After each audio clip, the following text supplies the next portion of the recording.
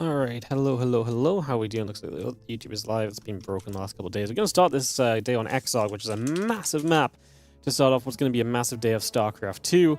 Hello and welcome everybody. Good to see you. I'm Wardy, and of course we are here for Team Liquid Map Contest Tournament 22. It is the final weekend, the final 2 days, today and tomorrow, and then we will be done with this one.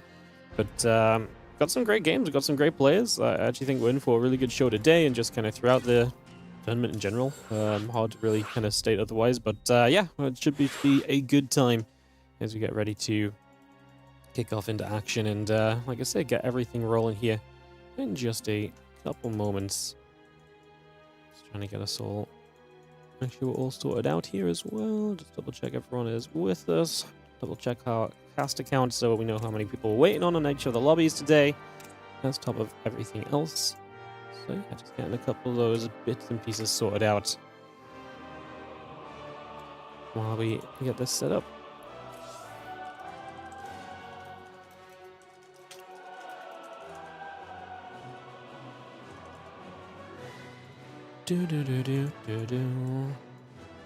Beautiful, beautiful, beautiful.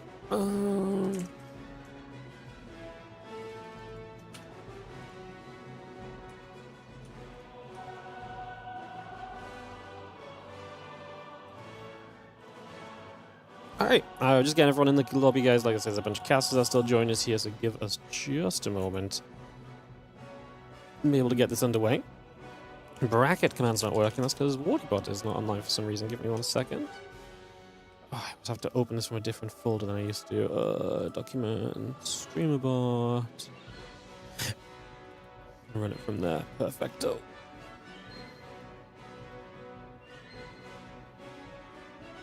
Alrighty. Give it 1 second. The bracket should come up, guys. Try now. It's not connected to my Twitch just yet. It'll be connected in a moment too. Alright, I think we're ready. Gonna do a ready check with the players. I'm pretty happy for us to begin. There's a couple of casters that are kind of online but not joined us just yet, so maybe we'll figure that out, but we don't know still.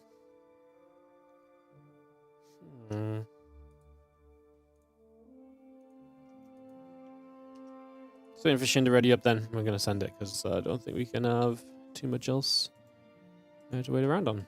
Perfect. Hello everyone. Again, how you doing? Hope everyone is doing great. Thank you for joining me today for some StarCraft and obviously the TLMC playoffs of all things. A very exciting way to wrap the day up. So, wrap this tournament up. It's been a lot of fun so far.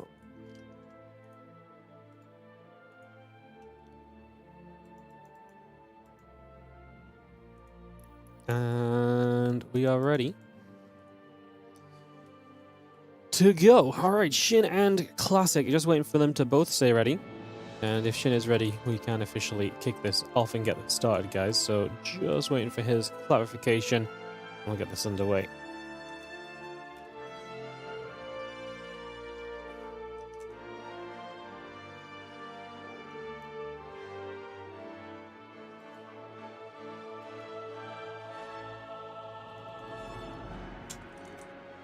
Alright, asking for the go-go again. Shin is just chatting, but he's not staying ready. Perfect. Alright, let's do this, guys. Let's kick this off, and let's get this into some StarCraft 2. And again, appreciate you all joining me early on, nice and quickly, and early to get started. Let's get this ready to rumble. Of course, Monster Energy and Shopify Rebellion bringing you guys the games today. Thanks to them, we have got this tournament. Without them, we just wouldn't. So, yeah, it is all thanks to them. We're going to be jumping into Exarch to start things off as we move into the final weekend of this TLMC that's been, yeah, drawn out a little bit more than usual. Usually we just have 6-ish days of action, but this time it's been 8 days of TLMC action. We're going to get the close-by ground horizontal spawns here on Exarch to start off this series. Glad we've seen a bit of Exarch. I think it's one that struggles to get through the videos sometimes, so seeing it here is a big plus. And in the bottom right-hand side, we're going to start things off with our red Zerg player. This is going to be Mr. Shin.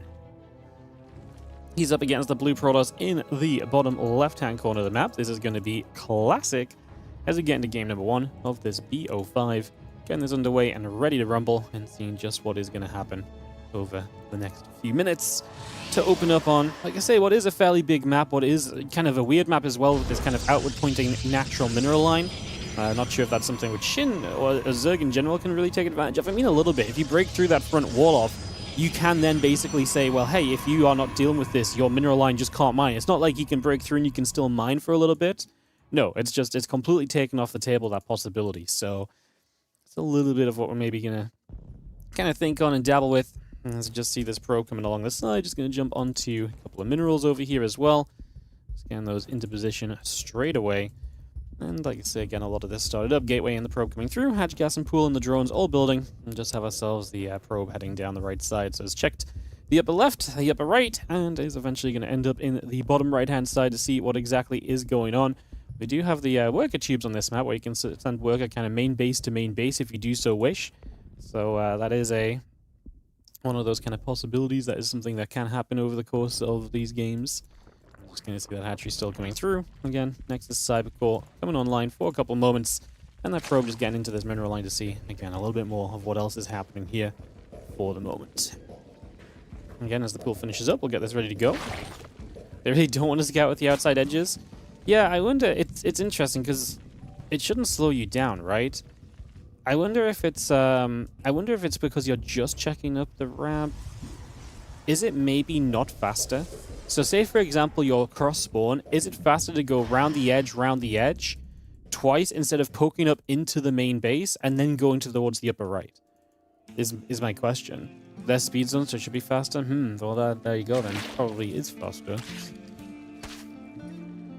It's weird though, because it's like, I feel like a lot of the time it gives you better info, although maybe, yeah, I mean, like, for example, here, this probe can just kind of sit in and just, look at this. He just gets to, this is actually insane. He actually gets the perfect gas read, right? So he can basically keep his probe there and keep reading how much gas is being mined. So you can actually get some pretty crazy information with this. And now this probe is going to escape all the way back over to the main base. So is going to be able to bring this straight back over. He's going to be doing that for the next couple of moments. Just going to be having the Queen and the Adept still fine with one another right now. A couple of Lings are going to pull in. A drone goes down. This Adept will fall as well. Just going to clean up on that for the moment. And yeah, additional Lings, Ling speed coming through. Hatch and the drones continue to produce. Continue to get this all settled for the next little bit. The Adept still stepping forward. The few Zerglings are going to be there. The Queen is going to be at the front as well. Adept will go shading backward for just a couple of moments. We actually have a bunch of drones making their way across the map, so we are going to see some pretty hefty aggression from Shin. 24 drones, and obviously you've got a mineral wall you can mine out here. Just going to send the drones forward one at a time. 5 drones to successfully break through this, and Classic doesn't have enough vision of this, quite frankly. He is not going to see this in time to save himself, so I think Classic is just going to straight up be in some trouble here right away, as the Lings are going to break through, and in we go. Is that just game ending? His defense is so minimal, and he went Void Ray first. And the Void Ray is just so not helpful against Zerglings. I mean, obviously it's constant damage output, but it's nowhere near as fast a damage output as like the Oracle would be. So I think that's just a disastrous starting point here in this upper bracket semi-final, as Classic is not going to have a good time. Question mark says Classic. Shin has a good laugh about it, and Shin is going to take the opening game here on Exarch as we take the first map of this series with the little cheesy Ling Flood, as Classic just didn't figure that out, and those minerals get utilized over on that side.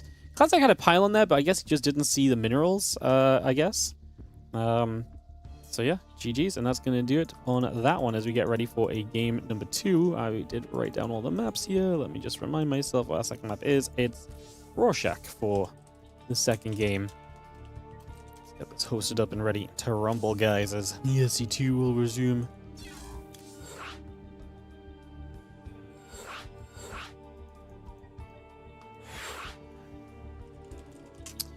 Shin getting rid of Classic here would be kind of huge. It would be really cool to see Shin kind of moving through this upper bracket. Kind of cheering for Shin, just someone to kind of do things a little bit differently, right? You know, someone we maybe don't see as much of, perhaps. Being able to come through and maybe succeed. As Classic can ready up. So to Shin. I can't remember how many castles we had, but I'm going to say 6 is the correct number. I'm going to get ready to kick this off.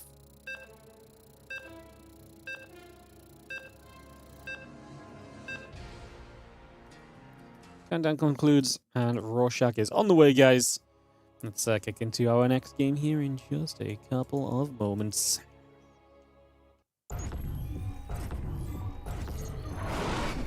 in the bottom left-hand side, we are going to have the red Zerg player. And this is going to be Shin, and he takes himself a 1-0 lead in this series. So congrats to him.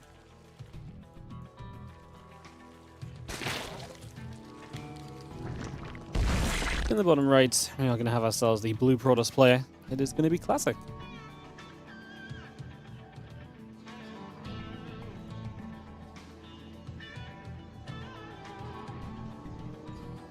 How often do you see this on 10,000 feet? I mean, people use it, right? But is it not easier to deny on 10,000 feet because they have to go further up the ramp to be able to deny the mineral, to be able to break through? So you're able to see it with a pylon that's a bit further back more easily. I'm not sure how impactful that really is. Yeah, it's one of those things where it's just, again, lots of different things on the new maps, and I think sometimes it's easy to miss a part of it. In this case, I think Classic missed a part of the position from his opponent, of the potential of that cheesiness, especially because Shin is the kind of guy that loves this kind of cheesy gameplay as well, so he loves to kind of play into that sort of stuff. Yeah, I'm not sure, like, I'm trying to think, should it make any impact having the minerals go all the way up the ramp? Not really, right? It's just, you can see it from like a pylon that's further out, but what's stopping you from building a pylon closer to the minerals if you want to watch for that anyway?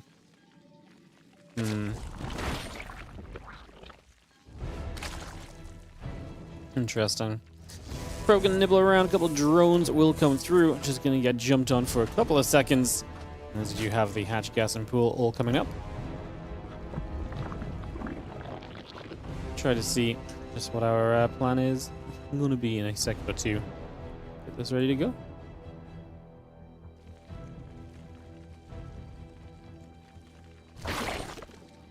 Just to clarify, in the Twitch chat, sorry, this guy that said this is pre-recorded is not wrong. First of all, it's a best of 5, not a best of 7.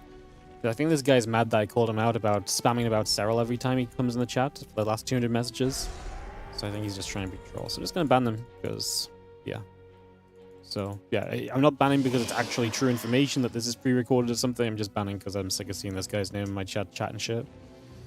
Just in case anyone's like, wait, is Wardy banning it because it's actually a spoiler? No, it's not a spoiler. I just sick of this guy. TLDR. TLDR, I'm sick of this guy and his nonsense. Good enough reason for me? Yeah, I think it's a good enough reason all around, honestly.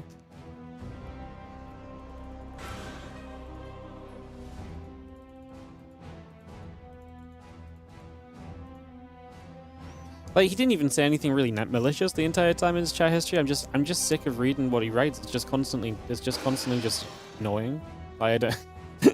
Is that a good enough reason to ban someone? Maybe not, but I'm taking it, so I'm taking it. Hatch, gas, pool all coming in. We are going to see that link speed still building up as well. A couple of overlords will continue to build into play as well. So again, just get that up and online for a couple of seconds. And yeah, Oracle and the Wolf Gate continue to build through as well. So just getting that up and running. The gateway coming up. The probes are still producing.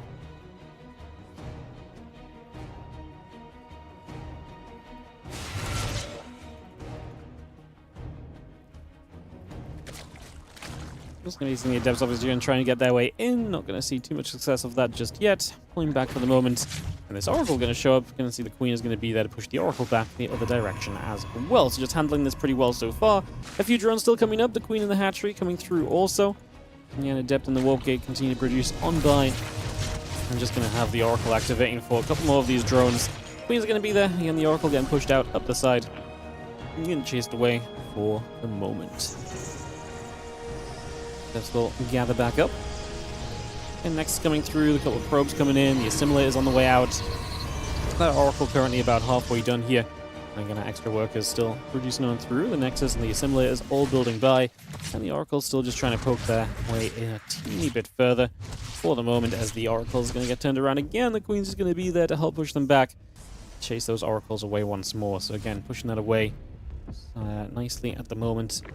Twilight Council Forge, the follow-up tech already coming online here as well, so bringing that straight through and seeing where we can take this over the next little bit.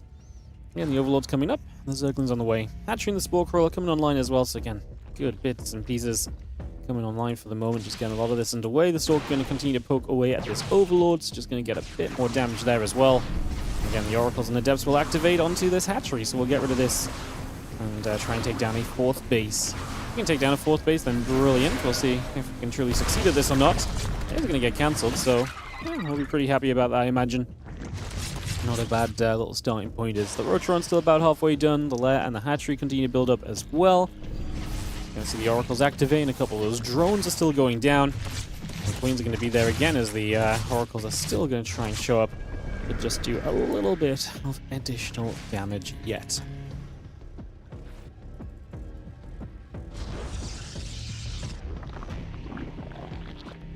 Two more hatches, the evolution chamber, lair, drones, and company all coming up. The additional zerglings building into place.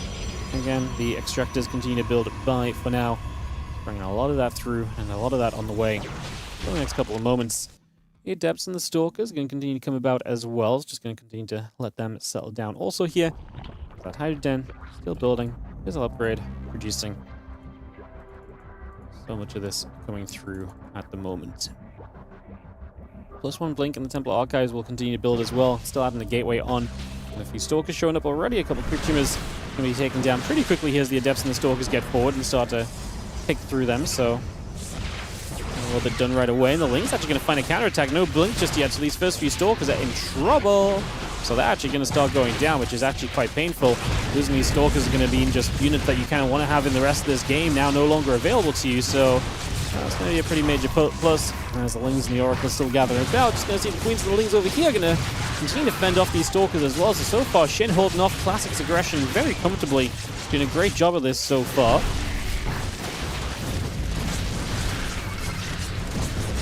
Oracles, one of them is going to go down already.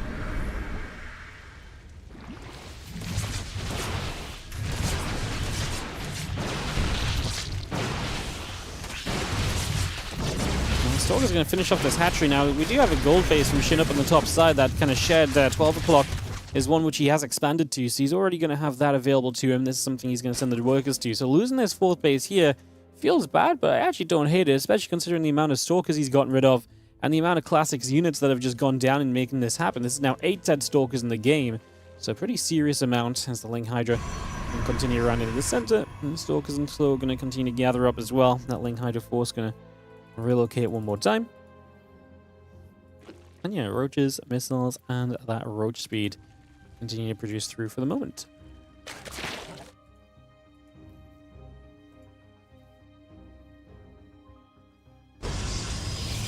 Next coming about, just going to be seeing the High Templars and Stalkers continue to come through.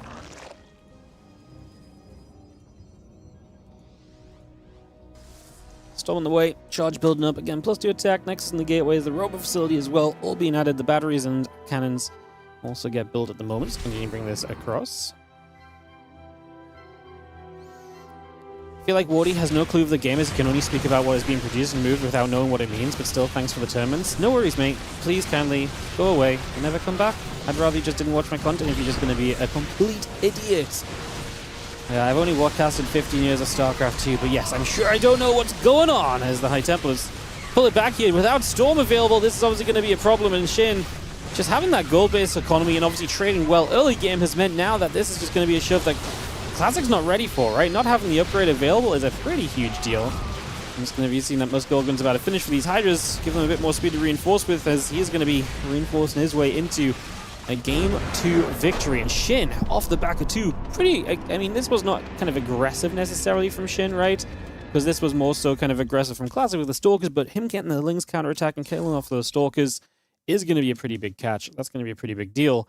And so Shin just takes control of this game and this series super quickly, comfortably, and early, and puts himself in a great position. All right, let's throw it over to some ads as we get ready to kick off and ready to go. All right. It's going to be Verdant Temple for Game 3.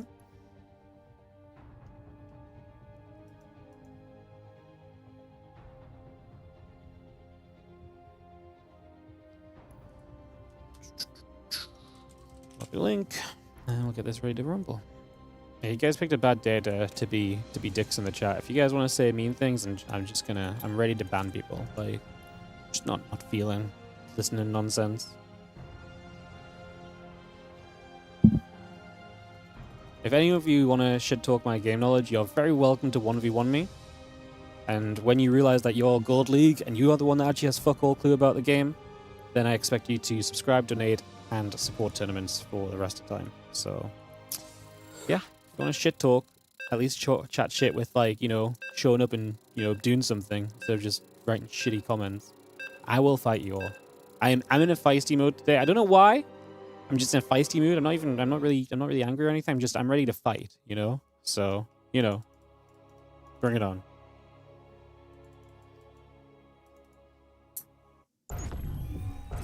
Ready to fight.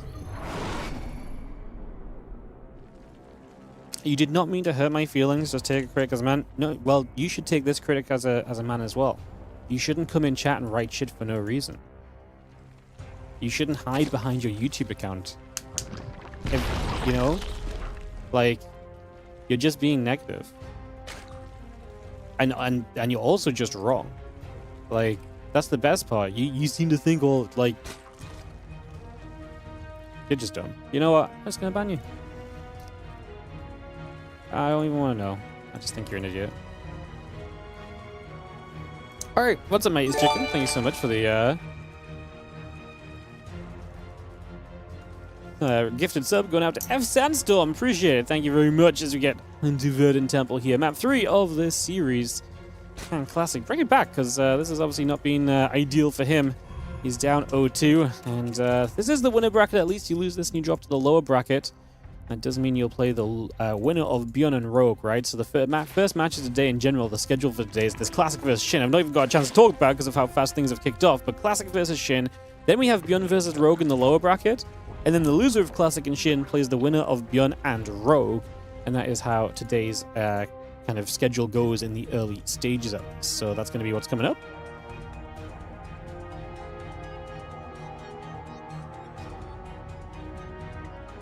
We're going to have ourselves a drone. Coming across, trying to see what's going to happen.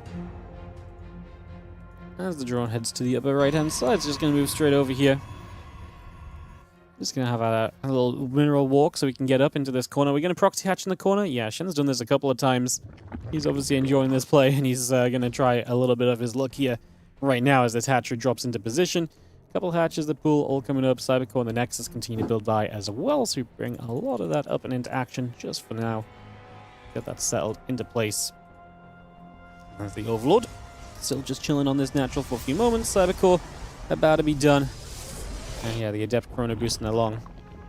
As the hatchery will be done. Like I said, it's about halfway done at the moment, so just continue to bring this through for now.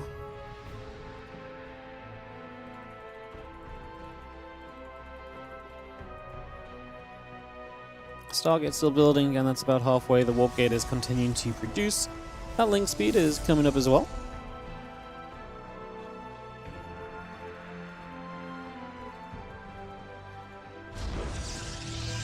The probe comes down the low ground, just going to nibble up on these minerals and just start to get some mining done. There's the Stargate in the main base going online as well, and we have ourselves this chance to establish some control here. Now we'll see if we want to continue to go back into the like, you know, Void Ray starts, because obviously if Shin's going to be aggressive, the Oracle is typically going to be better. The problem is that Classic, he's only just now going to start dealing with these spines, so he has the info that it was here. What is he going to do about it all, though? Extra gateway has already been added on. This Oracle is coming up.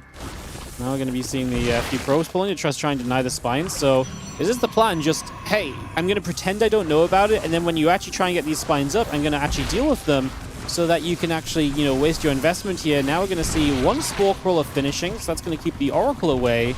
But it's not going to... I mean, we just don't have any Spine Crawlers up, so we can kind of fight against the Spore. There's going to be a new spine on the way through. Energy recharge to keep the Oracle healthy for a little bit. Going to have to pull that to the front. Deal with those Zerglings. You try and multi-prong this pressure around. The Queen decks an inject, but does go down as well, so that's going to be limited anti-air.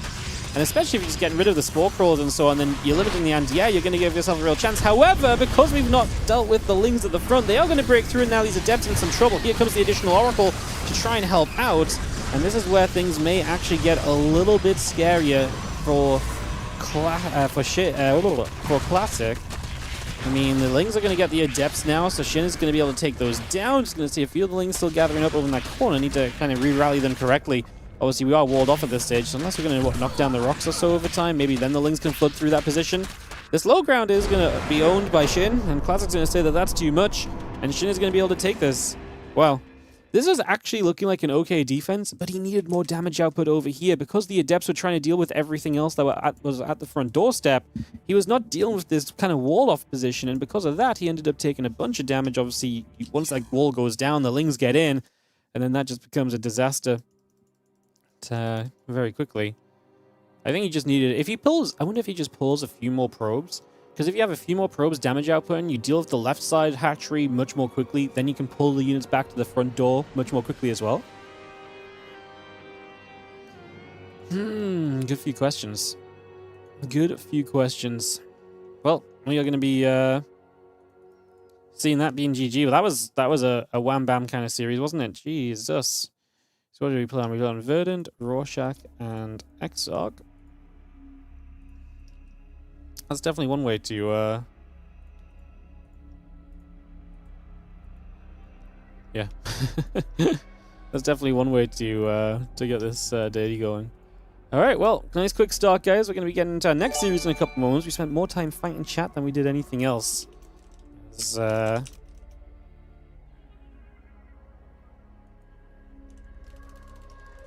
Get this ready to go. Rogue and Bion in different chat channels. Give me 1 second.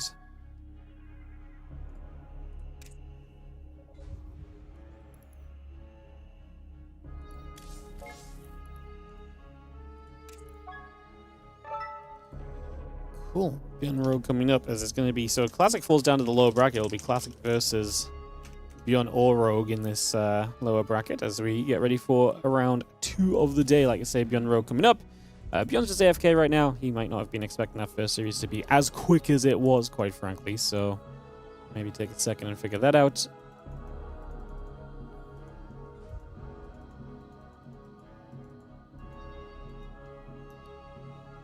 Oh, what's the Matt JK? Thank you so much for the 10-month resub on the Prime. Appreciate you. Twitch, how much better? I don't know. I just... First thing I read in YouTube chat all day. Okay, in defense on YouTube chat, it was like the second thing in YouTube chat all day. Basically the first thing I read though, first proper message I read in YouTube chat all day is someone just being like, whoa, you know, it's just funny that Warriors are, you know, can only talk about what's on the screen. Can only, yeah. I just don't get it. Like, if all I'm good at is talking about what's on the screen, do you not think someone else would just take my job? It just doesn't make any sense, no. I'm not the most eloquent person in terms of talking. I'm not the most exciting person in terms of talking. So you would tend to think that then there's generally got to be an idea that maybe I do more than just say that what's on the screen, because, you know, otherwise a lot of people could probably just do what I do a lot better very easily, no? Ay. Surely just rage bang. Yeah, maybe. If it was, then success. Surely you took the chair. It's an Eevee chair. It has all the evolutions down the side. It's very cool. They did like 3 versions. They did a Pikachu one, and a Gengar one as well. It's very cool.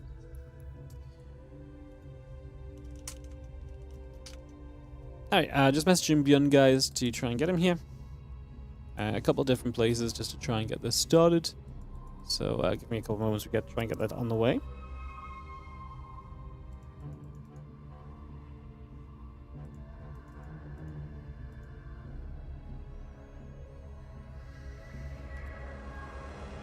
So yeah, Bion's just AFK. Obviously, maybe just not expecting us to get going as quickly, based on the fact that that first series was on the much faster side of life. So yeah. Keep forgetting Ragnarok equals Shin. Yeah, well, he only recently kind of put his name back to Ragnarok, but like I said, I'm still pretty sure he's still going by Shin overall. I guess we'll maybe see what he gets called in like GSL overlays and stuff, perhaps. Get some final confirmation. Yeah, do you love the radio style casting? Well, it's almost like, you know, as well as that, like, I understand I do say a lot of just what's on the screen, but it's almost like sometimes when you're casting for 6 hours straight, you just, you know, you can't engage your brain to analyze everything for 6 hours straight, you know? And also, like, I'm also reading chat and stuff as well, so, like, sometimes I'm just drawing out what's on the screen while I'm seeing what chat's up to. that doesn't mean it's the only thing that ever happens, though, right?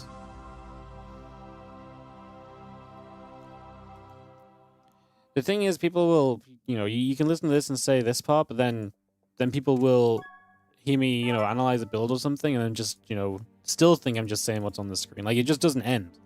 This is why this comment is just such a dumb thing, because saying what's on the screen is, you know, when people analyze things, that's just what's on the screen to me, because I can see what they're analyzing, you know? So, it's only, you know, you'll just hear me say what's on the screen and think it's basic, because your understanding of StarCraft 2 is clearly basic, no? Yeah, I don't know. You can argue it in so many ways. It's just a dumb conversation. That's the whole thing of it. Anyways, we are,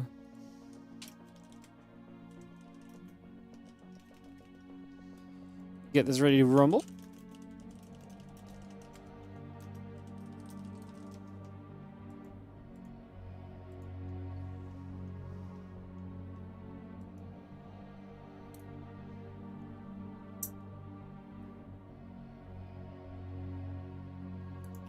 So we have our video starting up, guys. So again, this is underway in just a second. Thank you for, like I say, a few moments. Waiting here between games. We can get this going very shortly for Bion and herO for second series. That was a really fast first match. That was a really fast first match, honestly. A couple of videos in, so videos have begun, guys. Get this ready to go.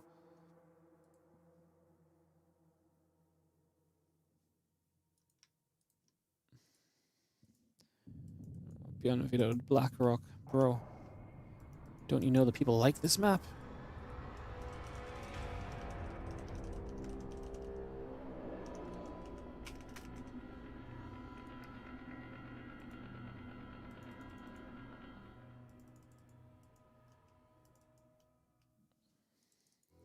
Shout gonna be our opening game.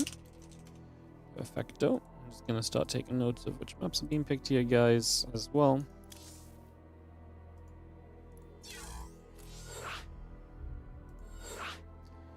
Do-do-do-do.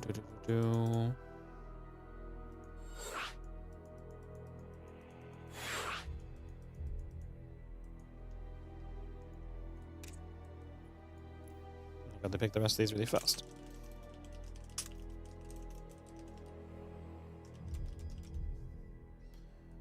Second map will be Storm Surge. Third map will be Exarch again, actually. So those will be what are coming up. We'll let you guys know what maps 4 and 5 are as we get to them. Perfect. Hi, go, ready. We are missing one caster, though. Who are we missing? There we are. Get them invited. Get this started up.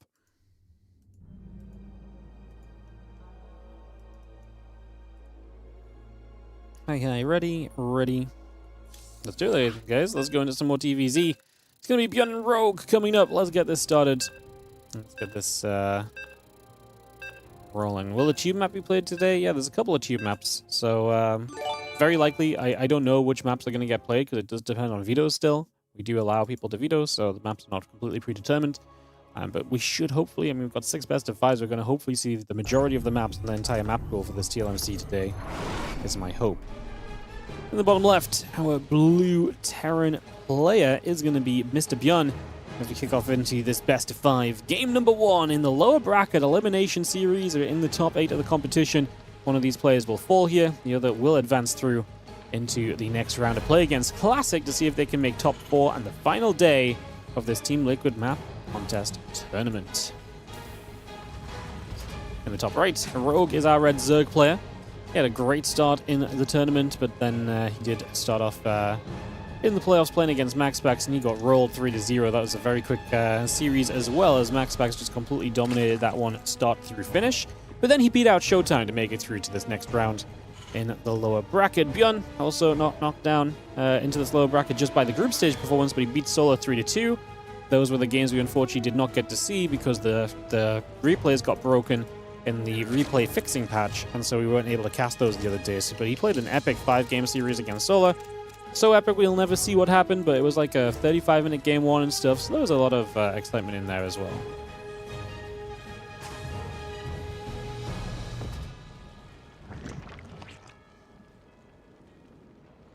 Alright, Hatch coming down, Gas and Pool coming up. Rax and the SUV coming in. What's up, Ariel? Thank you so much for the WardiTV Gold membership on the YouTube. Appreciate it. Thank you for supporting as a hatchery gets into place here. So the Reaper on the way. Of course, Bion not choosing to go kind of 2-Rax Reaper, which is something he does a lot of. We'll kind of see how much he does that in this series. Multi-Rax Reaper is definitely something of a comfort build to Bion a lot of the time, so it'll be interesting to see how much he tries to utilize that, how much he tries to kind of make it work. See if he gets, or tries to get a lot of value in from those or not. And let's just have, Hatch Gas and Pool coming about, the drone on the way, Reaper building up, and you can get a lot of that settled for a couple moments here, just initially. A couple of drones will keep mining. And again, the factory coming around, depot coming over.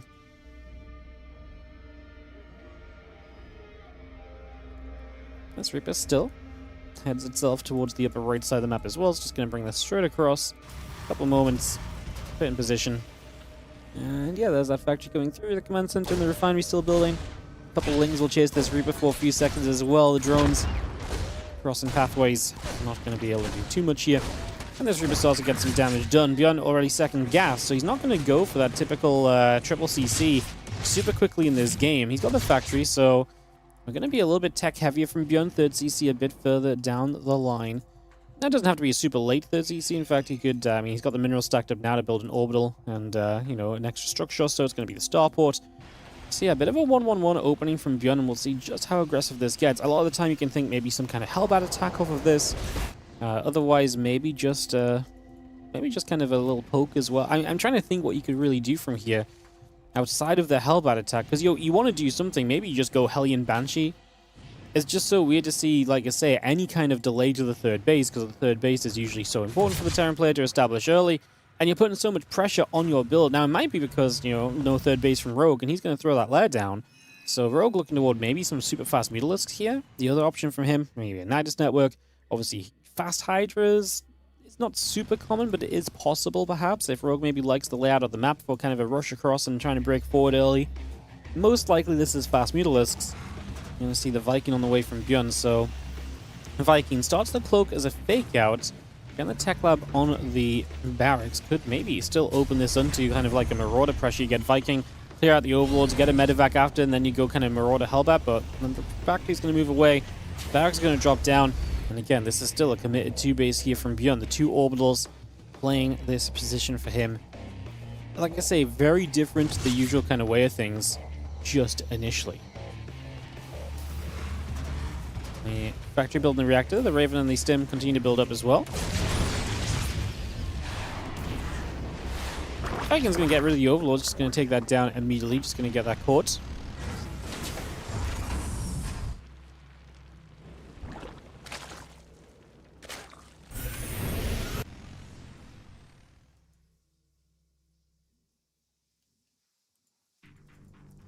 Those Hellions, that Reaper, just cruising around. Yeah, single engineering bay is obviously going to be very suggestive of this kind of commitment to a fight. Generally, anytime you go for the singular engineering bay, you're just going to have yourself that, again, 2-base commitment, because you're not trying to go into the multiple upgrades and that big eco game. Guys, sorry, one sec, let me close the door.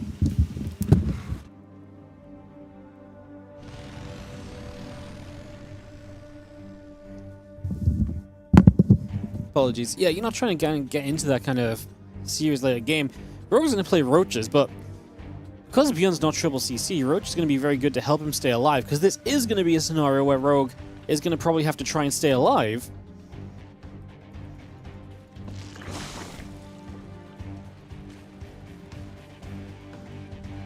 And +1, that's Stim coming through, the additional Marines in the tank coming up. So yeah, there's 2-base commitment from Bion. Gonna use the Raven for a little bit of creep clearance, which is nice. It means that with the only 2 orbitals up and only 2 mules available, you can keep them muling instead of having to scan. And obviously this Raven eventually will be useful against Roaches. Putting an anti-armor missile on them can actually be very useful, so expecting that to be a factor fairly soon as well. Something we can definitely see a bit of love from sooner rather than later, I'd imagine. Like, this is going to be heating up and kicking off pretty shortly. It's going to be seeing the Roaches cannot do too much. The tank is going to be there, pushing those Roaches back. The Ravage is morphing in. The thing is, as Rogue, you don't want to attack into this right now. You know, if you attack into this, you're opening the door to Bion being able to essentially just kind of take a really good fight already, and then bam, you can go. And this is also right, because you're going to leave your doorway open to attack from the Hellions as well. So Bion is going to get S7 workers, and that's great damage. Sometimes you just want to keep those Hellions alive. They can be a part of the fight.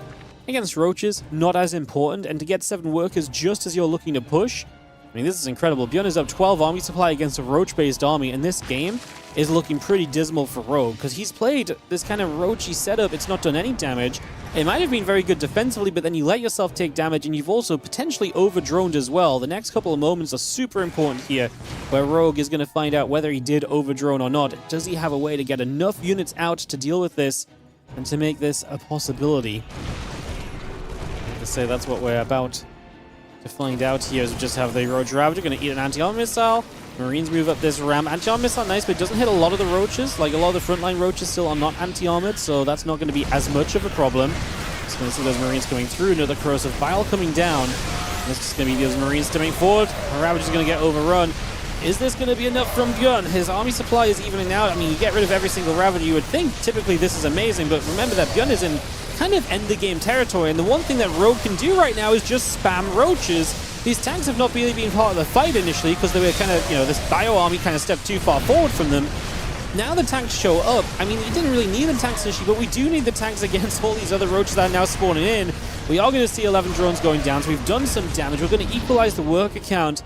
Again, Bion behind this, he has built a 3rd CC, so this was a pretty dedicated 2-base push, but he gets the 3rd behind it, and with the damage done, that 3rd is going to allow him to stay in this game. This was a necessary defense from Rogue. Like I said, this is a very dangerous position for him. He got himself into some trouble by the drone count, and what's weird is that because he got himself into the trouble with the drone count, he had to kind of fight his way out of this, and when he does, he loses some drones.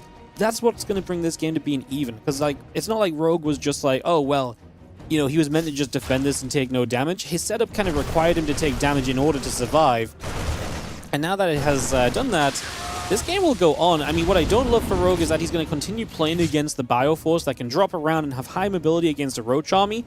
And again, the Roach army is not going to show its kind of typical strengths. Okay, it's going to be very good defensively in those spamming Roaches. If those were kind of trailing Zerglings into that last fight, yeah, that's obviously a bad time in general as well. The Roaches do a little bit better kind of trailing into a fight like that and just about getting enough numbers in to finally overwhelm that attack. But yeah, from here on out, it's going to get a little bit rough for Rogue still, I feel like. It's going to be difficult for him to truly just deal with the drops, and then Bion is going to keep on pushing. And it's just Roaches. Now, that ground army does not look super large from Bion, but he doesn't siege the tanks. Looks like he's ready to just lift up and evacuate away as required. He did leave the rest of his units behind there, though, so a little bit of a mistake from Bion. One that he wants to try and steer away from, because this game is close enough that it's competitive right now. We don't want to get too caught up too quickly and get ourselves in too much trouble or anything, as losing a bunch of supply would definitely kind of lend you into that kind of dangerous spot. 2 upgrades on the way in, the +1 vehicle weapons as well. Bion continues to transition this through to a later game scenario.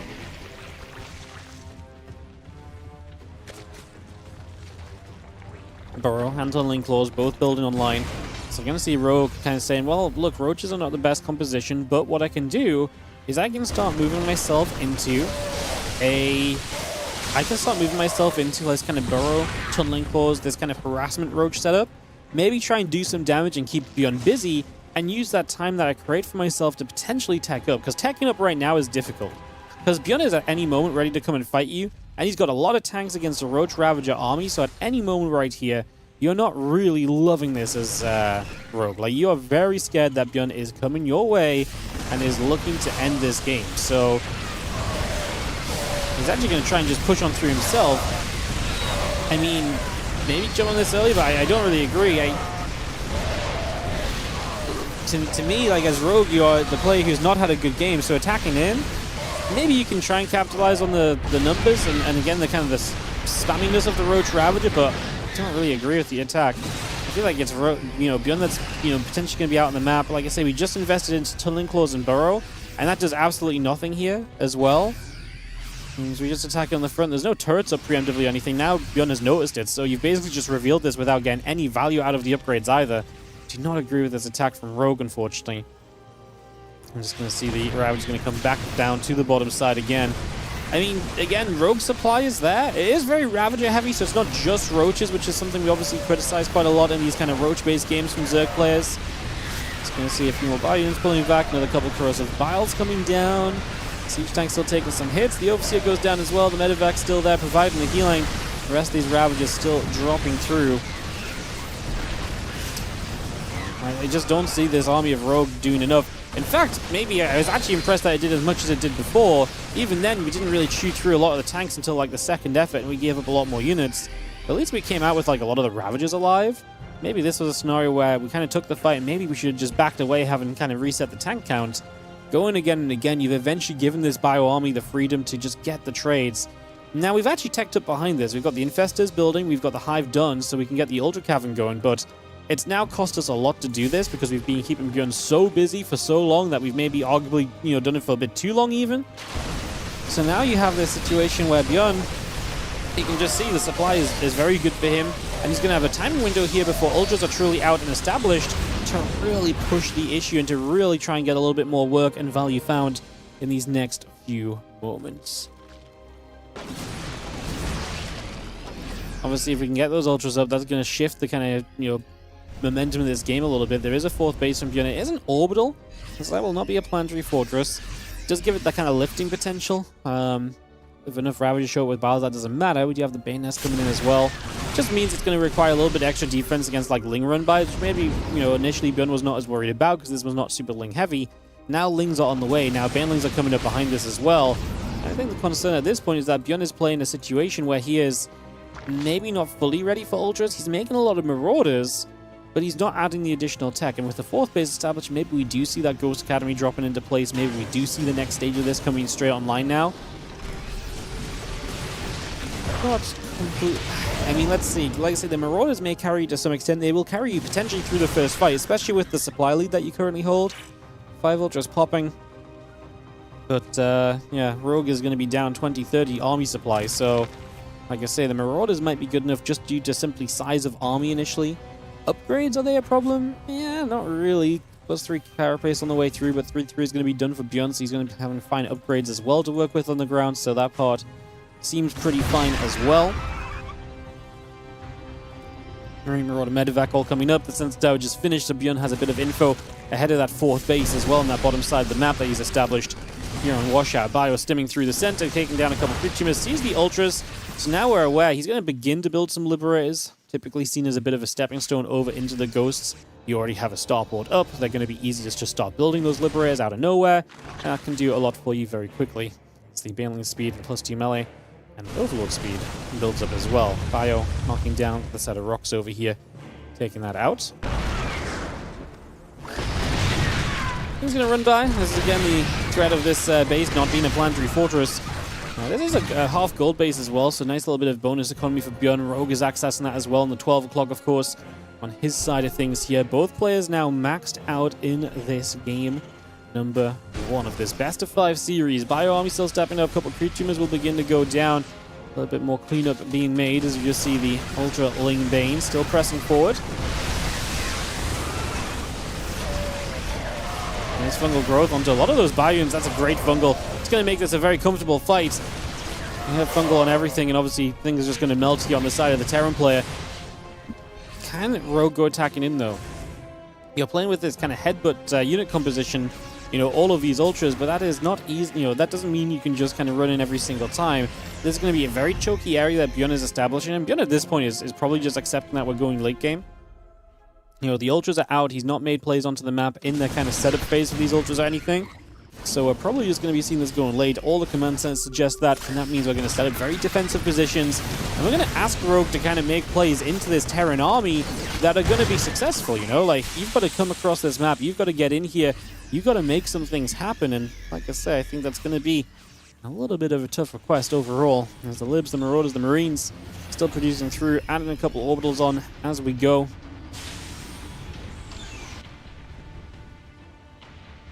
Bane Ultra out in the center, and the Liberator's going to siege up over here as well. Those Ultras, those Ravagers still gathering about, and we do have the +1 flyer attack upgrade coming online as well, so bringing that into place.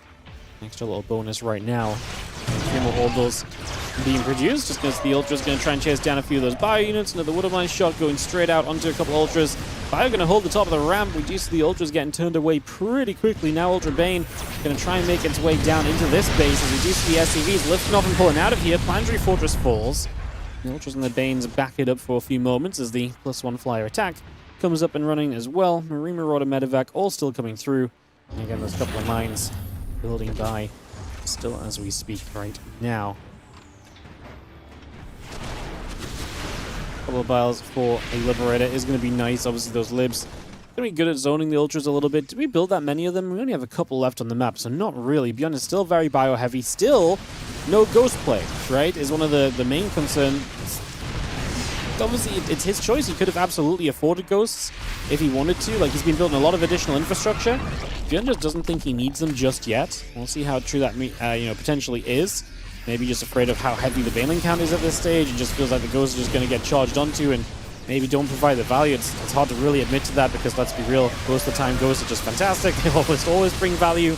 So that's almost always a pretty interesting question. You see these Ultras melting, though. The Bioforce are just doing wonders. I mean, we're basically just saying we've got enough bio supply that we can just eat Ultras up. Now, this forward base goes down. Bion will not be able to successfully defend his 5th yet.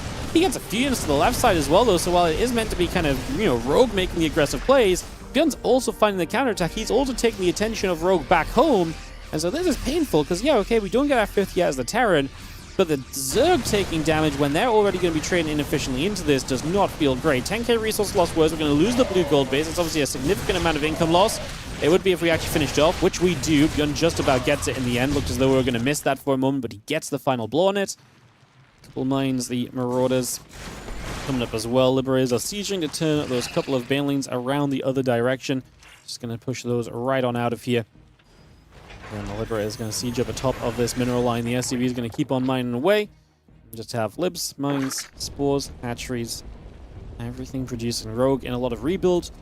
Bion just kind of resetting a couple of... Yeah, I mean, you can kind of see the difference, right? Rogue is having to re-establish bases that have just been lost. Bion is replenishing a couple of libs, a couple of tech units, a handful of marines, just really filler on your army. That said, Rogue still has a decent-ish bang, 3.5k, 1k. It's not massive. It doesn't do a lot for you if you lose, a good chunk of stuff, but it's a starting point. You can start to grow it from here, hopefully, or utilize it from here. Obviously, what Rogue has been doing is being super aggressive very consistently. So when you're constantly on the offense here as Rogue, you are kind of constantly trading, and hence it's very difficult to build that bank up. And the main idea is that you're keeping Bion's bank down as well. You're not letting him have resources banked up that he can just spend whenever he wants. You're making him have to keep on mining, and what that does is if you're able to take down a base of Bion, it's really impactful, because all of a sudden that base is meant to be your income that produces, through for the next stage of this game, right? Like, that is meant to be your constant income to keep you building here. And that's something which is, yeah, currently, like I say, that's something that you can kind of benefit from, essentially. So there's reasons why these trades in from Rogue have potential and have kind of success potentially written all over them. You see a couple more Banes getting picked out. The Infestors are stepping through. The Ling Bane Ultra is coming across. A couple of Ravages come through there as well, showing up and getting joined in on the party. Just going to see his Ultras, and the Bane's going to dive straight through. A couple of SCVs is going to be in some trouble, so Rogue is going to break down this base. Bion will lose a lot of SCVs here. Still has a good army supply, and he's on the other side of the map. And again, anytime Rogue has seen success, bam, we're on the other side as Bion getting in there and getting damage dealt already. You can see the Ling is going to be coming through to help this out. The Ultra got targeted down. It's very Marauder heavy in this army, so targeting down the Ultra behind the Lings pretty quickly and easily done. Bane Nest in the main base is going to start falling as well. Bion causing chaos in the base of Rogue, as now he shows up on the right side. So Bion keeps the aggression going. Does hit a fungal in the main. Loses a fair few units. Still evacuates with 2.5 medevacs worth of supply. And Bion is still fighting here with a 20 army supply lead. Still bringing the pressure to Rogue in every moment of this game right now.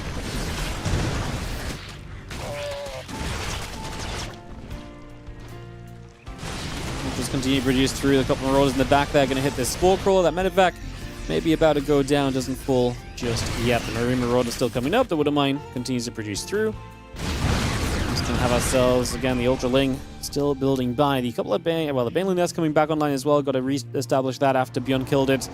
Like I say, Rogue does not dominate this map as you maybe need to be doing in a game where you're trading 15,000 resource loss worse. In fact, this feels like a somewhat all-in shove from Rogue.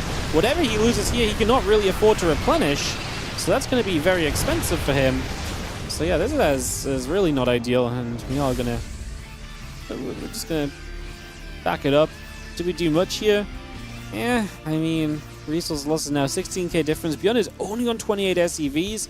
But again, Rogue has taken hits to his economy and his infrastructure that are keeping him pinned back as well. That are keeping him very much so out of the equation here for a little while, if nothing else. Ultras and the Bane still gather through. Just going to be seeing the Corruptor still up in the skies. Marine Marauder producing Refinery on the way. And then the rest of that Ling Bane coming about. The Ultras will take a chance to jump onto the rocks just for a few moments. Open up a bit of space there.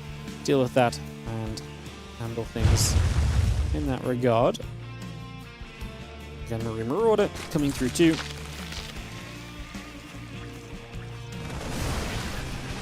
Extra little bit of Ling Bane Corruptor Ultra.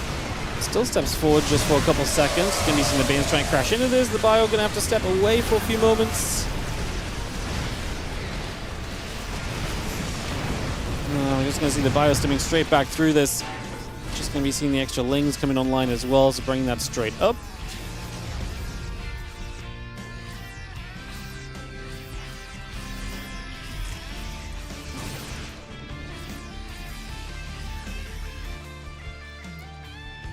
Bane still coming through.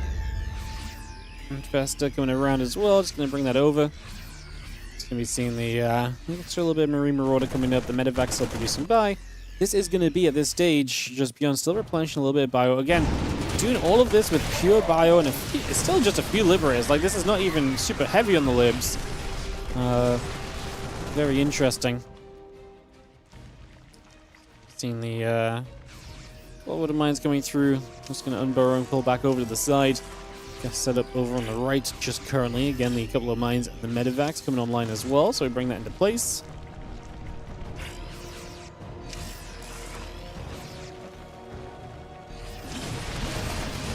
Bio gets straight in. Lings take some damage. Just going to see the Bio moving up in toward the hatch. A couple of drones have to move away, and again, it's this constant aggression you're able to apply as Bion, which has got to scare Rogue.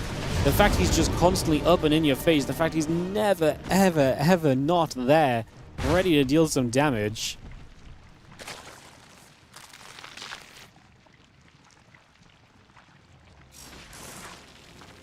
Forward mines burrow through still. The Ling Bane Ultra still continuing about as well, as we just centralize this. Now, Bion is up 163 to 122 army supply. Main issue for Rogue is there's just no progression on this army. In fact, you could even say it's gone maybe backwards, right? It's only a couple of infestors now. I think we had a couple more earlier. So that's something to maybe look at. Just in general, this is not a ideal situation, as we do see this hatchery coming up in the upper left-hand side. Just going to bring that straight through into place. And plus the melee upgrade coming on the line. It's going to obviously, like I say, give us some upgrades, but Rogue is getting maxed out once again. I just don't know if I really believe in his ability to kind of do anything from here. I guess is the reality of what I'm looking at in this right now. Couple edge siege up. You're just going to see the Ling's going to run through. Fire Force. Stand down trade a second. 25 minutes here on Washout opening game. Turns out to be a banger. We can put that classic Shin matchup behind us and enjoy this TVZ. It's been great so far, and obviously a long way to go. As it's just game one of the series, and this game obviously not wrapped up at all just yet either. Ultra Bane, Ling Force, gathering there. Bio gonna get up, pick off the Zergling for a few seconds. What Rogue needs is to maybe start taking some fights where those infestors pop up from behind, get those, crazy good fungals to kickstart an engagement, for example, right? These things can do a lot. And with the Ling Bane Ultra moves back around, a couple of extractors will settle into place. Again, the +3 melee and the hatchery coming through. And seeing the CCs and the missile turret coming up as well. But mine shoots, hits a few more Lings. Bio still stepping forward for the moment. There we go, Ling Bane Ultra. Ready to make a bit of a move. The couple of Liberators on the bottom side just going to be sieged, and we'll try and decide what the next stage of this is looking like.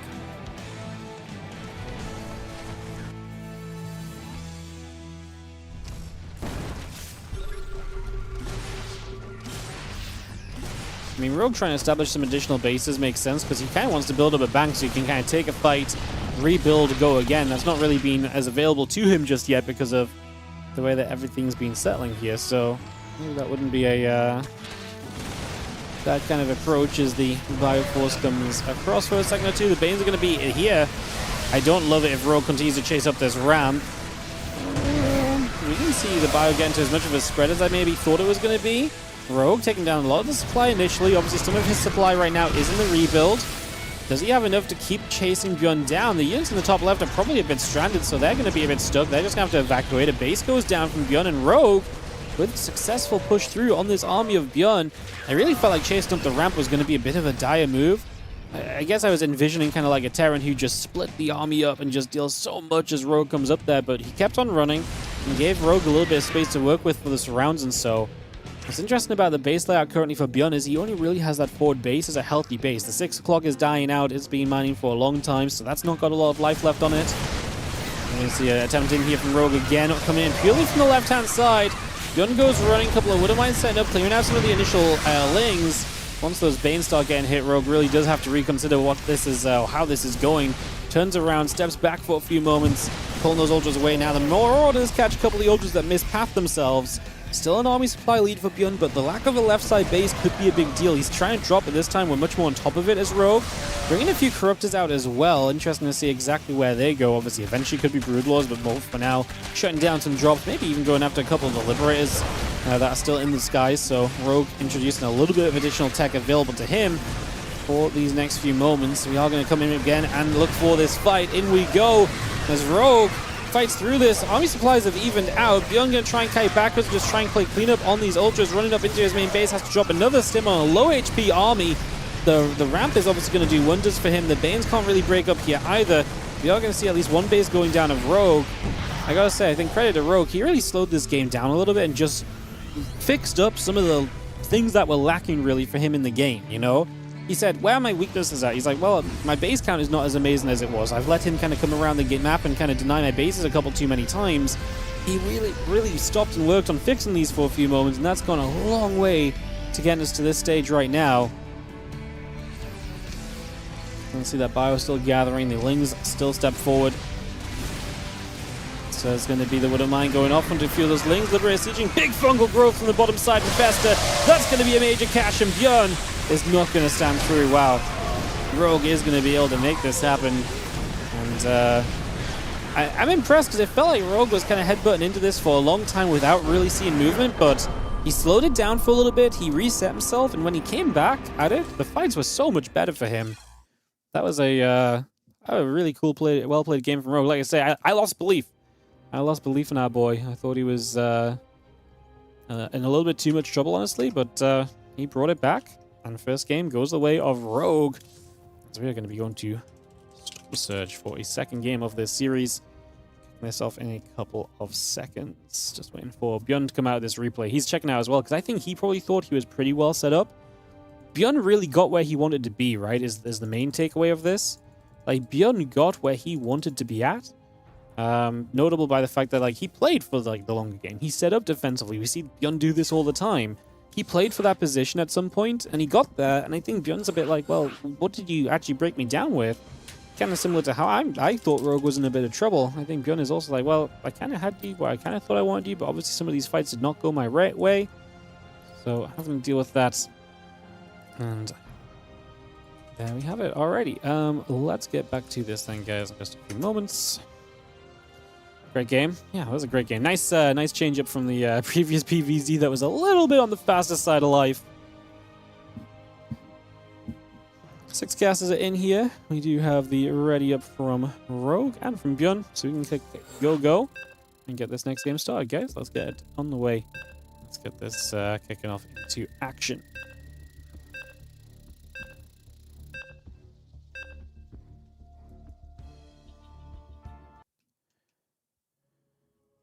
Storm Surge coming on through.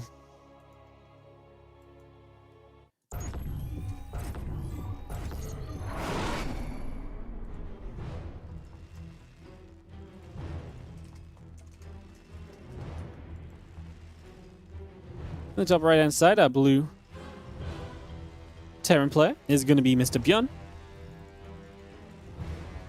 He is up against the red Zerg on the bottom left hand side, Rogue. He does have the 1-0 lead now established in this series.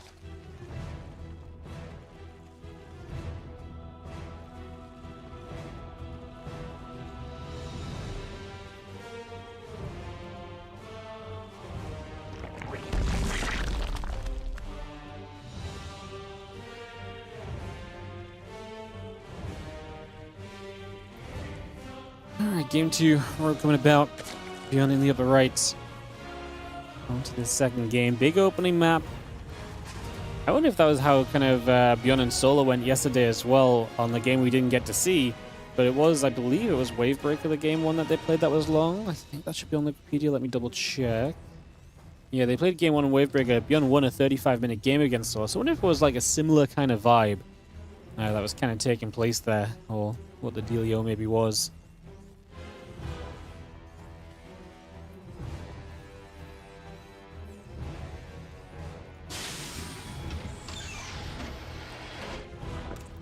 Well, let's see where this game starts to take us as we get settled in and get this rolling. Let's say get this all set up. Just a few moments.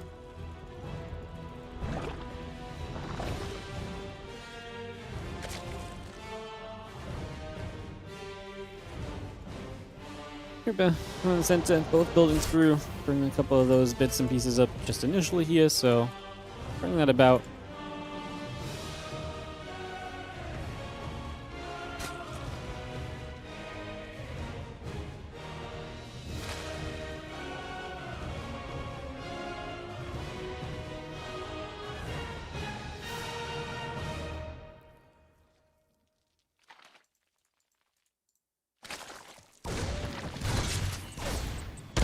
Reaper is going to fire a couple shots off, so just going to be a little bit coming in just for the moment. Again, a few hits going initially.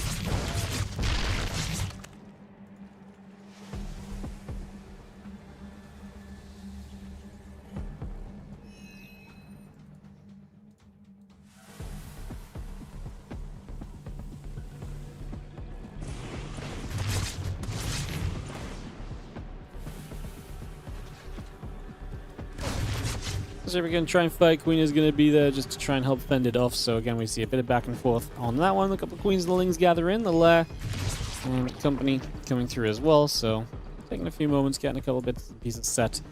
The Lair and the drones continue to produce by for the moment. So again, bringing a lot of that into action here momentarily and seeing where we can take things.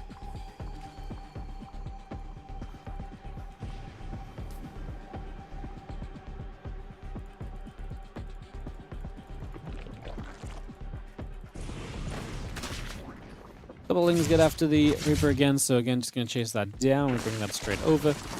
So now, bring that across.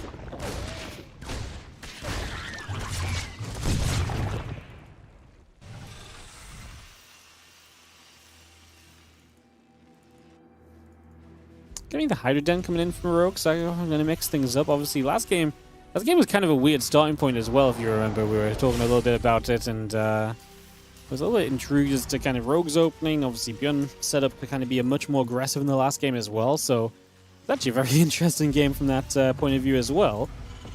So that was genuinely very interesting to see kind of play through.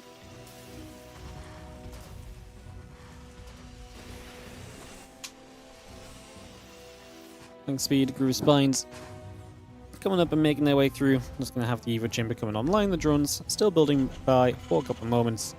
1 upgrades and that.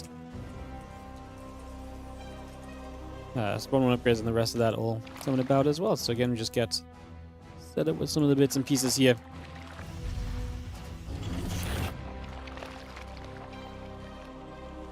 See where we will take things in the next couple moments. Obviously, the 1-1 from Bion.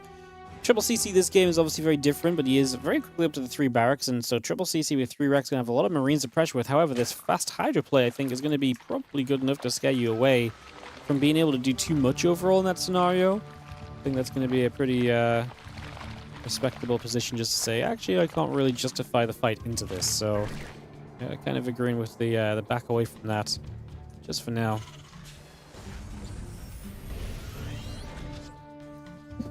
You see the Carapace, the few Hydras, the Lings still being added into play. Just going to be seeing the Ling Hydra Force continue to produce 1-1 upgrades, combat shield all in production as well. And just having the Marines regathering over at the front. For a few more moments.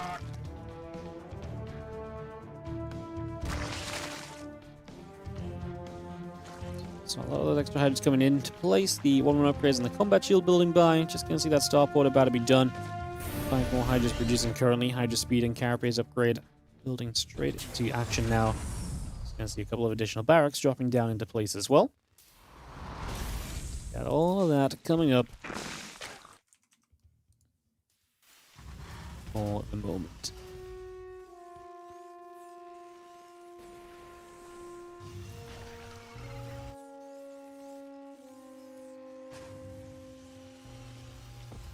He's obviously just spreading about. They're just going to be apparently looking to contaminate things, so let's see. That's you don't see all of the time, but we're going to make a bit of a play for it right here.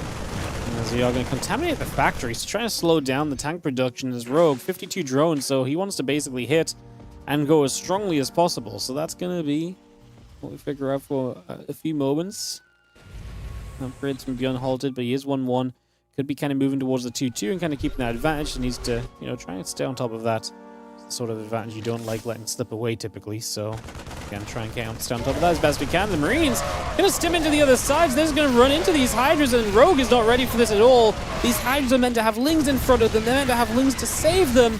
And that's not going to be good in the slightest. That is a lot of damage taken from Rogue. Now, don't get me wrong, these Marines are going to die, but Rogue just lost a lot of expensive Hydralisks.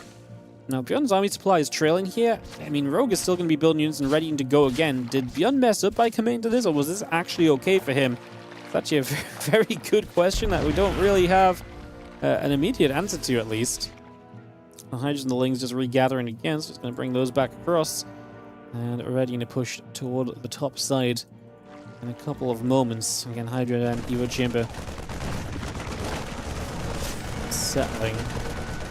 Be seeing the Marines. The medevac still gathered up right there as well, so just going to be having those still ready to be brought into play. 2-2 upgrades continue to come about as well. These Hydras going to start working onto the depots, so damage will be done. Knock down a couple of them. Can we get the defense going on this is going to be our biggest question as the fleeing Hydra force comes back around. More shots still just coming up. And for a moment, everything's still just taking a second. Just going to be seeing these Hydras and these Lings still trying to step on through. And the SCVs are going to pull into this as well. Bion recognizes he just needs to make sure he defends this. Obviously, give him a few SCVs, and you're probably fine because Rogue is pretty committed, and that is going to get it done in the end. It is going to be GG called, and we are going to have ourselves a series tied up between Bion and Rogue. Game 4 will be guaranteed in this matchup, and we are going to be looking good there as we get ready for game number 3, which is going to happen on Exarch. So let me get Exarch hosted for you guys. And we'll kick this straight into place.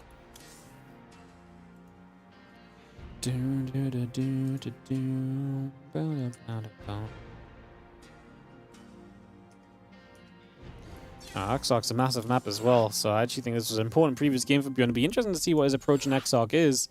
Like I say, a very big map for him to figure out what's going to happen next. Okay, let's go in a moment. What's up, Danny the Veteran? Thank you so much for the wonderful resub. 45 months, 6 in a row. Hello, friends. Good afternoon to you as well, mate. Hope you're doing great. Thank you so much for the support. Thank you, thank you, thank you.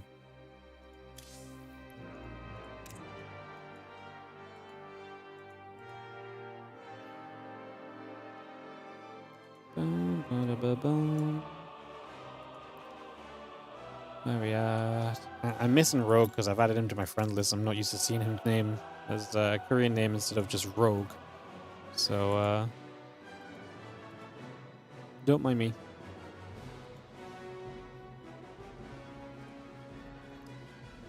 Players are ready. Let's send it into this next one, guys. Let's keep it going as the action continues in the Team Liquid Map Contest tournament today. And appreciate you all being here and hanging out with us and enjoying some games. Good to see you all.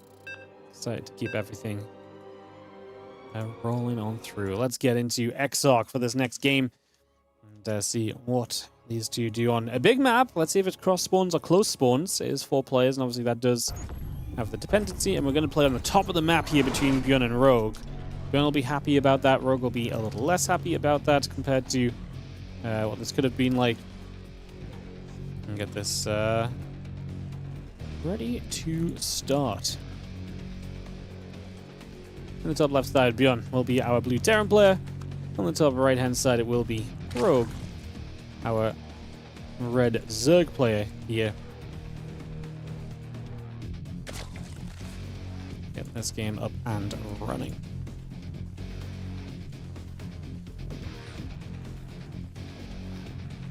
So, game number 3, we go into the middle of the map to see our beautiful Monster Energy and Shopify Rebellion logos. Again, thank you to our sponsors for making this TLMC happen. Once again, so great to have them along for the ride this season. We greatly appreciate them really continuing to help us out. And like I say, continue to make this tournament series happen. So yeah, thank you to them. Again, we really do appreciate it. Rax and the SCV continue to come over, then we get that set up for a couple moments, bring that online.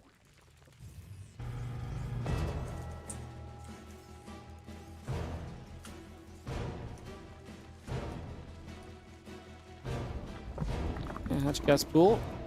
It's going to be building up for the moment. It's going to get that on the way. Here we bring the orbital command, continue to build up as well, so bringing those bits and pieces up.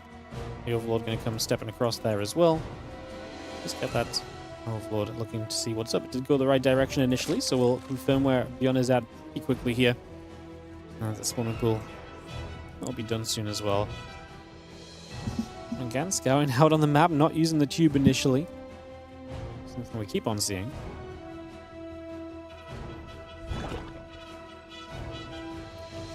What is this anti-tube behavior, guys? What is this anti-tube behavior from all of these players? Maybe I can ask them and see if they just aren't thinking about it. It's one of those things where, again, game to game, and you're still not kind of super used to playing this map necessarily. And it may just be as simple of a case of like, oh, I just forgot that that's a thing on this map until I'd already sent my SCV forward. Because I guess you have to rally it kind of specifically through the tubes. So if I had to make a guess, it's more than likely just something along those lines.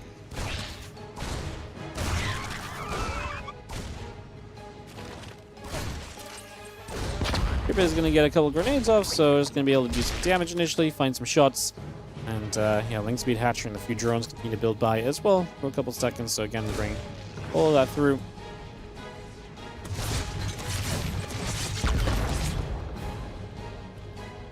Reaper pushed away by a couple of units, and obviously has already been kind of picking up some info, so shouldn't be too upset about this just yet. Should be pretty happy with what it's been able to find for these early stages, in fact. As yeah, Link Speed still building by the barracks.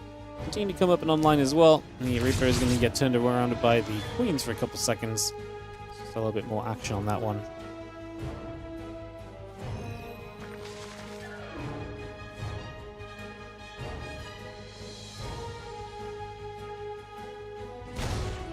Link's actually going to chase the Reaper here for a second or two, just going to push that back. And the Queen's actually going to jump back onto this Reaper and actually get the kill on it. So trying to dive through for just a little bit more info, still trying to see just what else is going on. Trying to find as much of that as possible. Not really doing too much just yet. Again, just continue to set up for the most part this stage.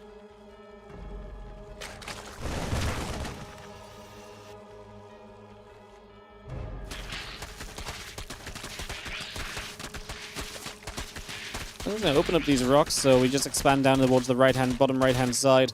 It's going to be what the 4-player maps typically do. Of course, when you spawn close, you don't just get to take your corner of the map. You got to kind of expand into the other corners. And that's what Rogue is establishing to happen already here by just taking these rocks down and opening up this space for a little bit. It's going to be kind of creating that opening opportunity for himself nice and quickly, and just making sure that, like I say, that's available to him as soon as possible, basically. It's just making sure he's going to have that availability.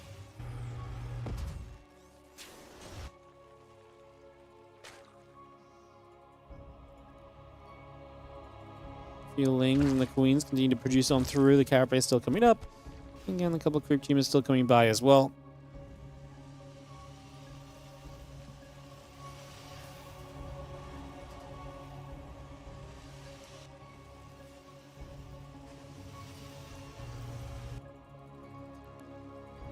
Lings, Queen, Carapace still coming online. So again, a lot of these little bits going through momentarily. Get those upgrades out and have ourselves this setup. Continue to establish again 1-1 upgrades. Stimpack coming through. The factory and the depots building as well. So again, getting that online too. The Baneling Nest and the Lair continue to be produced. The Overlords and the Queens being added up also.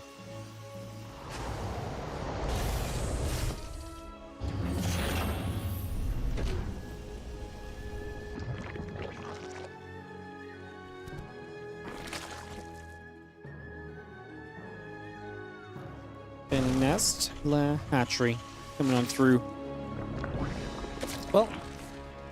Yeah. Nowhere to really... Well, not much to really comment on.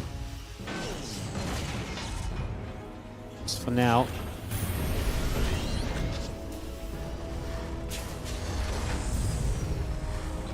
There's one upgrades in the combat shield come in. We'll see if Bion gets a bit more active on the map. But yeah, nothing really taking place. One Reaper died, a few Zerglings went down. Rogue is going to take the central base. Oh, that's very interesting. So taking the middle base for his fourth. Very interesting, because that's only a half base as well. Now, this might be a play for later in the game. So what could potentially be the justification here from Rogue is that he feels as though the later this game goes, maybe the less likely it is you can hold onto a base like that, because that's the base the Terran can potentially push into more easily, for example. So maybe he just wants to take that base early, and then he'll work his way towards the base in the bottom right corner later on. Interesting choice to kind of take. Like I say, we've just not really seen much of that being chosen just yet. So, yeah, kind of an interesting decision out of Rogue. The fact that it's a half base too means that you're going to run out of minerals that much sooner, so you're kind of encouraged to take more bases more quickly.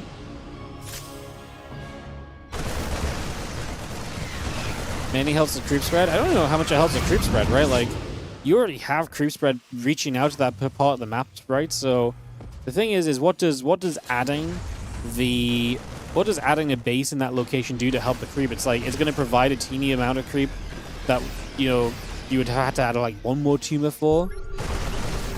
Just not sure if it does enough for me to be believing that that's what we're kind of playing for here, but well, maybe it is. Yeah, it is definitely just an interesting base race. Now we're going to try and expand here. Okay, maybe he really doesn't want to take the bottom right of the map, and in that case, if he doesn't want to take the bottom right, maybe he wanted to take the half base to just give himself a little bit more time to set up before he then takes this top base that expands towards Bion. Maybe that's the play that we're going for right now. Is that what we're looking at? Is these queens going to be able to get one of those medevacs trying to escape through the top? Obviously, this is a map with pretty much no dead airspace, so 0 dead airspace available, and you're seeing that already being kind of brought into play a little bit with the fight coming through on that one. Just going to see a couple of medevacs loading back up, repositioning around. Drilling claws coming online, vehicle plating, 2-2 upgrades, all being brought online. Medevacs got turned around one some more, so again, just getting pushed out of here for a couple of moments, getting chased away. We do have, again, drilling claws taking along for the moment, so getting ourselves those mine upgrades, getting to be a little bit more powerful here as Bion over time. All of that still setting up for the moment as the Marine Tank Force gathers.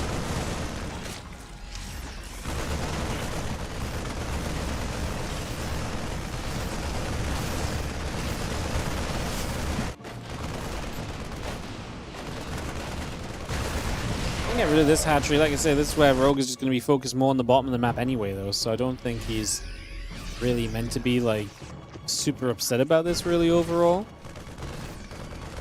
Losing this base is kind of a... yeah. I don't know if he's really, like I say, that overly upset by it, I guess.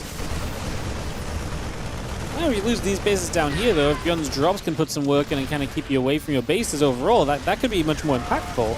I'm actually going to see Rogue try and take another central map base. It's kind of funny. If he takes control of the middle of the map by taking all the bases, he basically has the bottom right of the map to take it in his own kind of free will whenever he wishes to. And it becomes very difficult for Bion to do anything because Bion's kind of getting wrapped in by this creep that's kind of just being progressively daunting, or becoming progressively more daunting in the middle of the map. So, position is very intriguing too. There's medevac flying back over, just seeing the hatchery and everything else. The command center still moving up the top a few seconds.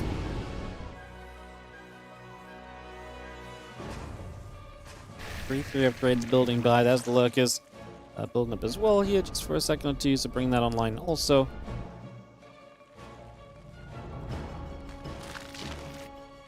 Lurkers obviously big tech up. Something that Rogue will love to have on his side. Bion trying to... okay, why is Bion trying to expand to the top right? What is going on? I guess because these minerals are here, like, for now, this is not really as next to the Zerg base as you might think it is, I guess. It's kind of wild.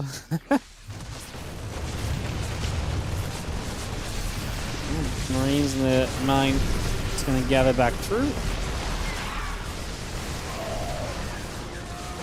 Yeah, try and fight here, but the Lurkers should be able to clean up the majority of this. Hydra's starting to catch a few of the medevacs as they move around over on the left side, so trying to get something done over there. Not seeing too much success of this just yet.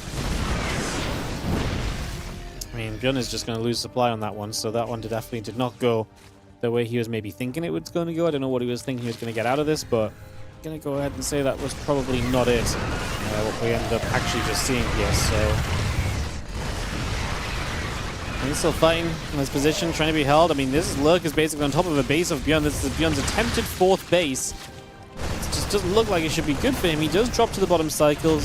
Some of the economy on one of the bases in the middle of the map. At the very least, it's something. It's something. It is certainly something. It's certainly a choice. And it's going to be seen as Lurk is still poking away then, so they're still going to try and deal a little bit more of that planetary fortress. Taking a few more hits. I mean, we're going to get it up though. I mean, can this tank push back the Lurkers? Not really. The Lurker's actually going to probably push back the tank or kill off the tank. A few Lings stream through as well. Bion needs to try and fight this, but again, fighting into Lurkers that are preemptively set up feels like a bad time waiting to happen.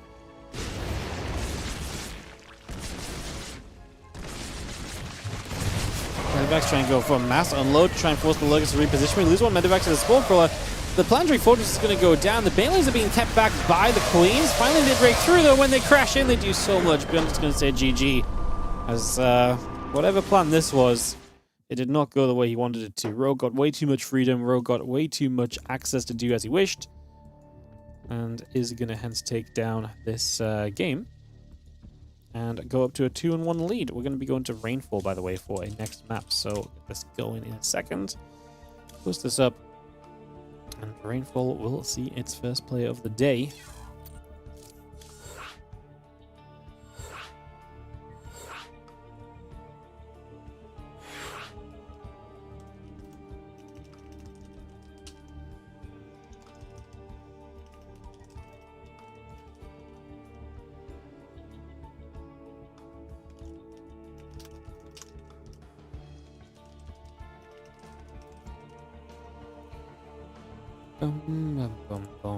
Alright, we're in the lobby. Give me a second. Drag everyone around as they should be.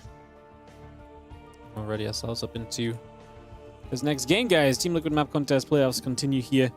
As Bion and Rogue are going to be back to a Rogue advantage. Rogue 2-1 currently. So we head into Rainfall in just a couple of moments. How did I come up with the name Wardy? Yeah, it took many years. My last name, and people used to call my last name and put a Y on it, and then I was like, you know what would be cool if I put an I on it instead of a Y. Crazy, I know. Alright, let's jump into this next game here, guys. Let's get this going. In the top right-hand corner, the blue Terran player who is going to find himself down in this series 1-2. It's going to be our blue Terran player. This is Bion. Let's see if we can pull it back on Rainfall. Otherwise, he is eliminated. This is lower bracket, of course. The winner of this will move on to play Classic in the next round of the lower bracket as well. We already know that that's going to be happening, so that will be our next series coming up when this gets concluded, guys. So, yeah, that will be the next series up when this one gets wrapped.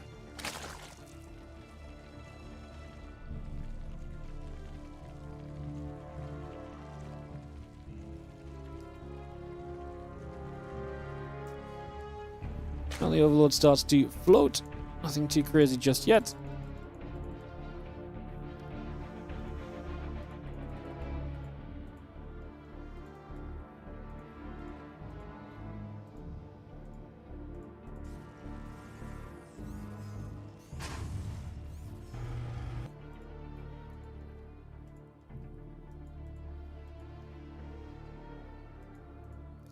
The Overlord taking a slow journey towards the upper left-hand side.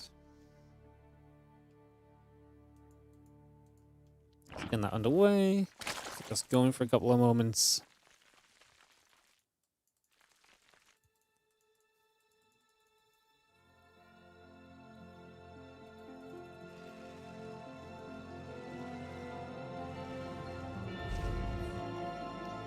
SCC orbital. We've building through for a few moments then, so we can allow that into place. Getting that going.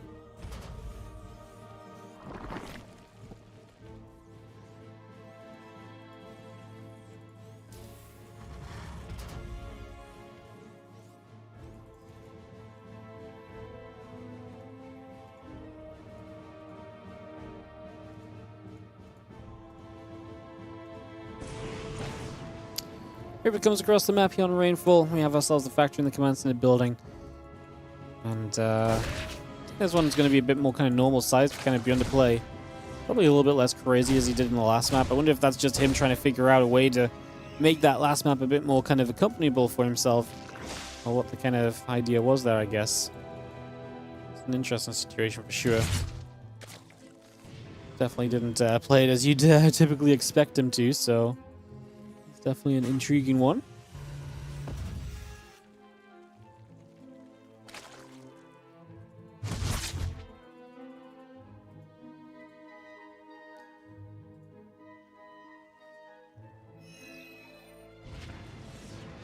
Maybe just loops around then.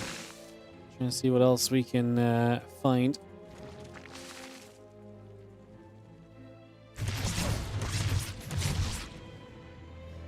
Looks like the Queens are going to be able to do a good job zoning.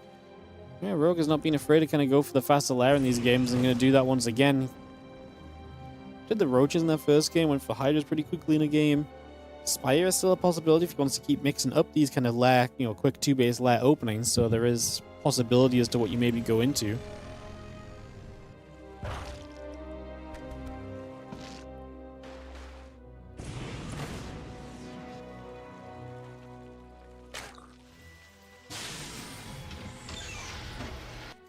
Double CC's just move across. Again, there's the lair coming about. A few drones on the way by as well.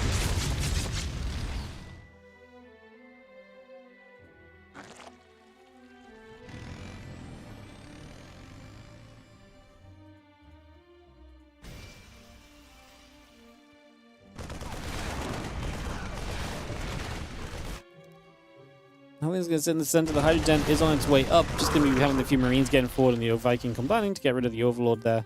Just going to take that down. Like I say, get this established so far. Hydra Den building through. Evo Chamber, Hatchery, a few drones and the Overlords building up. Groove Spine still on the way as well to get that Hydra range. So it is the Hydras that we've chosen here as Rogue. He's opting to kind of go into that tech pathway once again now.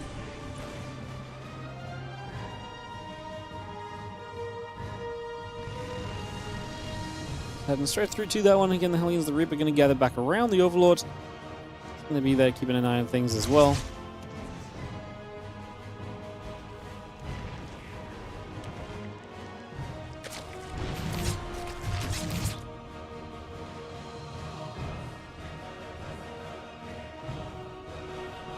Carapace upgrade going to be a part of this right now from Rogue. So he gets the Carapace going, going to be playing this Ling Hydra setup, 1-1 upgrades in the stim building from Bion.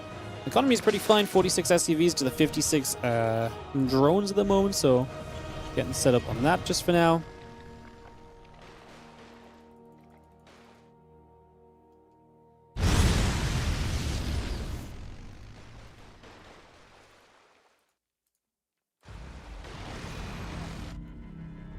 Hydra's still moving about, just going to be seeing the, again, Infestation Pit building by for a couple of seconds. The Hydras and the drones still building through. Carapace and Musco Augments also producing there, so again, getting a lot of the upgrades straight into place. And with the Infestation Pit obviously looking to kind of get set up for further tech in this game as well. We'll see if Bion gets any attacks going to try and punish these Hydras. For now, Rogue, obviously a lot of drones, so really kind of building up into that kind of higher work account compared to previous games where you try to get very aggressive with the Hydras off the lower work account, right? So, yeah, building up into that higher work account this time around is going to be his path of action. So, what's up, Squirrely or Scravely? Thank you so much for the Prime sub. Appreciate it. Thank you for supporting the channel. And the StarCraft 2s. We have these Marines dropping down. Taking a second. We're going to jump on this hatchery just before we maybe get super excited. Obviously, this base is going down. I will just take a quick moment to say, of course, if you're enjoying the stream, do not forget to support, like, subscribe, follow, and all the rest. Helps out massively. Don't forget as well, we have that Patreon page to help support WardiTV tournaments. WardiTV, patreon.com/WardiTV. 100% of anything pledged on the Patreon It does go directly into StarCraft 2 tournament prize pools, allowing us to keep on producing StarCraft 2 for you guys on a regular, frequent basis. We do have WardiTV events that are not sponsored, like the TLMC is, coming up as soon as next week already. So, yeah, get excited for all of that. Very, very fun.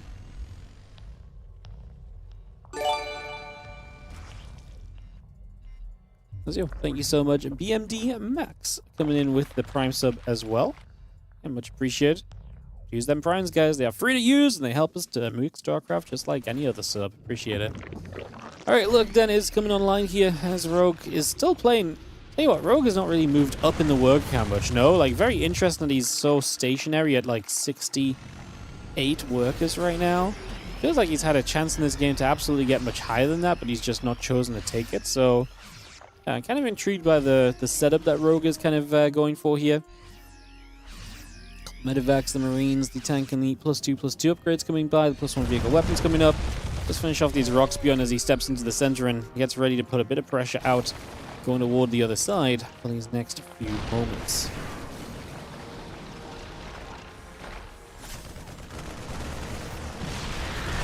Get in position. We are going to have ourselves the Hydras ready, coming from a couple of angles. The Infest is going to throw a couple of fungals down as well. Getting some damage done here straight away. And this force of Bion just gets absolutely smashed back immediately. Absolutely no chance of doing anything right there, I think. So that goes just horrifically wrong straight away. Not ideal. And that's going to give Rogue a really good kind of podium to kind of stand on now in this game. Because all of a sudden... Bion's just had an unsuccessful attack in, and you're just kind of cruising. You're on your way to the lurkers already, so you're probably just going to get through to those guaranteed. That alone is going to put you in a better position in this game than you would have hoped for. Getting to lurkers fairly freely is almost always a good thing for the Zerg, so Rogue is heading in the right direction early on. He is looking to get himself into the top 6 of this Team Liquid map contest tournament. Again, win this, and you play Classic for a chance to make it to top 4 on the final day of games tomorrow.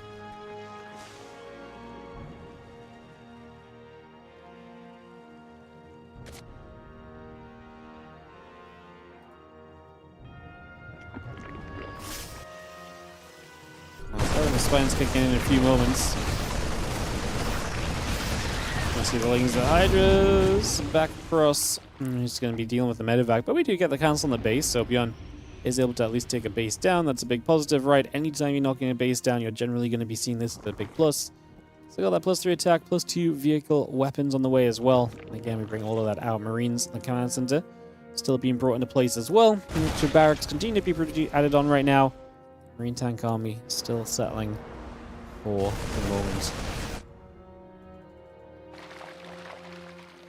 As those Lings go back the other way, so again, just going to be heading back over for a couple moments. We've seen the Lings actually going to hit the run by. Full position on these SCVs to try and minimize the damage. The medevacs cannot do much here. They're going to have to turn around as well, as you can see. Already backing away from this one. Well, when you lose 9 SCVs, so Rogue's run by is pretty successful. For a handful of Lings, 9 SCVs, and the distraction it applies is huge. Bion is cranking out 3 tanks at a time. Does have a new command center ready to move toward a 4th base, so he's getting set up into a very defensive army comp with that amount of tank production. Fungals obviously going to make it very scary to push into this, and the lurkers are going to really zone you out. Can't imagine Bion really wants to attack in further, but he does have position to maybe hit this hatchery. Obviously, tanks will stop the lurkers from coming further forward than they are right now, so this hatchery might still be in some trouble. The position of Bion might still be a-okay here to kind of keep this up and running, so we might actually still be in business at this current point in time. We are going to see the medevacs getting chased away, and I just will continue to go through and push away on that as well.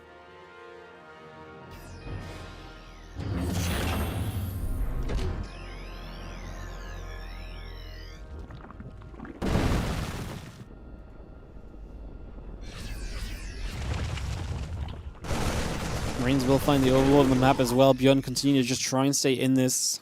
Definitely back a little bit.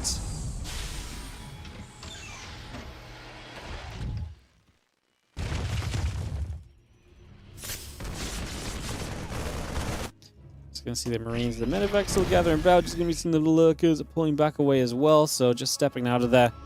Just gonna see the Marine tank medevac coming through. Ling Hydra lurker continues to produce. The scan coming down for a couple of seconds.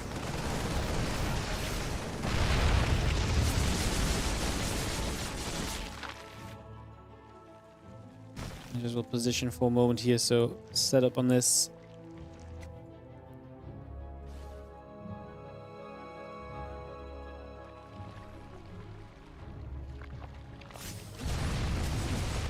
Counterattack. I mean, Lurk is coming through. Bion is still positioned, you know, pretty heavily into the middle of the map, so getting some damage on him right here is pretty good. We are going to see the Bion pulling back against those Lings. The tank pulling away as well. A couple of Vikings getting shot at in a little bit of trouble. You're going to see another scan coming down. The Hydra's still going to fight back on the other direction just for a few moments here. Now, we are going to see a bit of tank support against this Hydra Lurk, of course. Bion still has so much prioritized to the other side of the map currently. I can only imagine that that's going to be an issue for Rogue, maybe, if Bion can actually take advantage and keep pushing through, but so far, not actually happening. And as the Lurkers step through to the other side, this is bad for Bion. Having Lurkers into his base is never going to be a feels-good moment, so that does not feel ideal. I think a lot of this from Bion is running into trouble. Got those tanks on this ramp, and we are going to get through, clean up the Lurkers, but it's coming at a heavy cost. It's lost you a lot of SCVs, and it's obviously going to lose you a lot more than that as well, I think, in the grand scheme of things here as well.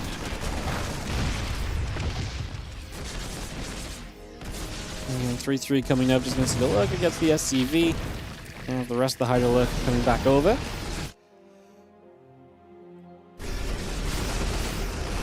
And get around over to the left-hand side. As thinking these Hydras and the Lurkers pushing up once again, so again, pushing into position. Because all the command just has to lift up already, so it's going to be pulling itself away from there.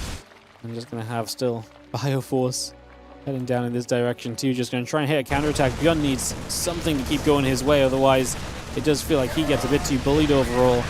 So yeah, something like this going in your favor is nice. 12 drones, going to get some Hydras. He's able to so far step away from the Lurkers too. Parasite bombs should kill all those medevacs, so we'll see if Bion can get any more unloads off. As he does start to push back the Lurkers in the front as well. I'll tell you one thing, Rogue's economy is not ideal. 56 workers after those previous losses.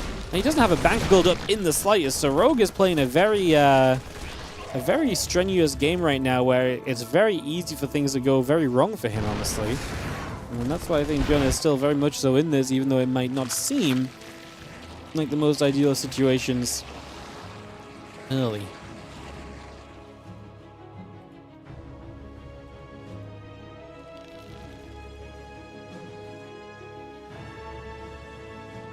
Yeah, that lack of economy from bank from Rogue is what's going to keep, really, I could say, Bion really alive and kicking here and give him a shot to, you know, still just stay very apparent and just kind of, you know, alive in this game. Just the fact, you know, he's here. He is part of this game. He is absolutely a part of this game right now. As this Hydra Lurker Force sneeze through, he's going to get that Knights picked off. The Overlord coming around the other side.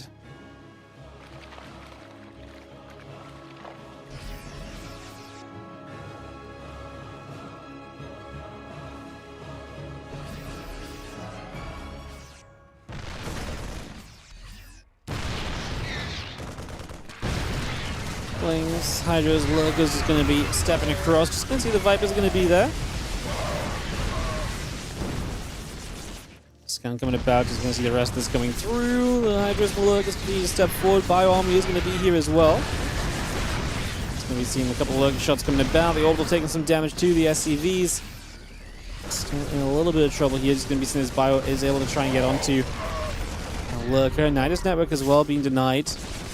Rogue. I'll tell you what Rogue looks really good for right now. He has a load of the map just covered in creep, and all the bases are starting to really come up behind this as well. So with all those kind of you know, locations being established, I think that's actually going to become one of the main factors here, just having so much economy, having so many bases. That said, that really depends on him being able to clean up Bion to some extent, and right now Bion is actually having a very good time with this, so pushing through and Bion seeing some success at the moment. Obviously still got Rogue kind of attacking into him, but he's holding out a 200 supply, more or less. Rogue is dropping off, and again, that lack of economy for Rogue might really be starting to sink in a bit.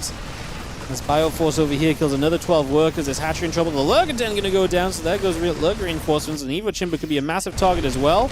We're going to right-click it. We are not eventually. Wow, he decided not to go for it, but rather preserve the units, which is probably the smart choice instead of getting too greedy in that moment.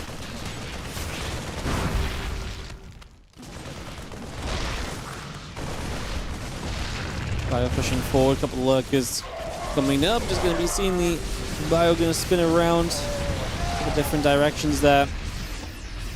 And ready to go for this shove down to the center. The central base is going to be the next target for Bion. If he can get rid of those, he's going to be feeling pretty darn good for himself. Because again, anything you can do to slow down Rogue economy while you are kind of still very much so in the army supply game. It's a 30 army supply lead still for Bion at the moment. Again, Marauder coming up, Hydra's Lurker Den in production. The +3 carapace is coming online as well, so bring all of that through for the moment. And all of that brought into place.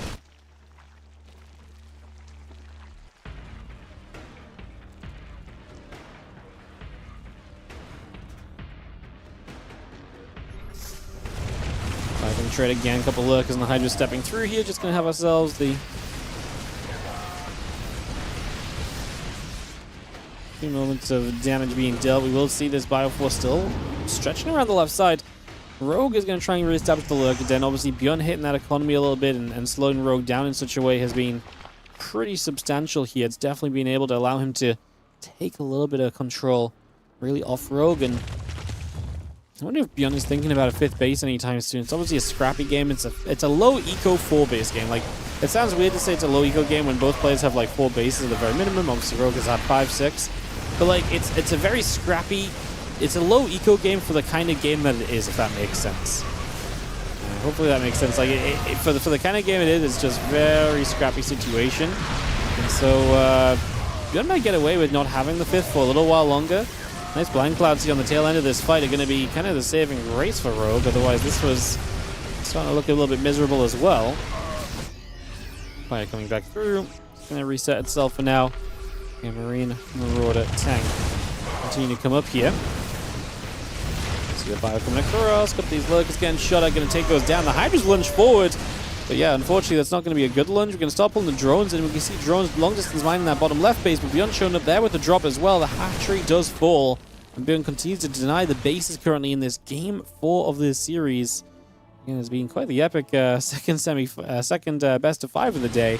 After the first was a little bit disappointing, to say the least, I guess, overall. This one's definitely bringing things back into play a little, so it's nice to see.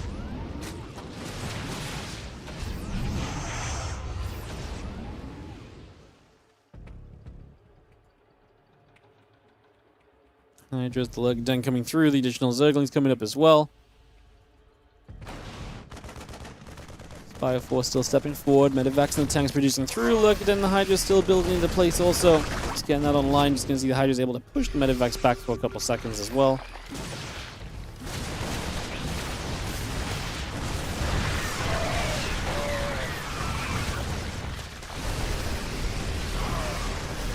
Just regather there, just going to be seeing the Hydra's able to hold this position, but Bion still supply trending in his favor. This forward base getting so much mining. So important in the grand scheme of things right now.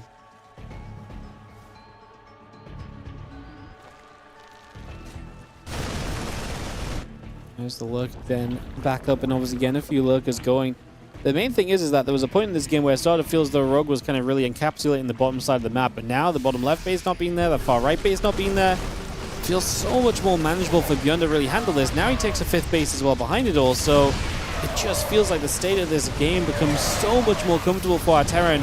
Over the last couple of minutes, these trades have been good enough for him, and he's been able to stay in it. And most importantly, he didn't just need to be trading, he needed to be denying bases, and he really has successfully denied bases over the course of this overall. So he has been able to achieve that.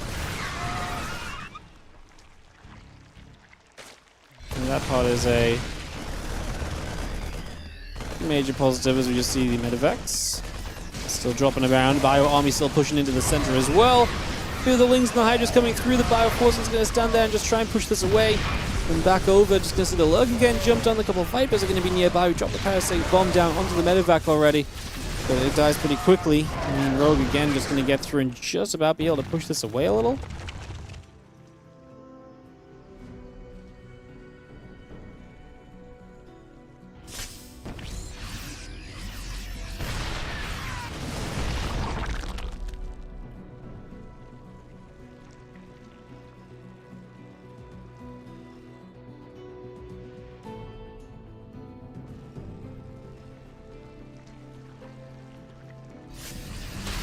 Rifle's going to show up. A few Zerglings get chased away once more. Just going to push them back.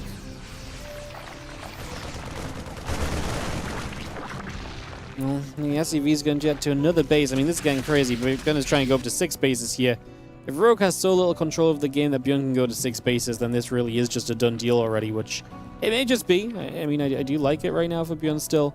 I think he has absolutely put himself into a pretty solid position overall.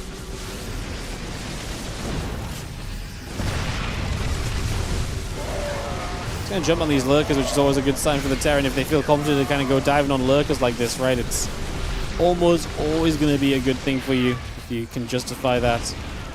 Is it justifiable? Yeah, I think so. I mean, anytime you're getting rid of lurkers when your opponent is low eco, it's probably going to be fairly worthwhile. So these Lings trying to get this Marauder, and that Marauder is really holding its own, is just about going to go down in the end, so finally falls. We're going to say game, and that is going to do it. We are going to go to a game 5 of this series. We're going to go the full distance here on this one. We are going to see ourselves in a 5th and final game. So the map for this final game is going to be Olsen Temple. Perfect. Let's start it up.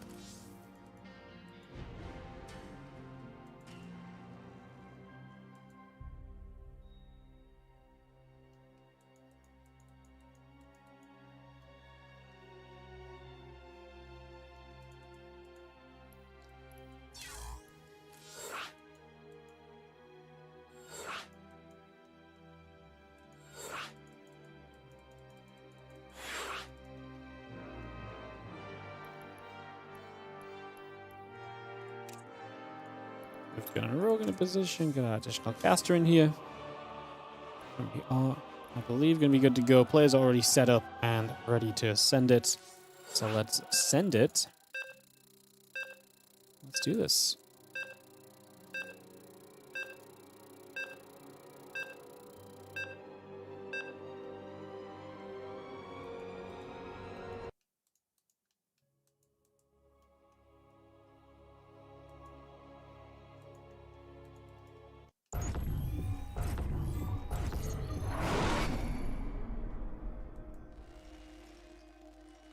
Alright, let's jump in. Thank you for joining us, guys. Appreciate you all.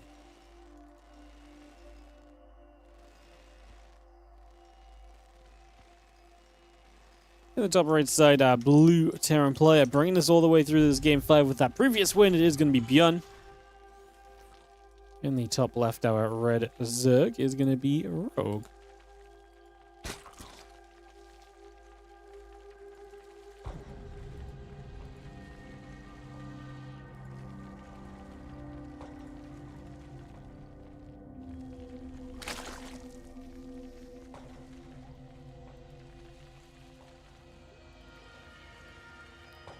Game 5 of the series, a deciding map then. One of these players is going home. Will we be losing a Zerg? Will we be losing a Terran in the competition? Who will get the chance to move on through and play Classic? I actually think both these guys have a pretty fun shot against Classic. I think Classic's probably the favorite against both, but I think Rogue's been playing some good CVP lately, and I think Bion has actually been playing very good TVP. Especially, I feel like against Classic, he has quite a decent shot usually. Hatch, gas, and bull all coming in. Just going to see that drone building by as well.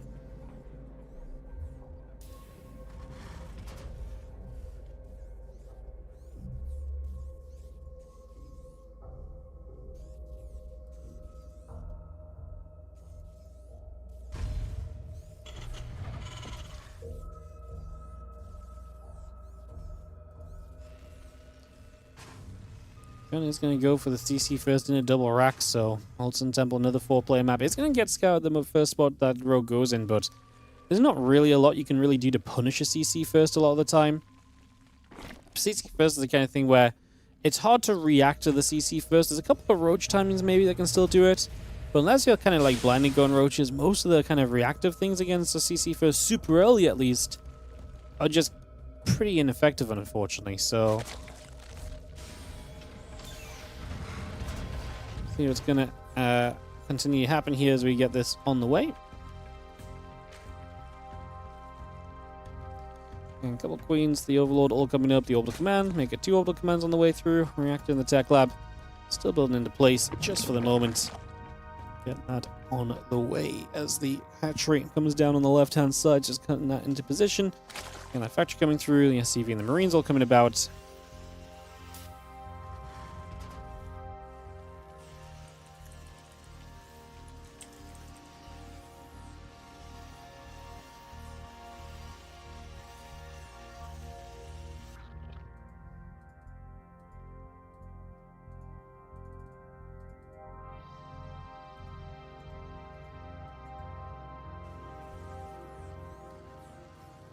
A few drones coming into place, the link speed coming online. We're going to go into a nice quick stim off of the 2 barracks, which he's been establishing here, so getting that on the go.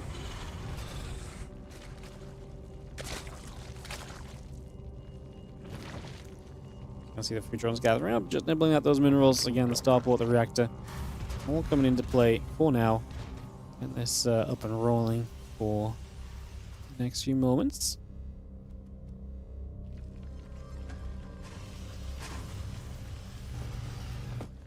Speed, the queens, the lings, the overlords. Again, all of that coming online already. There's a couple of depots up and running here. The Marines are going to step forward. Another depot going to be coming down already. And again, the link speed and the other bits and bobs can come about also. Link speed is just about to finish up now, so bringing that online. Again, Stimpack is closing in on being done as well.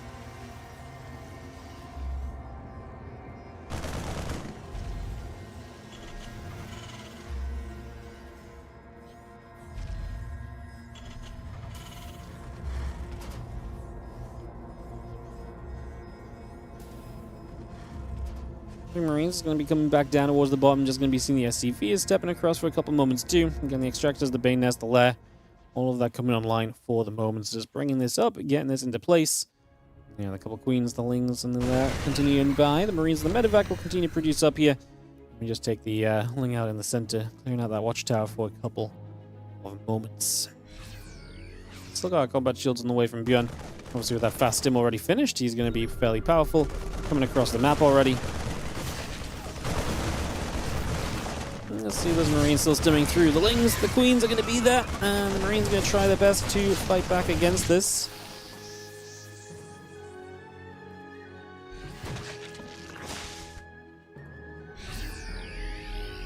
Combat shield still producing on by. Just again seeing the Marines, the CC, a couple of SCVs in the engineering base, all building into place just for the moment now.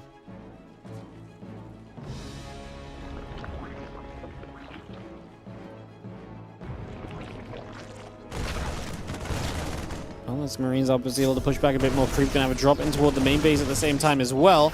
Gonna be flying straight through here. So just gonna be seeing these Marines with one Widow Mine. Widow Mine can zone the lings back to maybe let the rest of the Marines unload. And then turn the Widow Mine onto the Queen, which is nice because you put that low and the Marines will kill the drones and then have an easy Queen pickoff to make.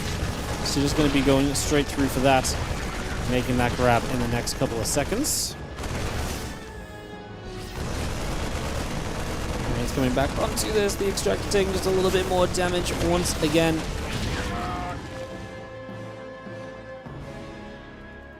Marine's going to step back home, so not going to stick around here forever at least. Just going to pull back away from this one for the moment. So yeah, we reset things a little. It's going to be seen now, Marines and the medevacs jumping back to the top. Like I say, Bion trying to stay very active here. As herO would like to expand maybe down the left side, obviously turning this into a kind of another kind of nearby spawn on the 4-player map. Means that, you know, ideally as Bion, you don't end up, well, you know, Bion didn't want to end up on the cross spawns. This will start kind of be herO working to the bottom left, but it is obviously going to allow Bion to be active through the top. And activity through the top is going to be what's kind of difficult for herO, I think, over time here in the grand scheme of things. So you can see that Ling Bane coming back over again, so just take a second on this. Just having ourselves settled. The Lings coming back over again as well. It's just going to move them around for a couple of moments here. And the back will take a bit more damage. So again, coming straight through this and seeing what else we can do as the Mutalisks on the way. The Spire are up. So Rogue actually having a chance to get into Mutas now. Getting those into play is going to be a big deal because without them, he was going to be in some trouble.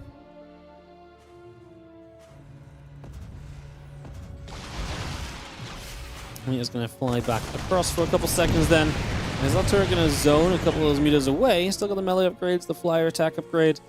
Like I say, now that the meters are out, it should take a lot of the control away from Bion that he's been trying to set up for throughout this, so it should be a pretty decent positive. The rest of this Marine tank force coming back over. The Marines are going to get there to push the meters away once more. And just going to be seeing the watchtower being taken in the center of the map, so gathering around with that for these next few moments.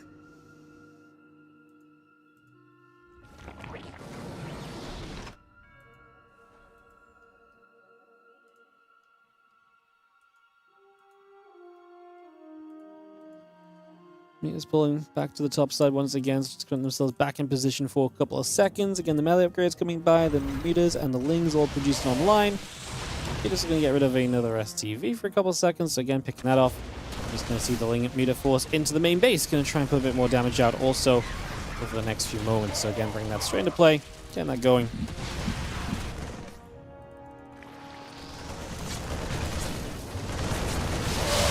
Oh, the Bane's going to smash in at the front, and now going to be having the Marines sitting back around the sides as well.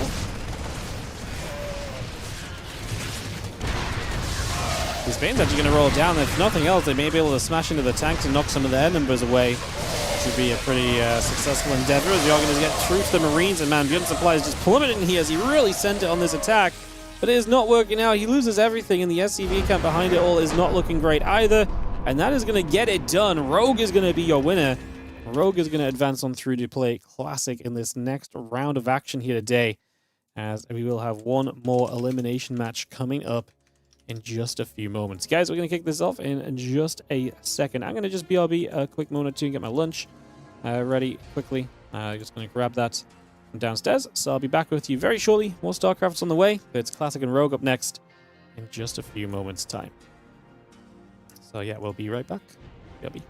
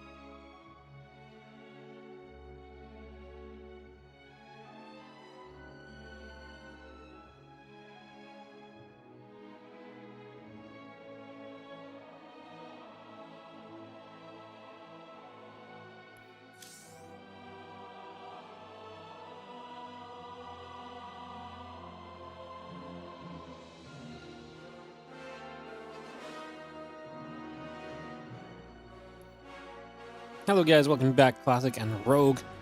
I've just vetoed to get us into this next one. So we're going to get this going in just a second or two.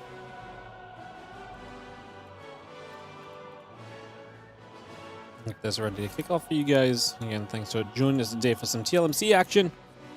Pleasure to be with you and excited to get into this. Rogue and Classic both ready. Let's start up this PvZ. As apparently I didn't bring myself onto the screen. That's okay, you guys don't have to look at me. I'm just going to have another bite of my lunch then if I'm not on camera. Lovely.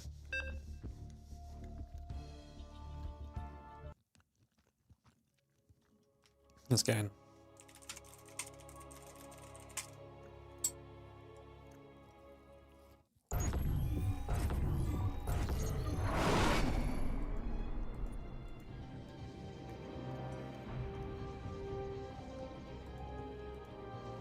Alright, in the top left-hand side, our Blue Pros player here is going to be Classic. Coming down to this lower bracket, losing out to Shin in a very quick series earlier. I wonder if Rogue will take any inspiration from that matchup.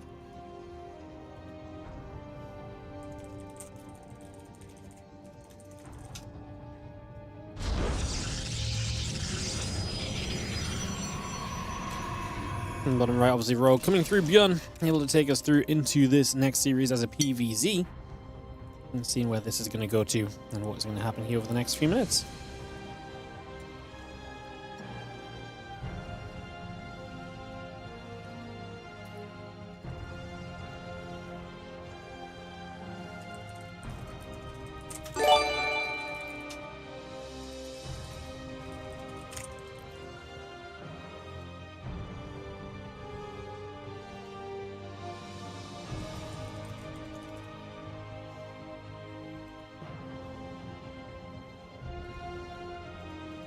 Hey, what's up? TBD Forever, how you doing, mate?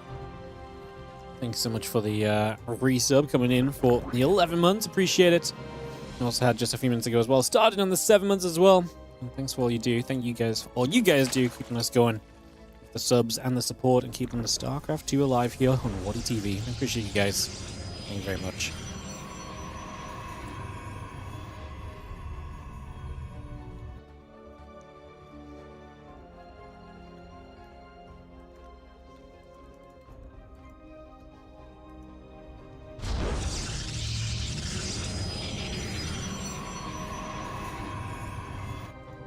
Well, you have the Cybercore coming online. The Nexus coming about as well. Let's bring a few bits and bobs of that online then, as we get the Queen and a couple of Lings producing through also. Getting that online, getting this going. Start getting the Nexus coming up as we speak.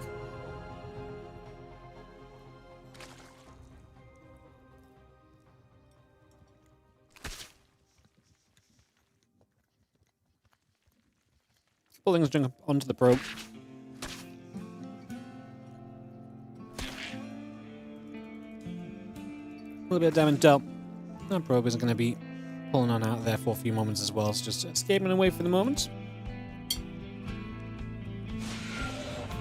As that link speed comes through too.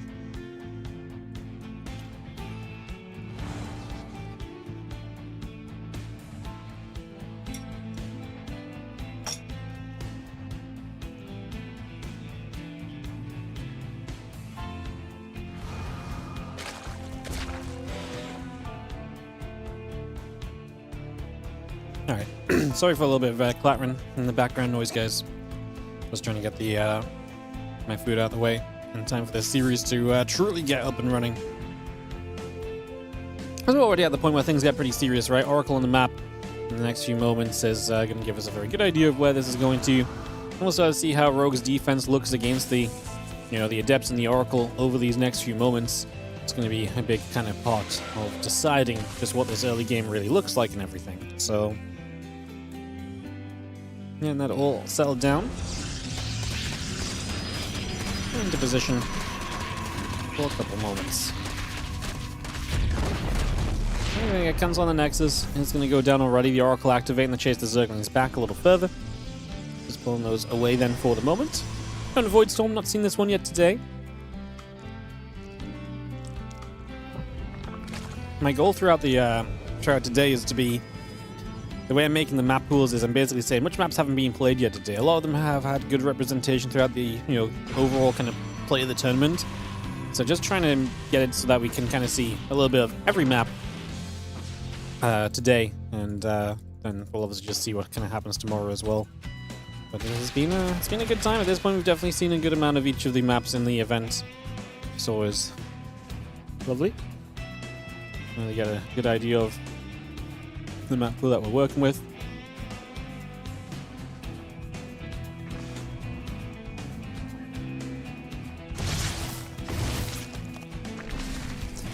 As the oracles, we'll gather about then for a couple of seconds, just bringing that through. And the resonating glaives coming in as well, so bringing that straight over. Yeah, I've got the drones and the Rotron building up, so we are going to be prepping for the Rotron to deal with these glaives that are coming in. 5 drones going down. Those Classic already getting a pretty reasonable start, pretty respectable start in the early stages initially. This is going to be that Rotron obviously being done. Gives us the chance to build into the roaches as the Lings get there. It's going to see a Stalker getting grabbed.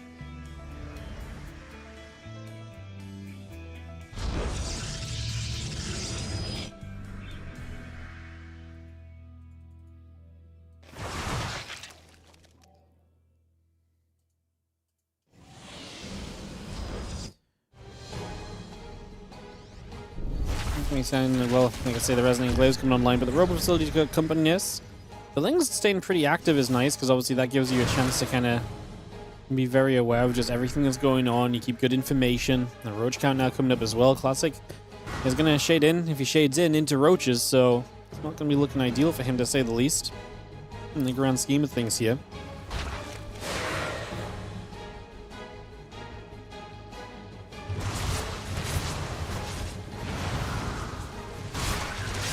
Green Army pulling back. The Adepts do commit, but like I said, there's a lot of Roaches here, so I'm not sure Classic should really be kind of hard sending this in the way that he is. That felt like a little bit of a badly thought out attack, let's say.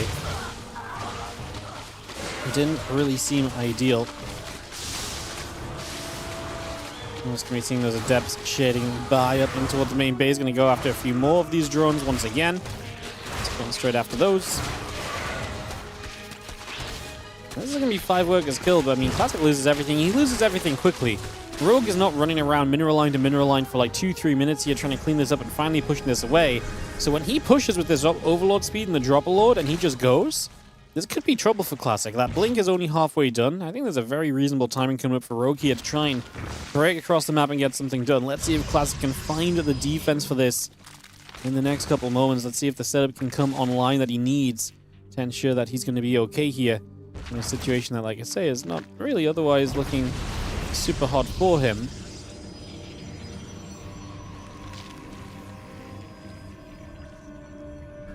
So the sentries will just gather up. Just going to see the Dropper Lord bringing the Queens over. Good stasis ward's going to catch a lot of the Lings initially. That will slow this down. Blink is close in on being done. Going to have the Immortal in the background that we're going to try and utilize as well. And like I say, without a blink, these Stalkers just kind of have to stand here and take this damage. If the Lings were not in this stage, that would be so much deadlier. Corrosive Biles not getting rid of the batteries just yet. We are eating Biles on the Sentry and the Stalkers, though. The Roaches chase down and kill the Immortal on the left side. Now the Lings become available again. Blink is going to be available for what? The 2 seconds or something here if a couple of Stalkers are still alive. And Classic is just not going to have enough to make do here. This is going to be Rogue killing him with the counterattack. The Adepts really just didn't do enough in the end. Like I say, they kind of showed up and they kind of flopped just like that, you know. They just didn't really do what they needed to do at the end of the day. So unfortunately for Classic, the Adepts, they did some damage. It's just like I say, it's how quickly Rogue dealt with them. Like suddenly the Adepts were dead, and that just means you can go straight across the map. Almost no time wasted. You just get straight down to business, you know. So I think that's what that one kind of comes down to. Drop the lobby link here. Get our second map ready in a second. Rogue and Classic in just a few moments as we continue through this lower bracket matchup. Rogue looking to knock Classic down and to keep another Zerg life alive in the tournament. Hey, I'm all for it. If Rogue is going to keep more Zergs in the event, that's almost always a good thing. Usually Zerg's the race we need to make up the most of, so Let's find out. Countdown, as you can hear, is on. We're pretty much set to go. Why is the game end so fast? Because that's just the way the game runs. This one, Classic was just in trouble, and he kind of died. And he decides that he can't hold on from there, which is kind of true.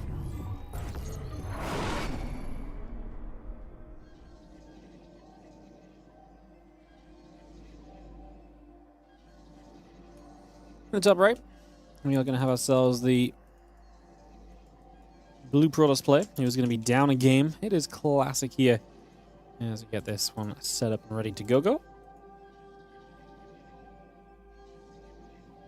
Against herO, who has that 1-0 lead. But a ways to go to see exactly where this all turns out.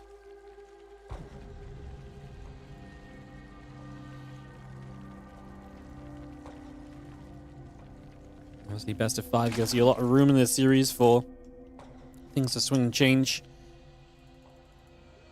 Win this, you're in the top 4 of this TLMC edition. I don't think Rogue has ever made it to the finals, or I don't remember Rogue making it to stupid deep in these TLMC events in the past. When he did partake in them, he hasn't always partaken. But yeah.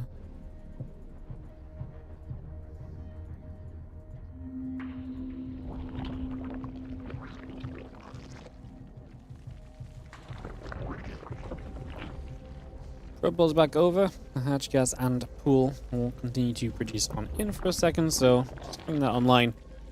It's going to be our starting point for Rogue. Nothing too wild just yet here on Defender's Lab. Over to the natural third bases on that triangular position, so that's what we're kind of working with here. Like I say, nothing really too unusual, anything just yet for now.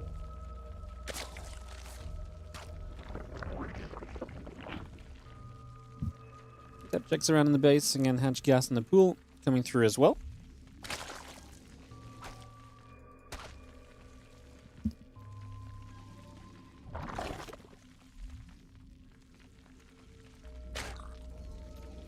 Yeah, Cyber Core, Bion, the assembler still coming by. A couple queens and lings will keep building as well.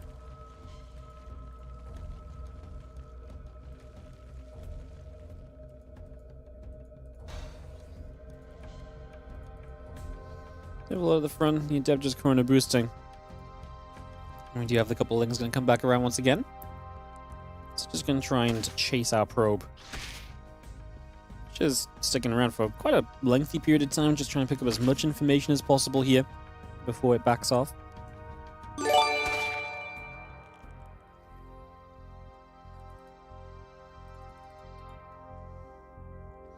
Oh, what's up? Sean Ling D. Thank you so much for giving us a sub out. Going to go out to RGB Cyberspace. Thank you so much for the gifted sub. Thank you for supporting the channel.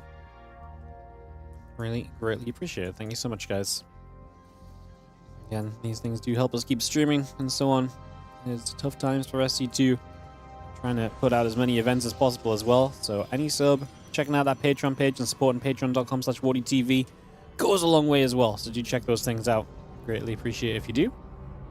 Thank you so much for listening to the sellout for a moment while this game number 2 of Classic and Rogue gets set up. Figure out just where things will be going to in a moment.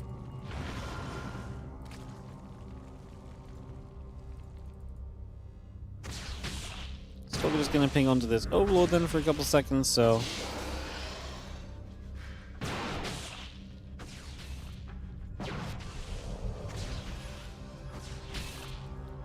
And some damage dealt. Early shots coming through nicely. I'm just going to be seeing how Twilight Council on the Nexus continue to build into place. Just going to have a few lings on the map, of course, so you're going to be a little bit cautious of those. Don't want to give up units early. The wall-off is not completed just yet, so the lings actually can just waltz in, which is obviously very unusual to see. That's maybe Classic just unfamiliar with the map and the walls. Kind of going against him initially as the Oracle show up into the main. Going to zap down 2 Zerglings right off the bat, so they're going to fall pretty much immediately here. So they fall, they go down. It's going to be a cleanup right away.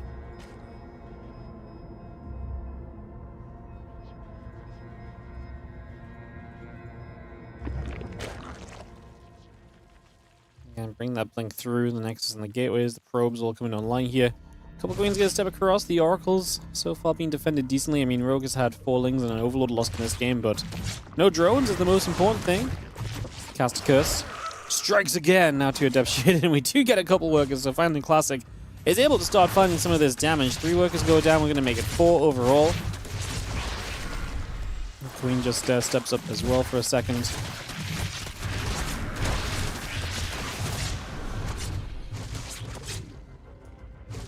Again, the gateways, the stalkers, the blink all coming up. Just going to be seeing that forge still coming through. So that lair coming online from rogue. Excited to see what we maybe have in store with this lair in the next couple of seconds. We'll be getting into this momentarily, obviously, and moving in with this. The lings are going to step over. Just going to run over to the sides. I pull back down toward the bottom and reposition here for a few more moments. So again, just resetting things. Bring this back about. Again, Temple Archives, the extra gateways, the blink and the +1, all coming online here. So again, we'll bring a lot of this through just for the moment. That all put into place. The lings still moving around as well. Going to continue to chase back in after that probe for a couple seconds. Just going to go back in that direction. The Oracle is here to deal with this, and obviously to deflect those lings in general. So very decent. Now, if you stalkers have that blink about to finish, they can start poking on the map as well. That's exactly what they shall do as they show up on this position right now.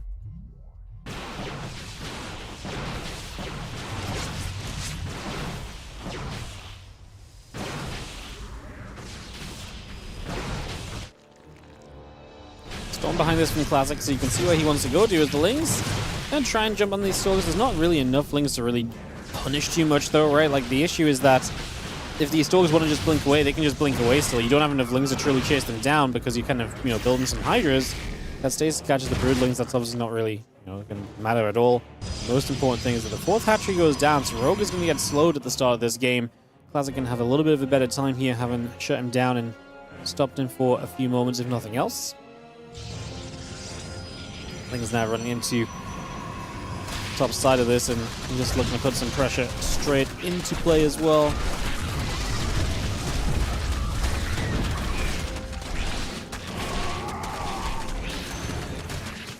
I'm just gonna have to recall. What a great counterattack this was, man. Just when it felt like Classic was having a great time, Rogue hits him with the counter, and just 7 probes go instantly down. So nice job. Good to counterattack. Now we've got Ling Hydra producing through, and Rogue on 62 workers. Don't know if he wants to get aggressive. Charge is going to be done soon from Classic. I mean, we're on Storm already. I can't imagine Ling Hydra aggression going great at the moment, but maybe there's a way. Maybe there's a way. That Robo facility is about to complete here. The Storm coming down. Just going to be seeing the Zerglings diving about. The Stalkers get after those Fulings as well.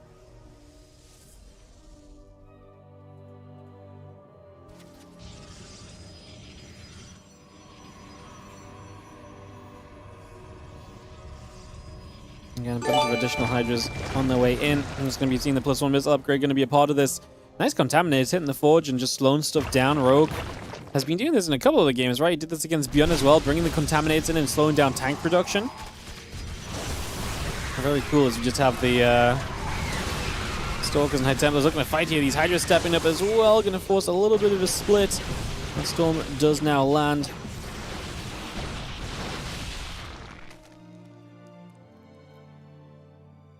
Prism coming online, the again +2 attack upgrade, also very much so reducing from Classic. So that's coming up.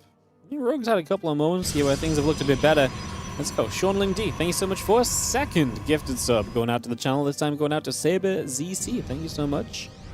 Or Saber's CL, sorry. Saber ZCL. Thank you so much for the gifted subs, mate. 2 in a row. I greatly appreciate it. Thank you very much for your generosity. As our Ling Hydra force still gathers together. Have that Zealot finishing through the +2 attack coming up on the Forge. Cannon batteries coming in. The Zealot Stalker army still regathering itself for the next couple of moments.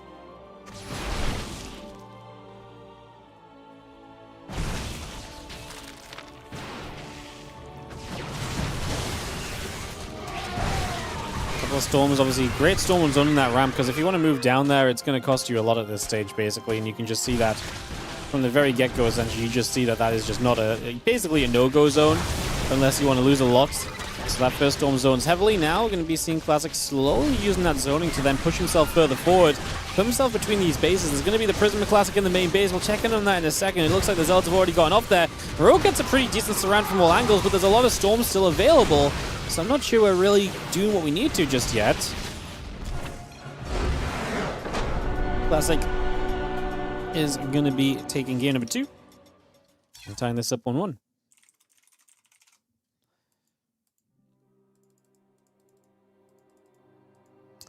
Alright, so we tie us up 1-1 as this push is good from Classic, and Classic finally gets a map win on the day. It's been a little bit of an effort for him to get to a map, but he got there with the second game against Rogue, and like I say, now tied up, heading to game number 3.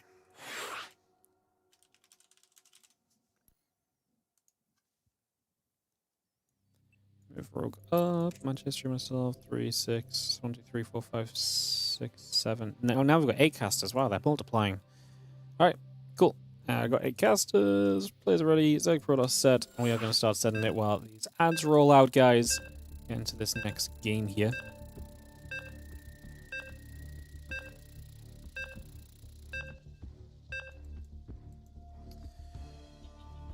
Again, good to see you all. Good to see you all hanging out with us. Appreciate you being here, guys. Again, thank you very much for watching some TLMC today. Jumping to the next one. Bit of an early GG. I don't know. That kind of Protoss army is on the verge of your doorstep, and you don't have the army comp to really deal with it.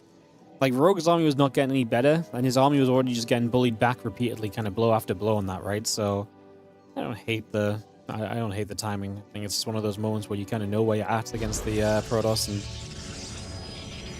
you've already kind of done what you can do. You start losing some drones. The main base was under attack, remember, by the Prism as well. We didn't see it on screen, but we mentioned it, that the main base was being prismed, so we actually had some workers dropping there as well. So that, on top of just having an army that wasn't getting any better, I think it's a very justifiable GG moment overall.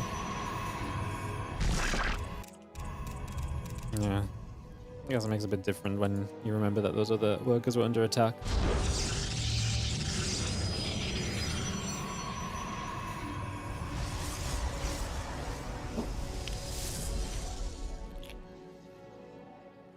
Game 3 here in Rogue. Able to have a shot to push himself up in this series. Again, a few drones and the hatchery still coming about, the gateway and the probe coming up as well. Bring that online. Getting that into play. Again, this all settled for a few seconds here as we bring this about.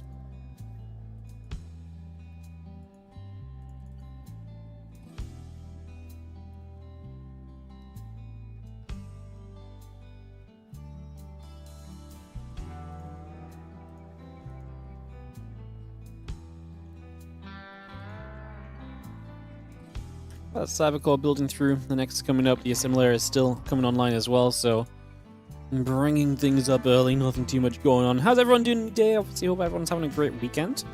Happy Saturday to you all. Again, we're here today and tomorrow bringing you guys TLMC playoff action. That's going to wrap this event up. It's been a pleasure, of course, to have you all with us. And yeah, like I said, into next week, we've got some Kung Fu Cup action. WardiTV Spring Cup and Championship stuff is going to be really starting to get underway as well. So that's also going to be taking place. And we've just got a few things kind of coming up to keep you all entertained throughout the month of May. Which is looking very busy, obviously, with GSL happening and so on as well. So it's starting to be a very busy time for some StarCrafts. Simply put, which is never a bad thing. We like it being busy. We like there being lots to play in and participate in and cast, obviously, from our perspective. See a lot of that coming up. How's that Overlord, Queen, Nulling Speed, all building through. Again, the Gateway and the Stargate coming up as well.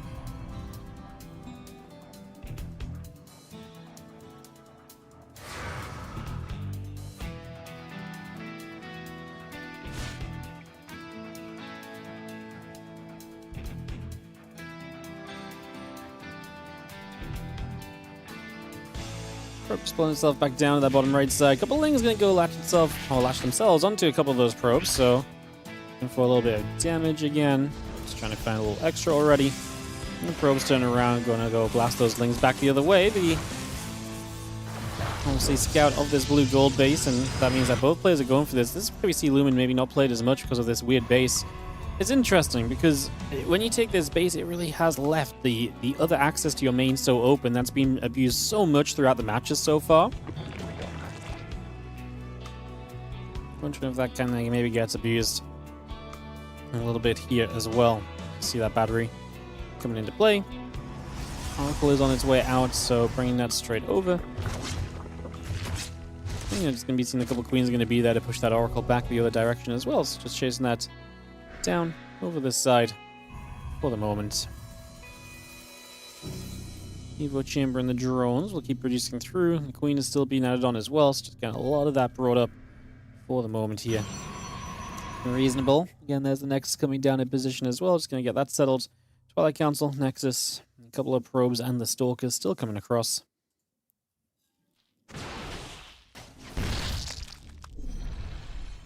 Oracle's just activating through and dealing a bit of damage. The Lings are going to run into this mineral line.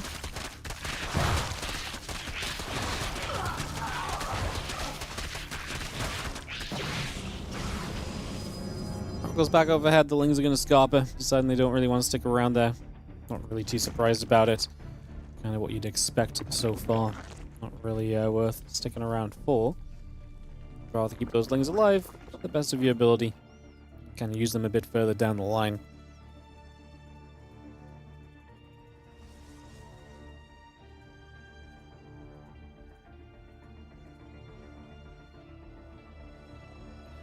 Queen's going to be there. I'm just going to be having the Oracle moving back around as well for a second. So just bringing that back over. A couple Lings. Going to hit the front and just trying to get a little more done. And that Blink's still building through.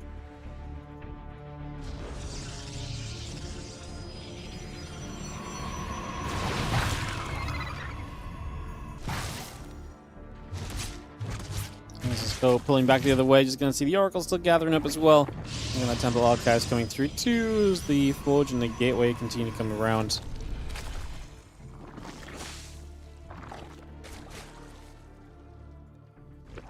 Overhead, 4 drones have dropped.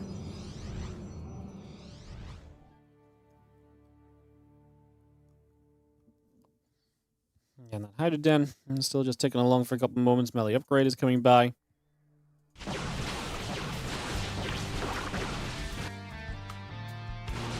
I mean, Cloud's just going to do a very similar game to the last game. Melee upgrade, having the Hydras coming out as we also head into Storm on the side of the our Protoss player.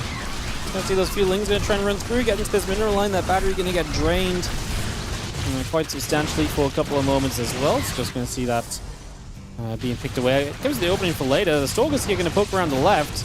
Interesting position to kind of push onto. We'll see what they can do. The Queens and the Lings together gonna wrap around. The Stalker's taking a bunch of damage. Pulling back along here. The Oracle still activating, going after those Lings as well. Still doing some more hits. Queen's going to drop a couple of transfusions down to bring the Queens back up to HP. Again, +1 missiles, bailing speed in the Groove Spines, all of that coming into play. Storm and the attack upgrade coming through as well as the probes and the gates continue to build.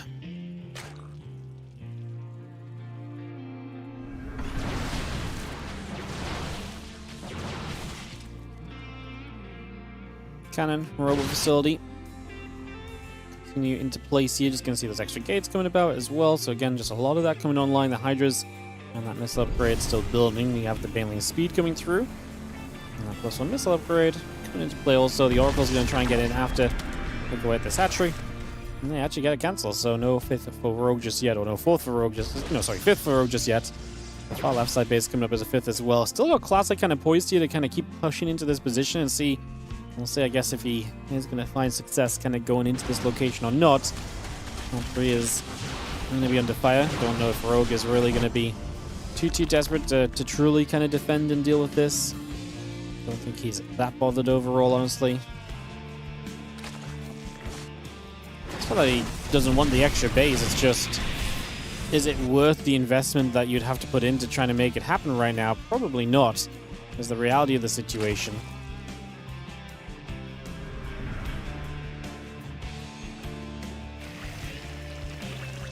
robotics facility, and the next is still coming through. That prism is coming up as well.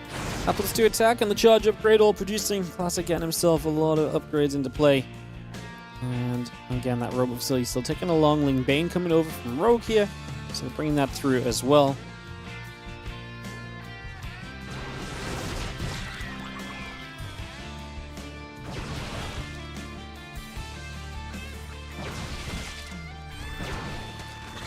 I see the Bane's going to roll up. Good storms hitting the Ling Bane already. Now, that's actually a really nice storm. The second extra group of Banes actually rolled into it as well, so losing a couple extra.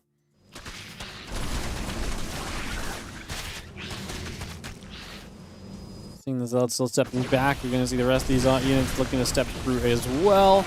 We're seeing this storm on the right side going to hit the Lings. Now the Hydra's trying to step through this. It's also storms coming into place. Just seeing these Hydras jumping onto this. The Archon's going down. The Hatchery gets taken out. Can we kill enough here as Rogue? Absolutely not.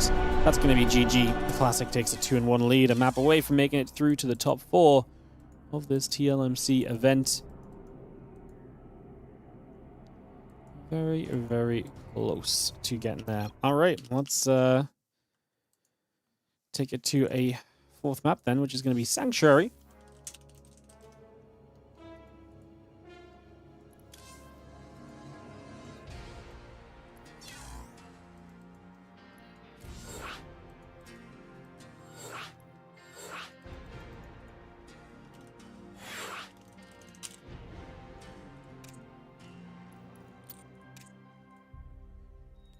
Beautiful.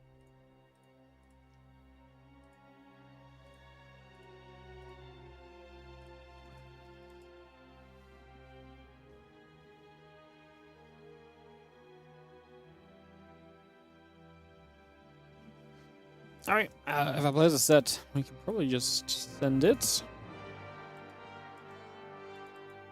Looking reasonable just to go, I think. Let's do it. Let's jump into the next one, guys. Keep the games rolling here. It's TLMC event. Again, got 3 more best of 5s to get through after this as well, which is why we don't want to be hanging around too much. Lots of games to cast today. Up next is Percival versus Max Pax. That will be followed by herO versus Clem. And then we round out the day with the loser of Percival Max Pax against the winner of herO Clem. So that should be actually a very fun set of games all around. Yeah, what's up? Shadow Drizzed, thank you so much for the Prime sub. Appreciate you priming us up. Use those primes, guys. Get them on the channel. It helps support the stream. It helps support the StarCraft 2. It helps support the events that we run and what we cast. So get onto it. We appreciate it, and it goes a long, long way. Bojob, thank you so much as well for the 500 resub. Also priming it up. Hell yeah.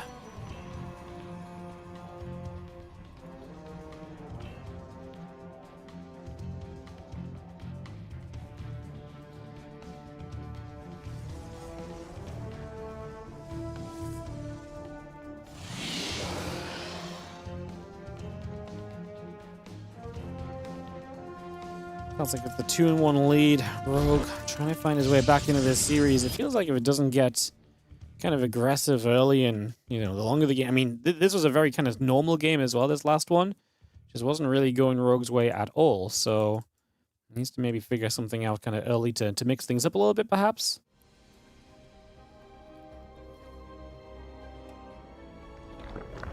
Rogue will come moving over for a couple seconds. Match gas and pool. Will be a building. And yeah, this probe obviously just trying to make sure that Rogue's not up to anything too troublesome.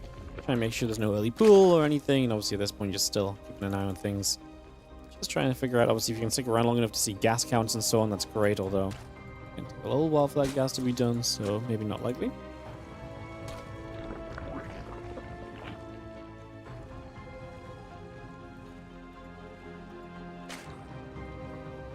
Cybercore Nexus is similar. All building through is just bringing a lot of that up for the moment.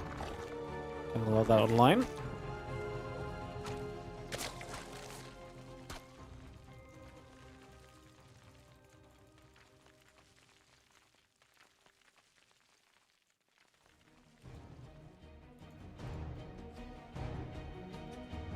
Yeah, next coming about, the Probe and the Adept all coming through, and Stargate coming up as well, so again we bring that straight into play for the moment.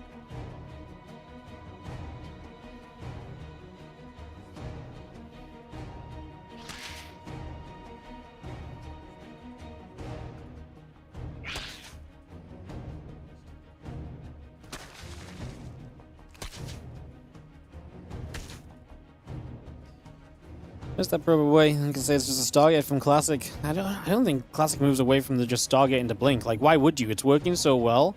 Rogue needs to show you an answer to that, because it's 2 games in a row now where he just can't really deal with the early pressure while getting himself in a good enough position for the next stage of the game and just for the rest of the game, I guess. So yeah, I think from Classic, I'm just doing more of the same, because it's a very strong build. It puts you in a good position. It leaves you in a very standardized place. You know, there's nothing really to shout and scream about with it. Like, it's solid, it's standard, it's used a lot of the time for good reason. If your opponent is just struggling to play the game against you when you're playing safe and standard like that, then why not stick to it? Yeah, I mean, does Rogue just suddenly figure out, like, you're basically saying, like, well, what if he figures out, what, figures out, like, baseline ZVP? Obviously, maybe some stuff map dependent, you know, depending on the map could come into play with it as well, so you could maybe, you know, perhaps say something about that, but, yeah, I think you gotta, I think there's no reason for Classic to mix it up. Like, he mixed it up game 1, played that Glaives, bam, didn't work. Lost the game, so. Yeah, like I said, I think, if I had to make a prediction, I'd say likely going to be seeing more of the same, but we'll find out, obviously, over a few moments what exactly it'll be. And like I say, maybe not more of the same, because obviously Rogue could maybe do something that makes Classic react, in which case then you maybe do see things kind of play out a bit differently instead. So, say that's also a bit of a possibility overall. Couple oracles moving about into the center, just gathering around. Nexus, Twilight Council, and the Gateway all coming about as well.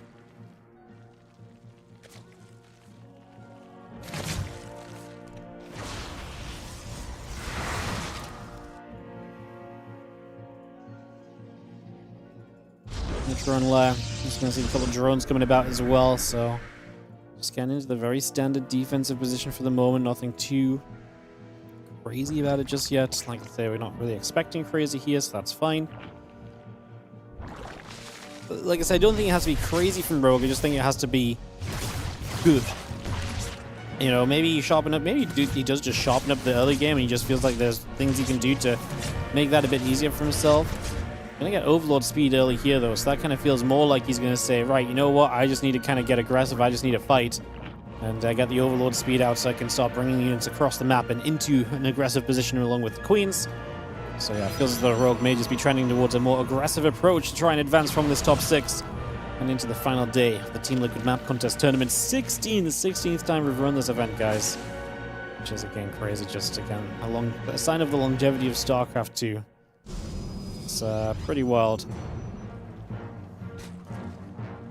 Oh, there's a Drop Lord. Here comes the Ling Roach Ravager. So, like I say, once that Overlord speed was on the way, it did feel like it was decided what we were going to go for and what we were about to see. And now we have the attack coming through. Classic needs to make sure he's ready against this. Obviously, batteries are very important. Kind of keeping your units alive for a little bit until Blink is done. Then once Blink is done, obviously utilizing that Blink to your advantage as well is going to be very useful. So a few different things you can really focus on here as Classic. That's going to see those few Lings still getting chased away. The couple of Ravagers start to move through. Stalker's still coming about as well. Drop Lord is going to come moving over. Maybe seeing the Queens and the Ravagers and the Ling is going to show up there as well. Just going to be seeing a couple of Stalkers still gathering through. Just for a moment. This is a lot of units from Rogue. Now, like I say, we do have Blink finished at least, so the Classic has that to work with here.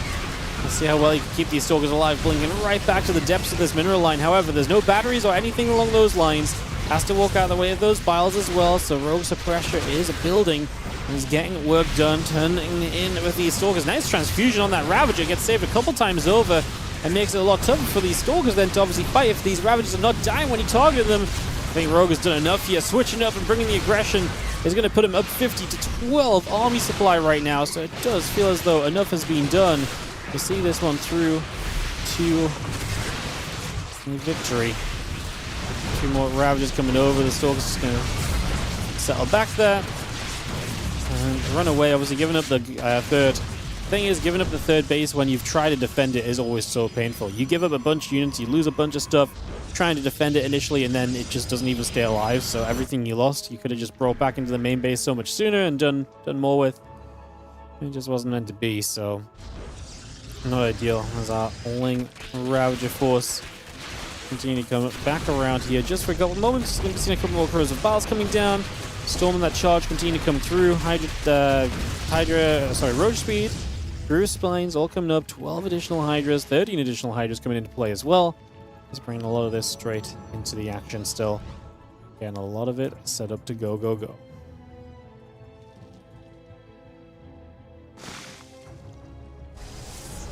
And Ravager comes over, just going to grab that probe already. Again, there's the Storm and the +2 and the charge. That will all come into play along with this. So can we get a lot of that straight up and rolling currently? I mean, Classic just at this point essentially has to play off 2 bases and just hope that he can manipulate his way from these 2 bases to something which can potentially see some success. Like I say, that's not really a guarantee right now. The Lings looking to force a wraparound on those Stalkers as Rogue trying to bring this through to a Game 5 of the series, another Game 5 back-to-back. Shin Classic at the start of the day was just super fast, and since then, we're getting epics. The series has not had like a super long game, I guess, but it's definitely been fun to see kind of Rogue fighting his way back into it when things were maybe not looking immediately amazing, I guess. And then Storm goes down there, a little bit being dealt just for now.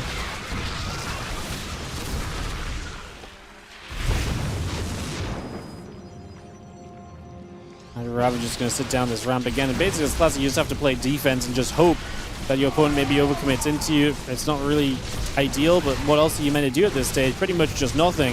Nothing else really helps you out here as the Stalkers try and get through the drips and drabs. The Hydras and Ravagers are left at the front. Reinforcements should be coming from Rogue, who has 4 bases behind everything else here on Sanctuary. And yeah, the +1 missiles, that no-skill augments, all still coming into place. Lozel's going to charge through. Hydra's still going down.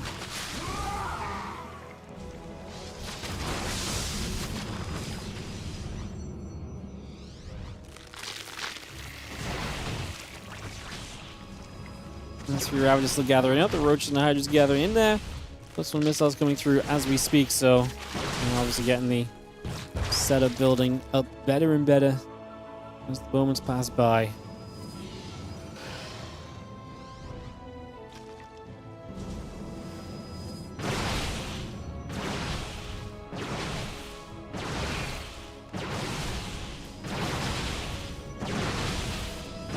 Still just going to knock down the rocks, obviously. I think just makes sense.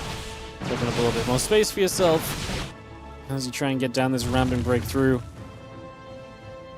There's just no real ideal place to kind of play this from right now, right? Like, you're just in a very weird and kind of offbeat kind of scenario from your typical kind of game. The Classic, just like I say, has to just do what you can at this stage. There's no real right or wrong answer even. I mean, like I say, just try and take fights, try and do things that are going to generally benefit you. Just try and push out. We actually do try and take a third base down the right side, but Rogue already sees it, so Rogue going to dive up. He's going to eat a couple of storms as he gets a bit greedy just to end this game. Those storms! Oh my goodness, they're doing so much damage. I mean, I guess Rogue knows he can always just run back and let these Roaches and Ravagers regen. I mean, that's just how far ahead Rogue is. He runs into potentially some of the largest storms we've seen in a hot second on the channel, which is saying something. It still just has absolutely no influence on the game. You're just that far ahead as Rogue at that point in time. You're absolutely capable of closing this out and getting that W. So, GG to the G's, and that is going to round us out there. Which means we are going to go to Blackrock for a final map of this series. All right, let's get this started up.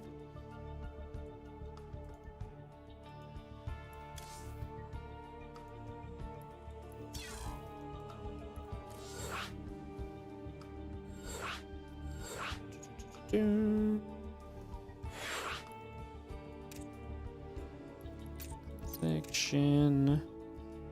Yeah, not Shin, sorry, Rogue. Get everyone in here. It's ready to start. Yeah, so Blackrock coming through. We are going to get to see that today. Lovely.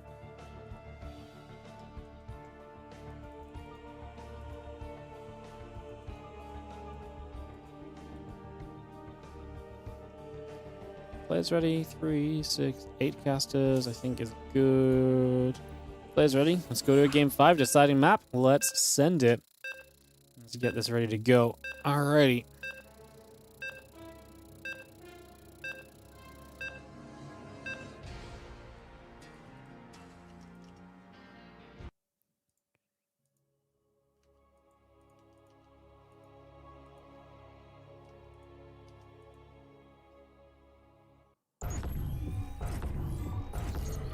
So I guess just doing some admin-y stuff.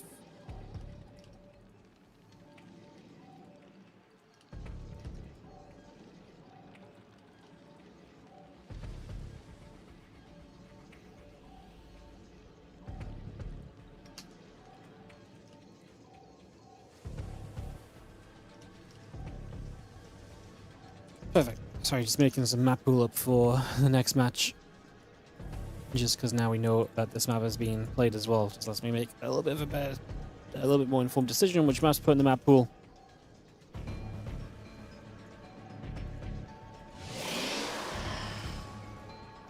Top right is going to be Classic.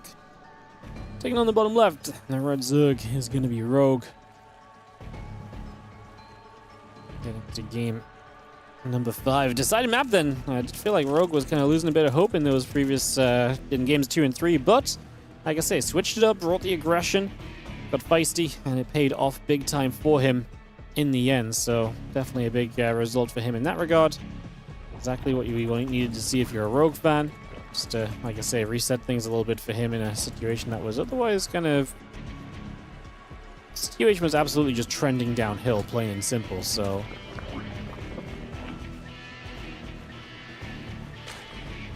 Yeah, able to bring this back on track a little, definitely major positive. Like this hatch in the pool, it's going to come over. Just going to see the drone, going to pull across, going to get after the probe for a couple seconds as well. It's just going to work on this, get some damage dealt initially. This is the Warcraft 3 looking map, guys, and there's the map with no high ground or low ground in the middle. Surely Zerg like that, right? Not having to deal with like running up a ramp at any single point of the game seems pretty good, to say the least. No? Like, to me, that seems pretty good. Like, never having to deal with a ramp as a Zerg player seems like it's genuinely something you're going to enjoy a lot. I feel like Terran and Pros players use ramps a whole lot better than Zerg do. Because it's so rare that Zerg is out holding, the map so aggressively that, like, holding a high ground matters. Like, obviously, it can happen. It's just way less common than it happens for, like, Terran and Pros players, so... Like I say, I'm not saying like it's not something that takes place. It's just definitely more commonly found by the other races in the game. So I imagine Zerg's kind of like this map. Has a lot of pathways as well because I think I said this the other day, but because the map lacks the interest of the high ground, low ground, it tries to make up for the interest by having a lot of cool rocks and pathways and different ways to attack on. And obviously Zerg love that as well for their run by potential and their ability to just kind of maneuver around the map very comfortably. So I think that's like I say, another big positive as to why Zerg might like this more so than the other races. And Dep just going to come shading through for a couple seconds, just going to bring that about.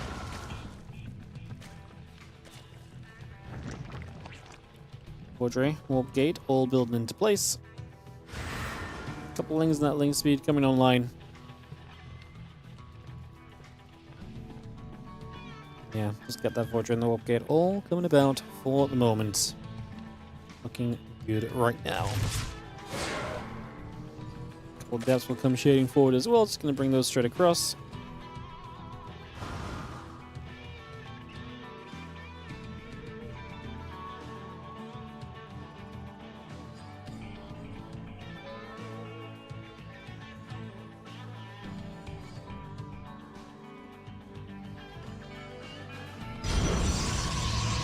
So the next is down. Just going to see Classic already moving out to the 3-base setup. No, nothing too surprising there realistically, right? We typically want to take 3 bases. We're 4 minutes into the game already, so not too surprising. The Void Ray going to be good to chase a couple of Zerglings down, so it's going to get after those for a couple seconds as well. Tanks can be dropped onto some of the high grounds here. Yes, they can. Some of the high grounds in the middle of the map have tank positions. Like here, you can drop tanks onto this little ledge here. So there is a bit of high ground that specifically Terran is going to probably make the most advantage of. So good start for Rogue. Losing a bunch of drones to the first couple of Adepts is the kind of thing we always talk about needing to avoid. And obviously seeing that happening is not a good sign. The Void Ray gets after the Overlord. It will fall. The melee upgrade still coming online as well. You can see the few extra Overlords producing through. The drones on the way in. Just having the Lings and the probes coming back over as well.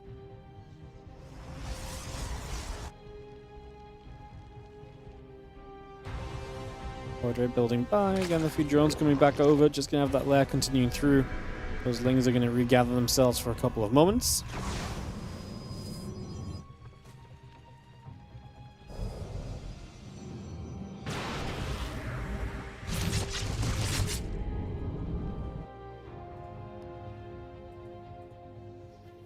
Back to this melee upgrade from Rogue. Obviously playing against the Stalkers. Typically you like seeing the melee upgrade against the Blink, right? So you usually feel like that's kind of a nice thing to see, but maybe I'm just kind of turned off from the fact that Rogue in longer games early has not had a good time. Maybe we can do something with that melee upgrade early on here this time to help out a little bit, perhaps. You can see that Baneling that's just ticking along. It's going to be about halfway done currently. The lair's still coming over. Yeah, a few additional Lings and so coming about. The Overlord's coming up as well. The melee upgrade will be done very, very shortly here.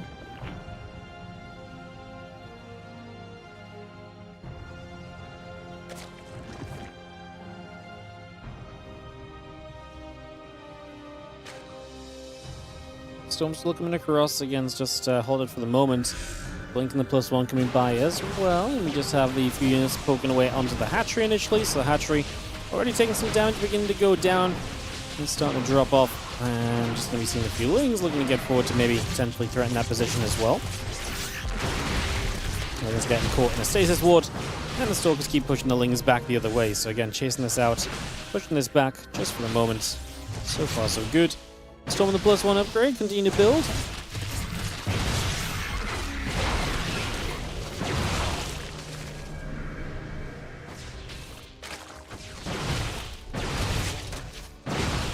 Obviously the Lings can push these Stalkers away, just keep the Lings up and healthy. But that Baneling speed coming behind is not as quick to the Hydras this time. I wonder if that's an adjustment here from Rogue. Realizing in some of the earlier games, trying to get to the Hydras too quickly, maybe put him into a spot of bother, and they needed to actually try and, steer clear of that where possible. Stalkers actually going to get after these, those Lings looking to get after those Stalkers there. The Stalkers blinking back through, and the Lings were not able to capitalize as well as they maybe wanted to, so unfortunately not much able to go on there. The Lings looking to make a play. Zard Stalker Archon in the center, gathering about.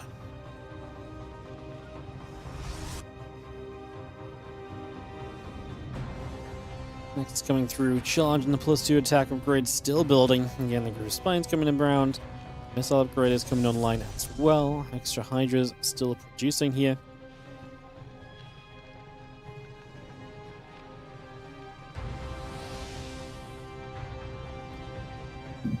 As Rogue gets into a lot of Hydras, I like it a lot for him, but again, he is playing against this teched up Protoss army. We are playing against those Storms that are available. We'll see how well he can maneuver around the map. Like I said, I do think this map has a lot of the pathways and the surround potential. I imagine there's going to be ways, but it is very choky until some of the rocks go down. So if you can't get those rocks down, maybe Classic is still very safe to be kind of on the map as well.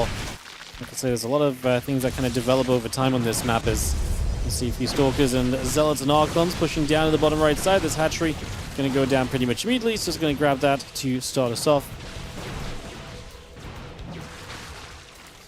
Well, again, as soon as Classic starts pushing, this is the issue in the previous games. Once he starts pushing, it feels like Rogue just has absolutely zero answer to what Classic is doing. Like at that stage, it just feels like it's already kind of just flopping. As you all can see, the Ling Bane coming pressure in here. Actually scares the Zealots back. We have not seen the High Templar drop a Storm just yet. Finally, we do drop one. As those few Banes that did get stormed actually do make their way through anyway, though. So maybe not too crazy of a situation. The Hydra Bane still pulling back over to the left a little. Just repositioning there for a few seconds.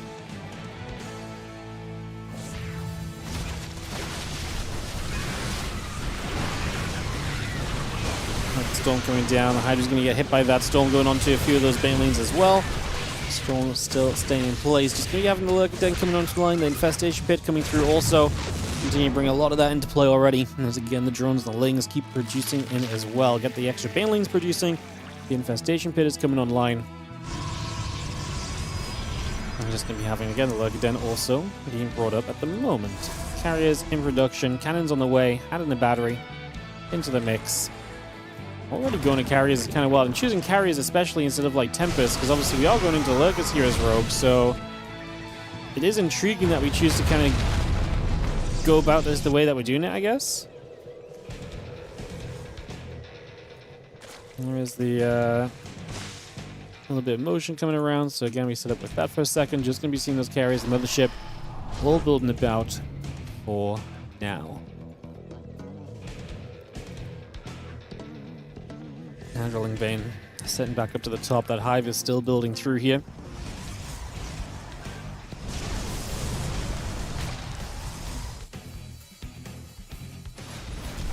Andrew Bane stepping up over. He's going to see the couple of Zealots. They're going to get jumped on. And just picking off the Observer as well. Carry about to be done. Mothership. +3 attack upgrade. +1 air weapons continue to come by. Those few Lings are going to wrap around. Putting up a few Zealots as well. The other Banelings are going to come across. Andrew Bane ready to go dive into the other positions here. So looking to see what else we can get up to. A couple of Storms are coming down.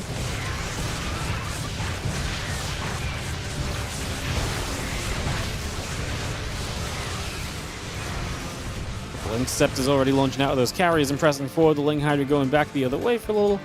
Just dealing with that.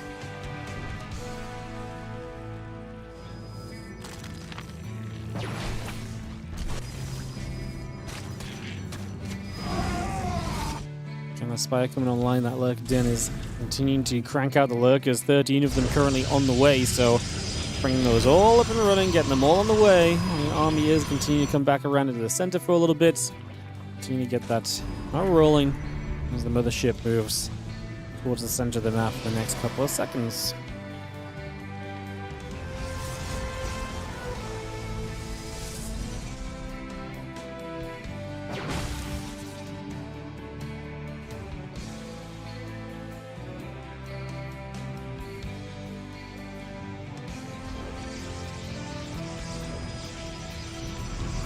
Carriers still producing on dice, is bringing those up. The army is already looking very good here for Classic at this point. We have a lot of the map taken from Rogue, so he's going to have a lot of money. He's going to have a lot of potential to potentially kind of take multiple shots at fights where you kind of take a fight, you rebuild, you go again. Obviously, Classic's army is scary, but Rogue has that potential maybe to hit the mineral lines. I think it's going to come down to running by, hitting mineral lines, causing chaos, and then obviously, like I say, taking the army down in a couple of fell swoops, basically. Feels like it pretty much has to be the technique and the idea of this overall. I was going to say those few Lings are still going to chip through for a little bit then. And kind of a little extra. And there's that +1 flyer attack upgrade coming up. Nice Storm comes down. Zones nicely. Lurker's going to burrow into the Storm. And just try and get this position broken. The problem is like I say, every time you make a move like this as a rogue, these units get very committed. In this case, the Lurkers may get away, but it's the kind of thing that doesn't always happen. And Classic has a couple options. Either you do commit onto those units and you maybe capitalize, or you maybe say if you've got so much across the map, what's your defense looking like? And right now, Rogue's supply block is not even fully maxed out. Trying to get some Corruptors up, he needs a better answer to the carriers, most importantly. Like, without anything to really answer the carriers, everything else here maybe doesn't even matter all that much. And do you see the Lings trying to get rid of that Nexus? The Lurkers into the main base, actually very annoying, going to force the recall. Wow, Classic's actually going to have to pull back the entire army to deal with this. Does protect the main base, props the cloaking. Chaos is going to save Rogue. If it wasn't for this Nidus, I actually think Rogue is in some trouble on the other side with his opponent about to push on into him, but he gets away for now. So Rogue gets away with one there. The Lurkers, the Hydras, the Corruptors still coming about. Just going to be seeing the couple of carriers taking some damage for a few seconds as well. Again, bringing everything back around for a couple of moments. Just going to be seeing still the high tempos coming through. The Nexus on the way up. Bringing a lot of that on the way into place for now.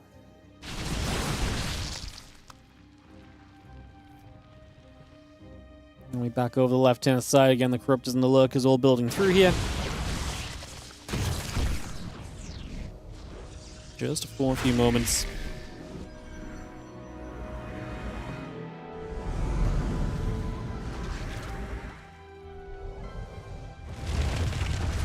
This army is terrifying. It's just massive. 132 army supply pushing across the map. Classic has money behind it as well. The Lurkers are going to do what they can. And do you see the first storm coming in? The Corruptor's going to make their go at the carriers. Gets rid of one. Classic has to respect this so far and actually does have to hold back a little bit. So for now, herO kind of forces Classic away once again.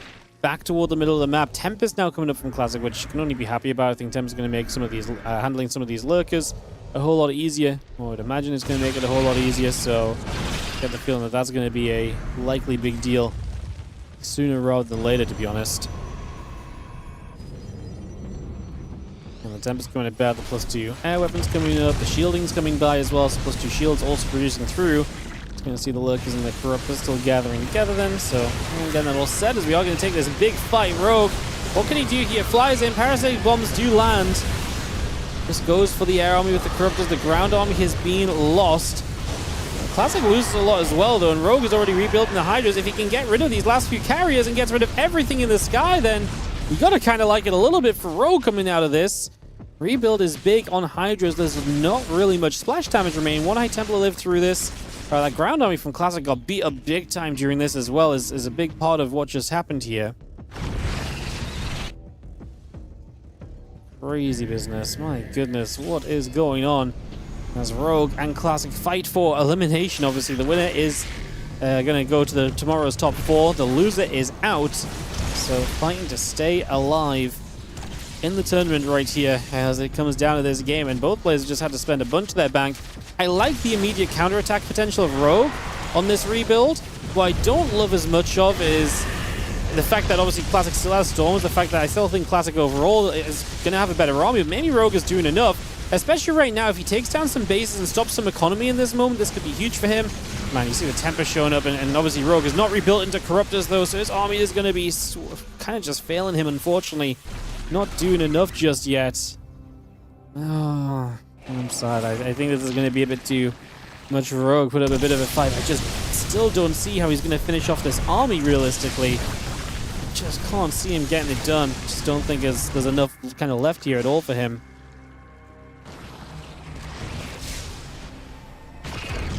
Going back. The problem is he needs kind of another massive fight like before, but I don't know if he really has the composition for it. Obviously, there's no Corruptors left over, so the 6 Tempers are just a major issue.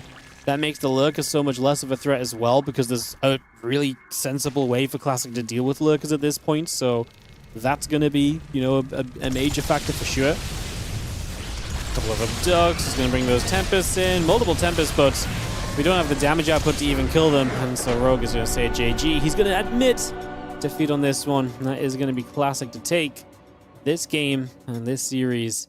Knock this down and to round us out, him advancing through to the top 4 as a Classic into the top 4, and we'll be playing the lower bracket semi-finals against either Percival, MaxPax, Clem, or herO, pending who comes through that lower bracket later on. We are going to be heading back to the winner bracket now, though, which is going to mean that we're going to head on over to the American server for Percival versus MaxPax. This is then going to be accompanied by Clem versus herO just after, guys. And then we will go from there. So Clem versus herO coming up very soon, but first Percival MaxPax, and obviously the winner of Clem herO will play the loser of Percival MaxPax as well. So we'll get this ready to go. I'm going to take a couple minutes break, guys. We'll be right back with you with more StarCraft DLC just after this.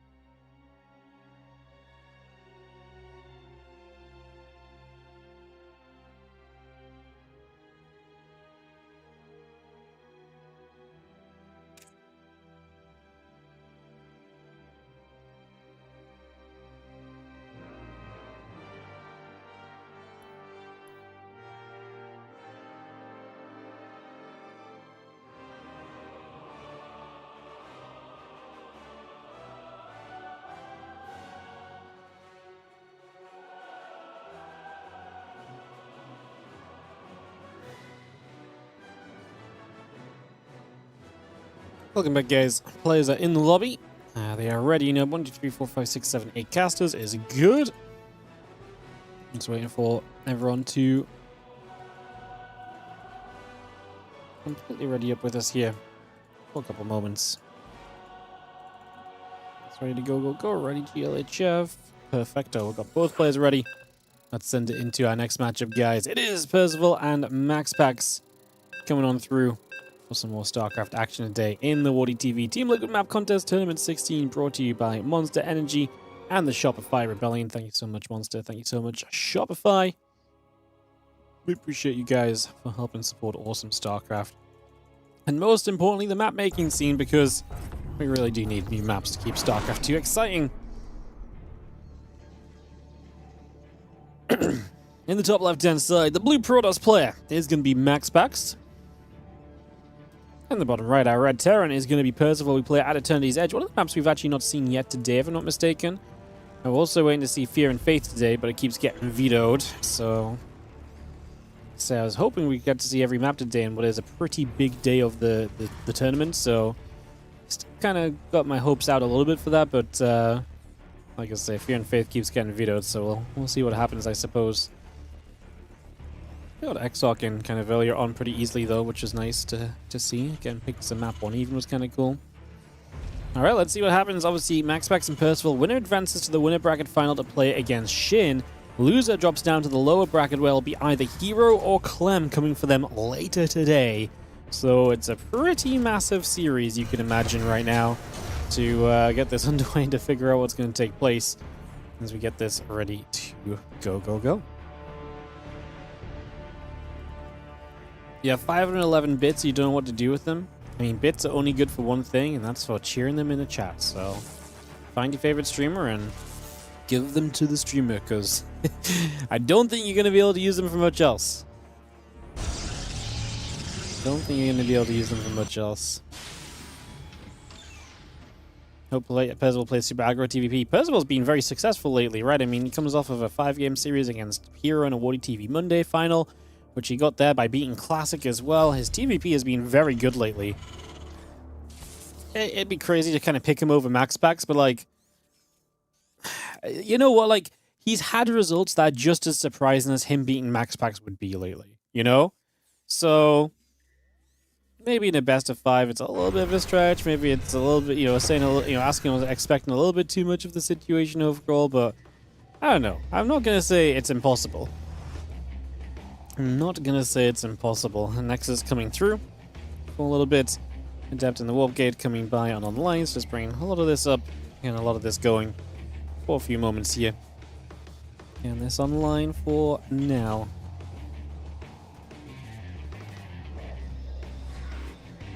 probe around the back. Gonna throw the Twilight Council into place. Just gonna bring that straight through.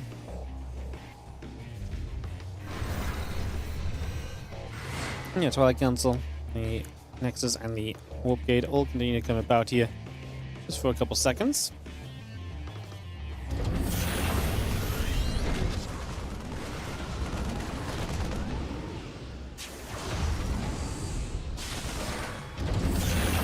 Bunker filled with a few Marines. The Adept going to try and get up the ramp. A couple of Marines will be popping out. The Widow Mine will be building by as well, so you bring that straight across. He's going to play cleanup, and the Adept's going to come back around. The Hellion going to go shooting for a little bit as well. Just trying to see what else is going on for a little while. Do have the Hellion and the Marines. It will chase that Adept away. It will live. Obviously has the shade in time to get out of there, so looking reasonable in that regard. The Blink coming through, that Warp Gate coming up. Max Specs heading to the Blink is obviously one thing we're expecting to see a lot of in this series, if not every game.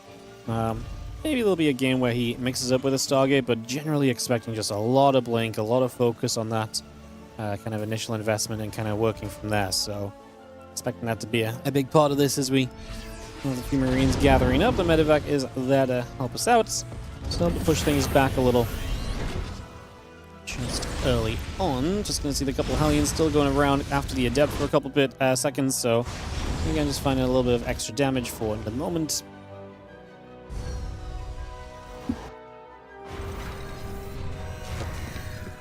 Marine, Rex coming through. The couple of additional SCVs still building by as well, as you can see. So again, getting that online.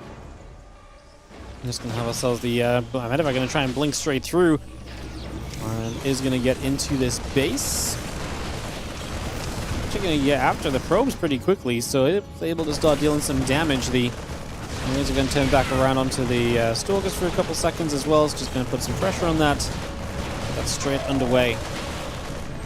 Marines has 3 workers with the Widow Mine still yet to fire. That's going to make it 4, so really not a bad effort, all said and done. This is 6 probes going down as the last couple of Marines fall. Yes, we lose everything. That mine will obviously die. It should never fire again. But 6 probes is still 6 probes, and that is good early damage dealt against someone who's going to play through gates and try and come across the map at you. I do wonder a little bit if Max Pax is going to play fairly safe against Percival, expecting a lot of aggression, expecting a lot of stuff to kind of come his way. I wonder if he kind of says, you know what, yeah, if you're going to start doing a lot of that kind of thing, then I'm going to, you know, maybe kind of play a bit safer, take my third base a bit more slowly, maybe take some early attack in these games, in this series. I think those are very viable things that could happen over the course of this. The few Stalkers is going to poke about then for a couple moments, and with the Prism, try to find a few shots of value. Nothing really too much going on just yet, though. Overall, at the moment, against Impact +1, Marine Marauder, Siege Tank continue to build by for a few moments here, getting all of that up and online at the moment.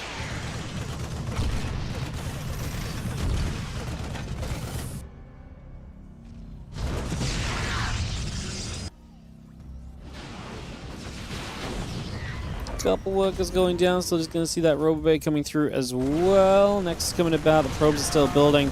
So just getting a lot of the rest of this coming across here.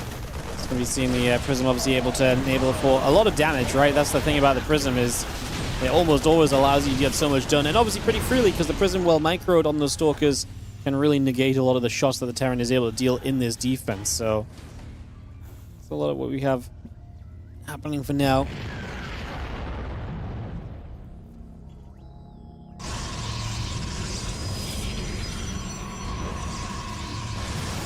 Impact Combat Shield +1, still building through. Just going to be seeing the Brave, and at least putting some pressure on the center. He just about got away from that auto turret, her. Actually looks as though it could have been kind of concerning, so just about able to get away from that. Makes this a little bit of an easier time. We do have the, again, upgrade still coming through. Medevac, the Marine Marauder, all coming about here just for the moment. Bringing that about and settling this into place. Stalker's going to come in for a little extra damage and fire up a few more shots. A few Stalkers ready to jump onto this bio. A little bit of a stem drop straight into place. Stalkers get chased the other way. And everything else. Combat Shield, Concussive Shells, and that +1 upgrade. Going to be done soon for Percival, who is able to push Max Pax back. Let's look at the game state then. Army supply good for Percival, pushing at the moment. We're kind of fine, only 7 behind. He is building a third CC. There is going to be the siege tank showing up here from MaxPax. He gets a good dive on these tanks before they were sieged as well, and these Zealots are very tanky right now against what is a Marauder-heavy composition. And yeah, the tank's not really sieged soon enough to really do much here. A couple sentries are low. The Stalkers are low as well. Don't get me wrong, Percival was very close to getting through a lot of this, and like I say, that's why I mentioned the tanks not being quite sieged and ready to fight. And that why, and you know, that part of that being the pounce being so good from MaxPax, because I actually think if those tanks were sieged up and got a couple shots off as that army first engaged in, MaxPax might have actually been in a lot of trouble then. A couple of those units on lower HP to begin with, everything starts dropping apart so much more quickly, and then you maybe just don't have an army to play with anyway, right? So we're going to see a few more Zealots unloading. A couple of Widow Mines are going to aim and get ready to fire. Temple Extra Zealots going through. The Marauder coming about as well, trying to see just what else is going on. Widow Mine coming about. Extra work is going through. Just going to have ourselves the Colossus, the +1, and the Thermal Lance still coming into place. And 14 SCVs going down. These Zealots obviously just dealing mega damage. Are extremely successful. Have we seen a counter drop from Percival? Going to supply block MaxPax. We'll depower the Robo facility here. Supply blocking MaxPax further. Widowmine will do its work onto the Zealots. Good retargeting. Well, actually gets a Stalker from the retargeted Widowmine. Means these few units right now are not doing enough to actually save the day. So this is a little bit scary, a little bit problematic actually, as we're going to see the Colossus showing up, but they might not be enough either. These drops are doing insane amounts of damage. What is going on? Both the Colossus fall. The Robo facility gets Chrono boosted as soon as MaxPax gets it repowered, but my goodness, Percival finding value with this double drop. Now we're going to have 48 to 27 army supply right here, so a lot of army supply available for Percival. Definitely in the lead. He is rallying up the side, and obviously he reset the tech units. Knocking the Colossus count down to 1 is amazing, because now you don't have anywhere near as much splash you have to play against. That makes your life so much easier. And that actually might be the secret of this, as this fourth base just has to cancel, so MaxPax is going to be reeling a little bit right now, in some trouble. Percival has figured some things out in TVP lately. He has been really, honestly, very good in this matchup. He's playing it so differently to Terrans as well. Like, he's gone back into this kind of drop-heavy, super active style that Terrans have really stepped away from lately. And Percival is using it very well. I mean, like I say, he's had results 5 games against herO lately, knocking down Classic in a WardiTV Monday Cup. Like, these are the results which don't happen without you actually being very good at the matchup, believe it or not. And that's kind of where we are, where I feel like we're very much so at right now with Percival, where he is making this style that a lot of people have abandoned. He's kind of making it work again. We'll take this big fight here. Let's see if Percival can do enough with this. The few Zealots charging in to try and be the annoyance. The Colossus has to pull back. A couple of Vikings pulling away there as well. It feels like, Percival is having to run away from this. Most of the Zealots on the ground being the issue. MaxPax, the strength of him is his ability to rebound, and rebound he does in this game for sure. Seeing the Vikings, Marauders, the Marines coming up. A couple of Widow Mines still building through.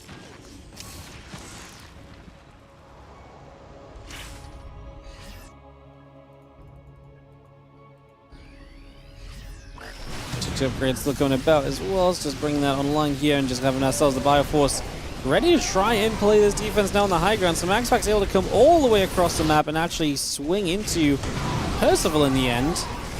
SCVs go back the other way, just going to start fighting this out. I mean, MaxPax going to get up this ramp. Is he really going to just turn this completely around? Wow. I don't really think that was going to be the way that this went, honestly.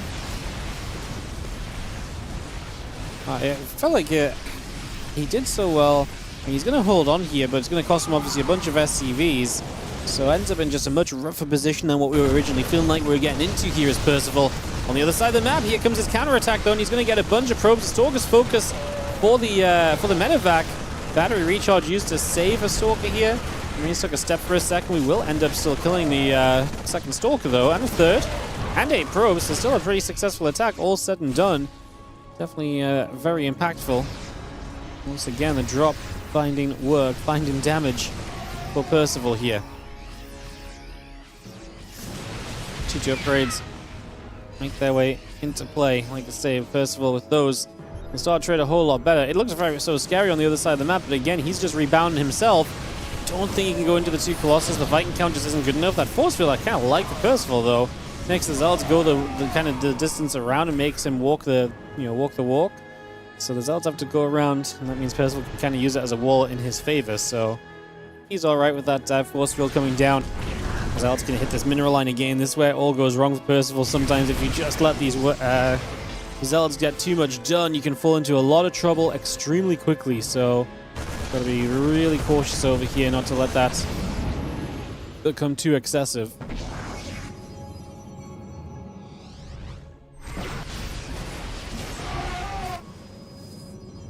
Marine Mortar coming back through. Marines up on the left side, going to try and get across as well, so also moving those over for a couple of moments. And having the extra Stalkers warping in. And again, the Zealot coming by, just bringing that straight up. And again, Vikings, Marauders, the command center still building here. Just for a few moments. You're going to see the Stalkers blinking forward. The Vikings again taking some damage once more.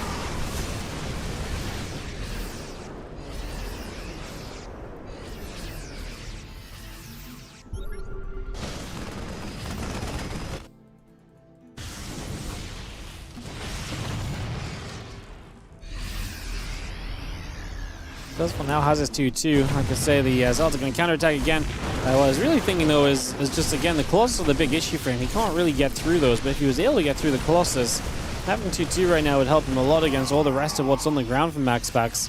If nothing else, he is keeping MaxPax in kind of a pushback scenario where MaxPax sits with, you know, you can see right now 140 supply. But he's only just about gone to 4 bases. Percival is establishing 4 bases too, so in terms of the grand scheme of the game, it's a very playable, very playable game for Percival and for MaxPax. Still just don't love the lack of Vikings for Percival here. He's running into all 3 of these Colossus. That's not going to end well for him if you have to run into all 3 of those.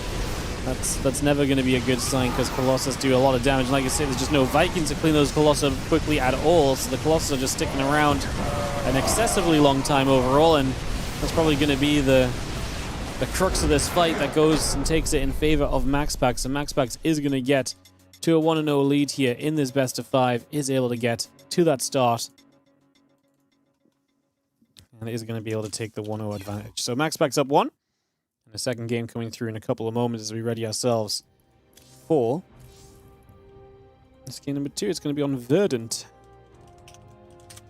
Let's get this set up for you all. I'll have to run a second of ads here though, guys. Give me one moment.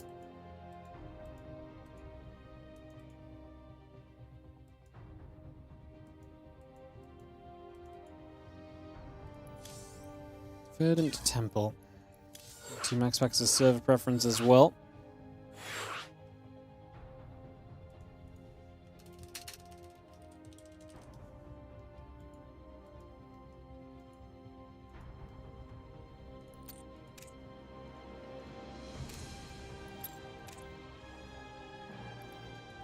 So yeah, MaxPax looking to make top for himself. Would be a winner bracket final against Shin tomorrow if he was to win this series. Very good opportunity to maybe make it through to the finals.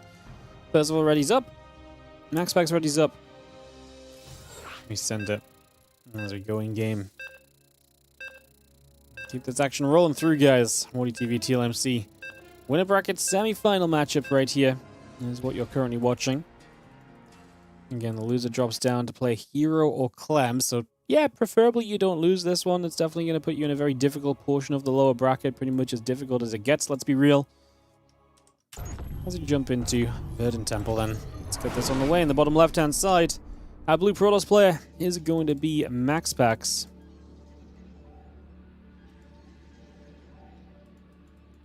And in the top right, our red Terran is going to be Percival, who finds himself down the game in this series.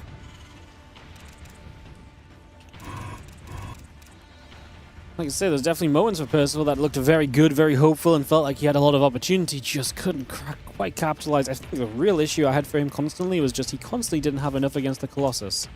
Constantly didn't have enough Vikings, never able to really deal with a lot of that.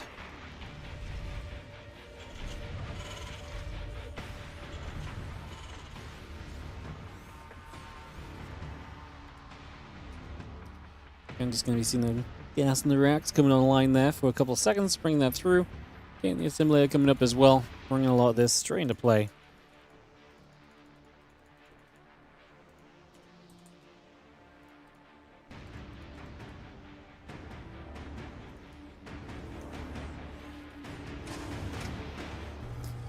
Probable scout here on Verdant Temple then, so it comes across the map and gets itself a chance to see what's going on just initially. Oh, very nearly lose an SCV. Don't lose an SCV. That would be Tilt City. That would not be a good time at all.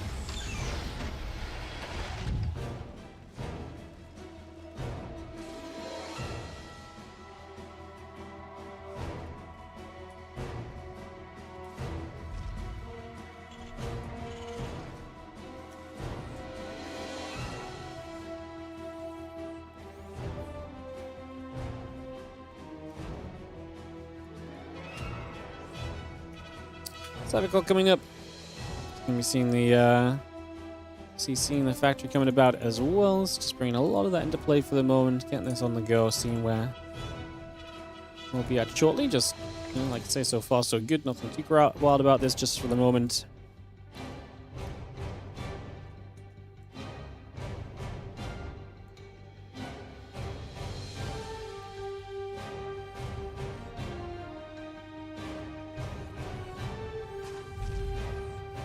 Can see that Wolf Gate coming online. Again, the sentry still building through as well, so getting that on the way. And again, the factory and the CC will continue to produce as well, so bringing that online for the moment. Getting this all settled into place.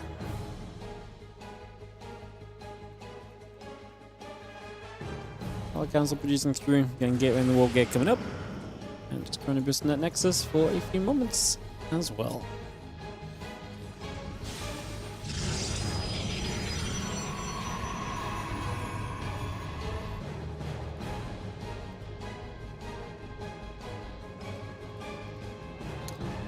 Well, the hallucination will come and take a little bit of a step forward, so trying to see a bit of what's going on here. We've seen the scout about again, see what's up, see what's happening. So there's not much of anything just yet, so continue through fairly comfortably for a moment or so.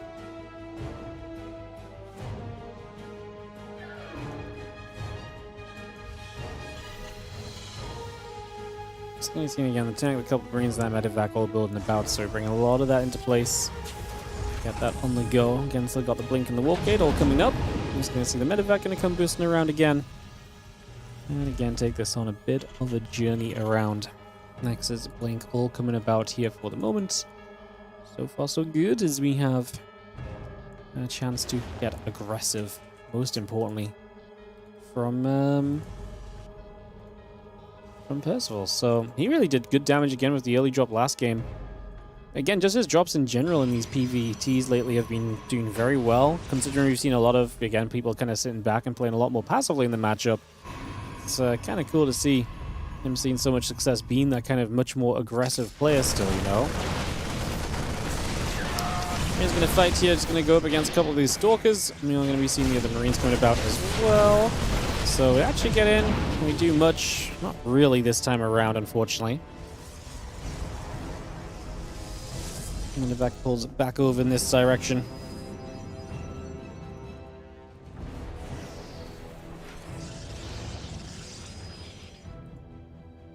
And then Rover Facility coming about, just going to be seeing the Stalkers, the sentry gathering back around again.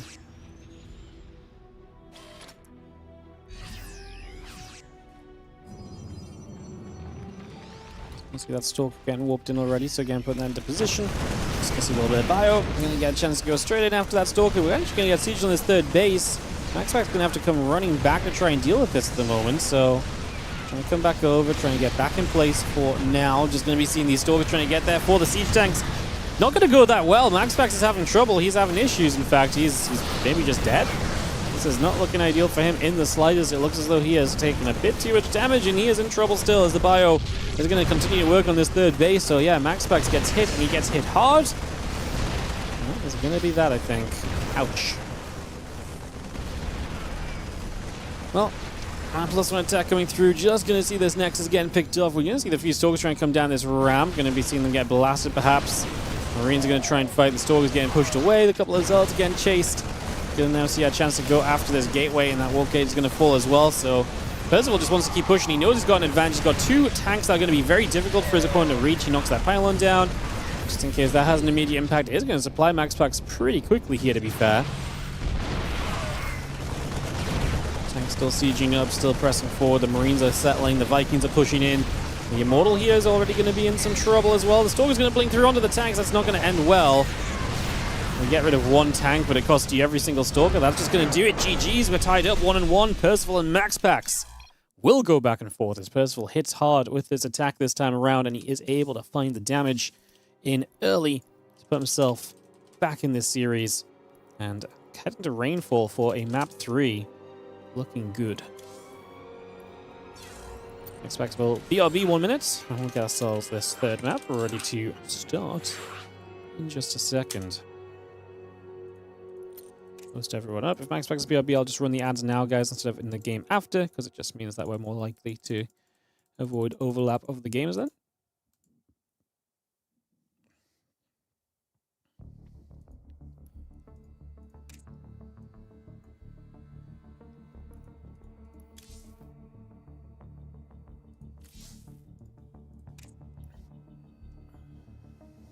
Cool. Cool. Again, let's see what we can do. Keep this series up and running, guys. Percival, again, a map of Max Pack's going to put him right up there in contention for this. Like it, very exciting.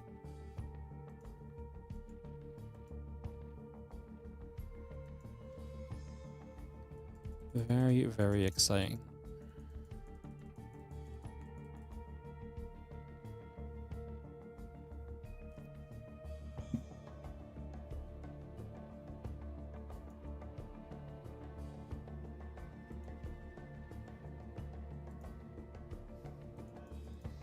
Again, herO vs. Clem coming up after this, guys, and then the loser of this series plays the winner of herO and Clem, setting us up into our top 4, which will be played, of course, tomorrow.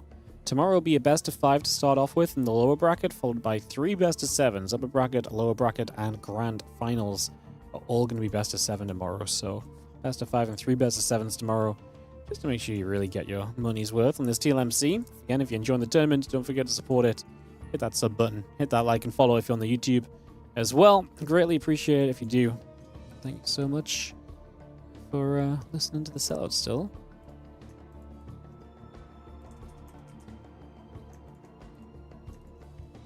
Bum ba da bum ba da bum ba bum bum ba da bum.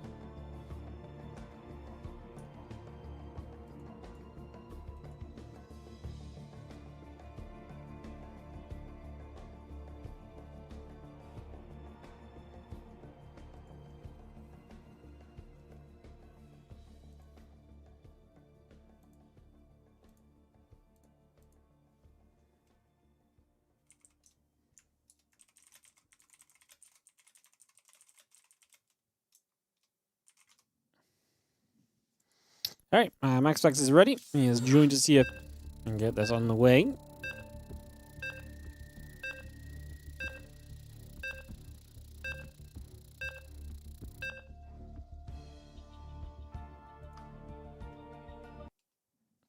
Let's jump into Rainfall, guys. Let's get this one started off.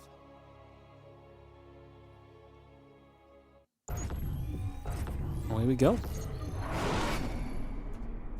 In the bottom right-hand side, we're going to have ourselves the blue Protoss player here.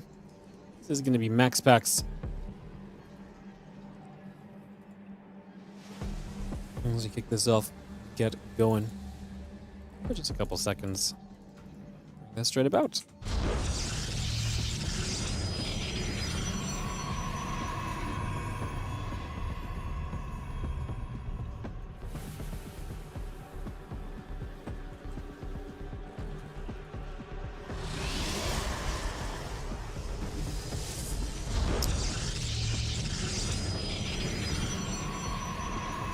Alright, so bring this around, get this started up, and we see where things are going to go for a couple of moments.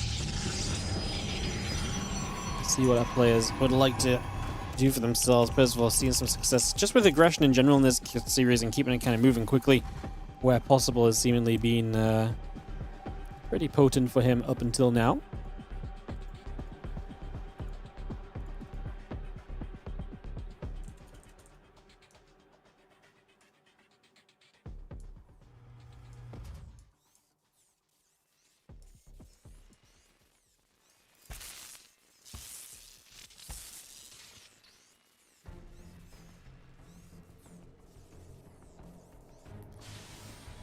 Probe just coming around then, taking a couple seconds.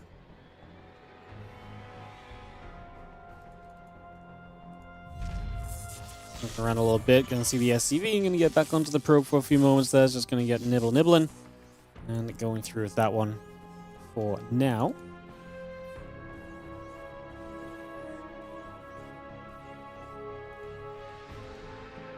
So you bring this straight over. Again, just going to be seeing the commands in the factory coming through.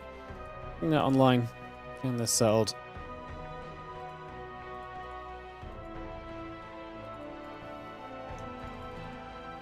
So far, so good as we just set up then, and we just have this probe gathering about for a few moments as well.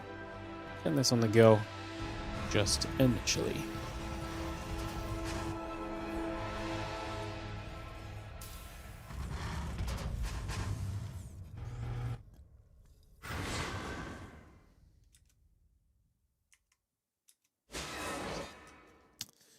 The Adept is going to be shading around for a couple seconds. Again, going to be seeing the Twilight Council coming through as well.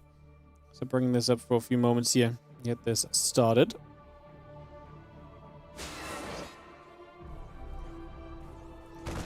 Adept going to come through. Bunker is going to be there. The Marine able to push that Adept back for a second. Just going to see the Adept coming into the mineral line. And starting to hit the command center for a few moments. Bringing that over for a second. Well, we have the Hellion to obviously help fight against this. We're already kind of bringing this Adept back with the Shade, though, so it should be safe, and we just get some initial damage. The Hellion actually moves forward, though, to try and catch the Adept, but the other Adept comes across as well. And that's going to make it a little bit tougher. The Hellion obviously wants to stay alive here. Ooh, staying alive by the skin of its teeth. Just about staying alive for a couple more seconds. Again, Blink coming through, Warp Gate coming up. Robo Facility in the gateway is still producing by for the moment.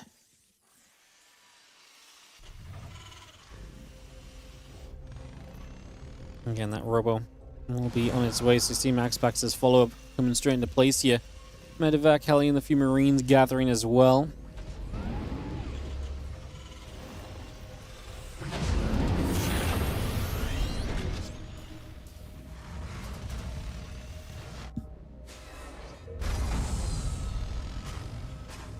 Again, Blink still coming through, that Robo Facility coming up. Just going to see the couple Hellions going to gather back around as well, so... And they're set back into position for the moment or two. Now if the Hellion's going to try and get forward onto these Adepts then. And again, try and get in position here just momentarily.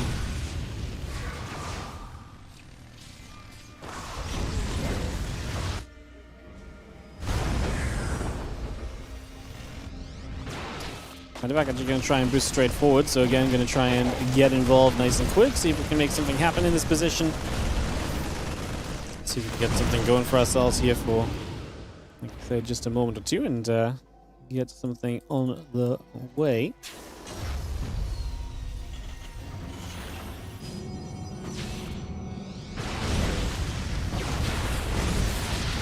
I see the couple Hellions are actually going to dive by, so they're actually going to see some success. They're going to be able to get through for a little bit of damage. 7 workers actually going to be a very nice bit of damage just to be managed initially, so bringing that straight over. Like I say, not a bad little starting point for Percival to get some work done himself, at the moment at least. The Stalker's going to try and come back across the map. They'll try and put a bit more pressure on themselves here. Just going to try and bring that through too.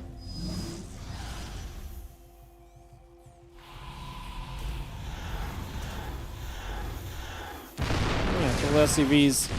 Everything else coming back across. Just going to see that stim pack coming up as well. A couple of seconds.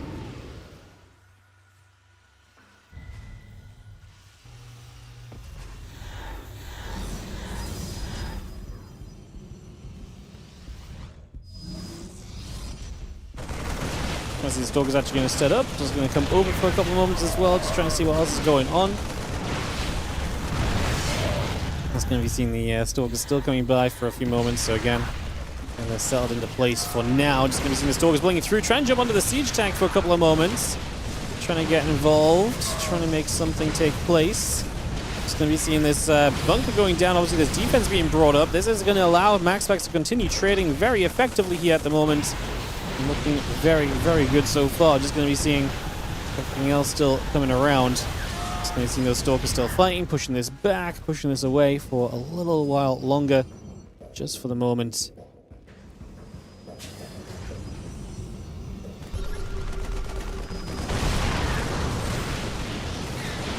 You see these Stalkers are going to continue to come back around. The few Marines going to gather back up as well, so just going to bring those back into place at the moment. Again, bring those in position, just going to keep all this pressure going. Percival already lost 26 SCVs, and it feels as though this game is going to get called. This one is going to get rounded out, and we are going to have ourselves MaxPax retaking the lead of this series as the Blink Stalkers get through and have a very good time for themselves over the course of that one. So a very successful game from MaxPax as he gets himself in good position, puts himself in a great spot, and is able to see himself through to a victory.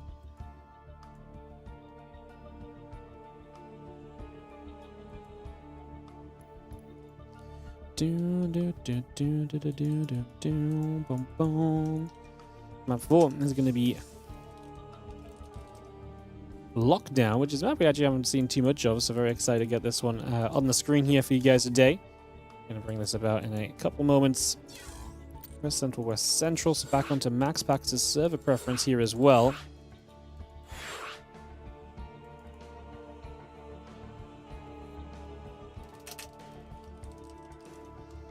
Drop the lobby link down. I'll get this going in just a few moments, guys.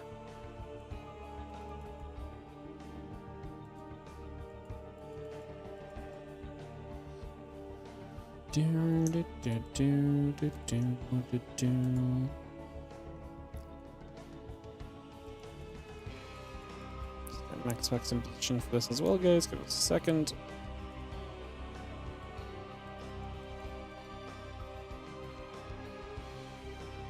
MaxPax is ready. Oh, for some reason I've got Shin in the play spot. Get Percival up there. And get this started properly. Ready, says Percival. And we'll actually probably get underway if the players are in the correct places. If I do my job. Imagine that. What are you doing his job in this stream? Unbelievable. Could it ever really happen? Could it truly be Wardy doing his part of the stream business here? Ay, ay, ay.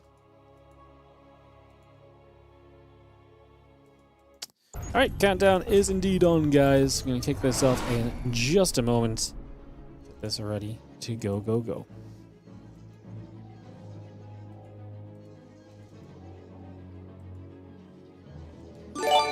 In the top right-hand side, with the 2-1 lead, it is going to be MaxPax.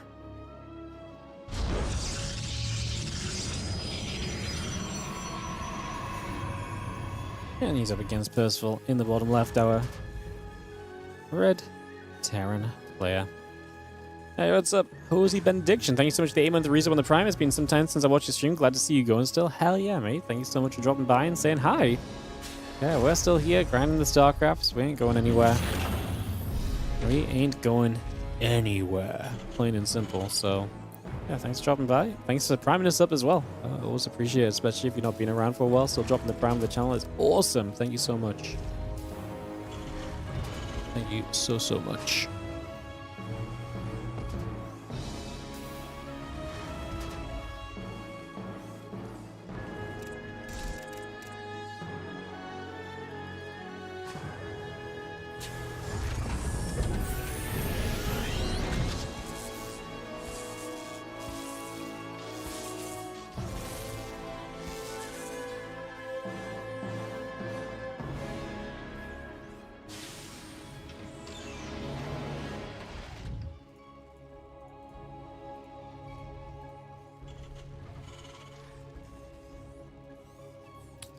Well, next is Cybercore. Factoring their orbital. No one's proxying or anything, so we're going to have a little bit of calm at the start of this game at the very least. So that is the good news for the moment.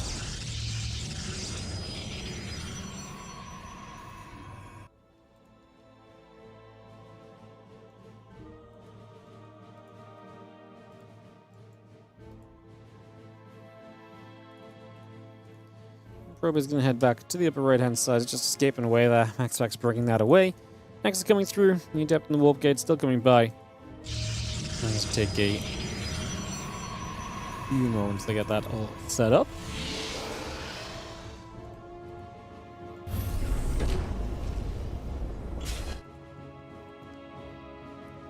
And the Marine coming over.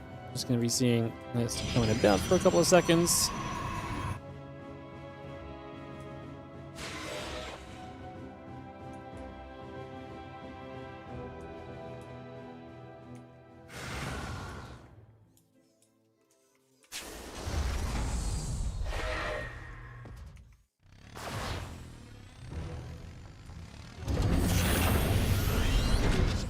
have the Widowmine gathering about for a couple of moments. Just going to be seeing the Hellion is going to get chased in onto the Adept again, as we've kind of seen before.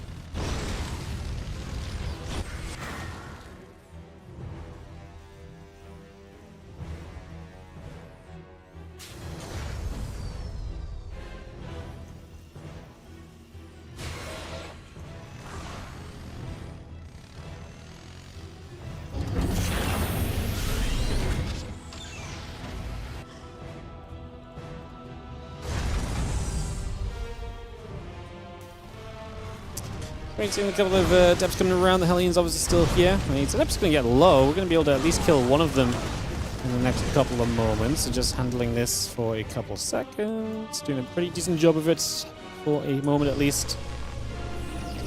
Again, Robo Facility coming up. The Gateway and the Blink continue to come about as well. It's just bringing all of that online. The Medevac is going to take the 4 mines across the map. So bringing that back to the other side just initially.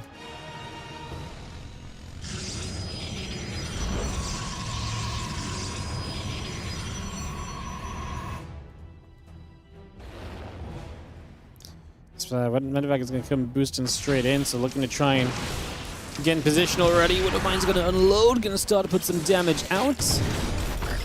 Getting straight into that one. And yeah, just going to see the other couple of Widowmines burrowing up once again, so trying to do a little extra. Nothing super crazy just yet. Still dealing with this pretty reasonably for now. We just do have a next couple moments coming back around.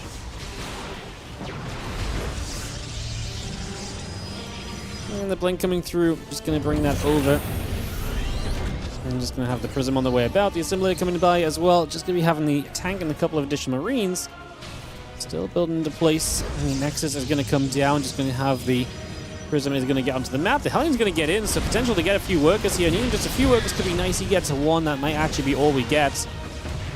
Just going to see the Hellions get cleaned up. Good defense in the end from Max Packs. Good bit of work done there. Very important. Could have gotten dangerous very quickly if you're not careful of that one. Well, again, that charge is coming through. Continue to bring that about just for the moment. We do have the Stalker, and Forge, and the Nexus. Continue to come by.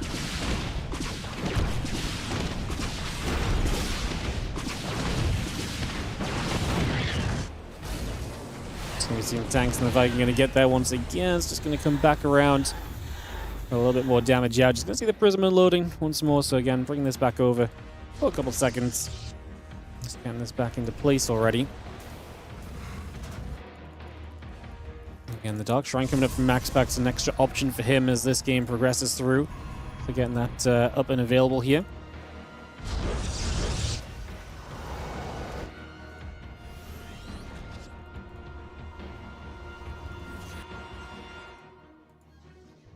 And Sim back getting closer from Percival as well. We'll see if he can do anything once that comes around. That's typically where you get the chance to be a bit more aggressive on the map, right, as the Terran player. So wait to see if that is something which comes about or not. As you are going to see this army get the scan on the Observer, and we'll look to start making some progress elsewhere over the next few moments, I imagine. Look to get some movement going. A couple of Bions there. Tank's taking some shots going back the other way a few moments as well, so bring that back over for a couple seconds.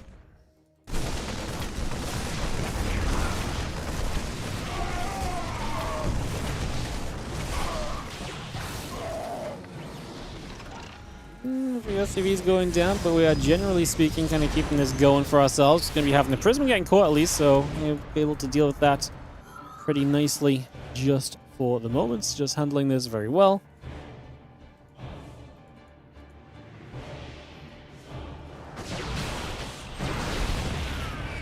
I'm going to see the Stalkers at least playing cleanup, but Percival's still pushing up, trying to get in position for the next couple of seconds, trying to get this underway.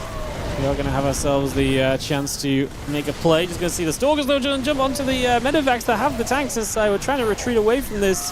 That could be an absolute disaster if this went down the way it's about to go. So yeah, needing to try and stay clear of that and stay a little bit safer the next couple of moments. Oof. Scary moment or two for sure. That, like I say, was very close to a disaster for Percival. His supply is still trailing. He's down in workers, but at least it is only down in workers. His army supply is still fairly reasonable here. And with that third CC coming up, he can still play into the macro game, I imagine, over time. Just needs to continue taking steps toward that for the moment. DT shows up. Obviously, that's going to be a distraction and something that comes in to be kind of a problem for him in general over the next little while as well, I imagine. So, gotta expect that that's another factor we gotta keep our eyes on and stay very, very cautious of wherever possible.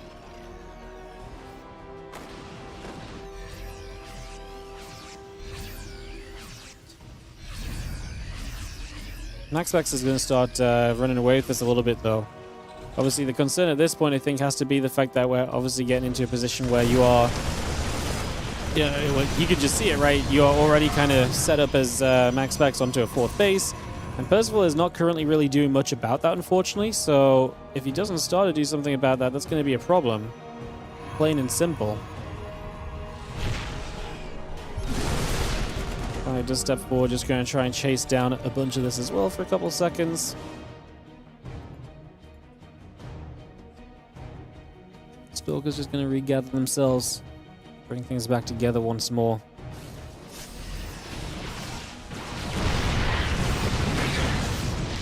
Bion coming back across again, the couple of Stalkers just going to get chased away.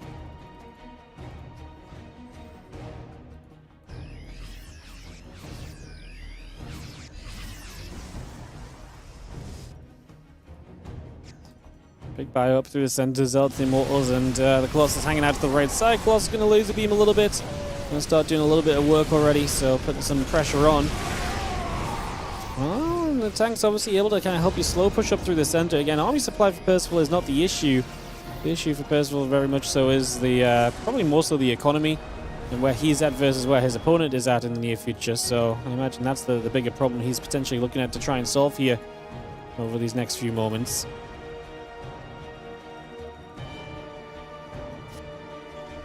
And that +2 attack and that thermal lens coming up as well, and the Zealots are going to swing around, so Percival's going to go up the right side. MaxVex is going to be arriving over on the left side, so a couple of split pushes coming in then for a couple of moments, a couple of shots coming through already as the army is going to initiate on this base trade. I mean, MaxVex just has so much more to be base trading with, is going to be the problem from the very get-go here, so gotta imagine that's going to be, like I say, kind of the concern. Let's just see the Zealots. I mean, all of these SCVs just going down. Percival is going to go to another base. Viking's going to try and get rid of the Colossus, and maybe if we get rid of the Colossus, the logic may just be that if the Colossus are gone, maybe the rest of this is more manageable by a bio army that's kind of left over at the end. So maybe we kind of play with that kind of idea in mind. And this couple of Medivacs going to just reposition once more. I'm just going to see again the extra Zealots coming around. The Colossus still coming through for the next couple moments.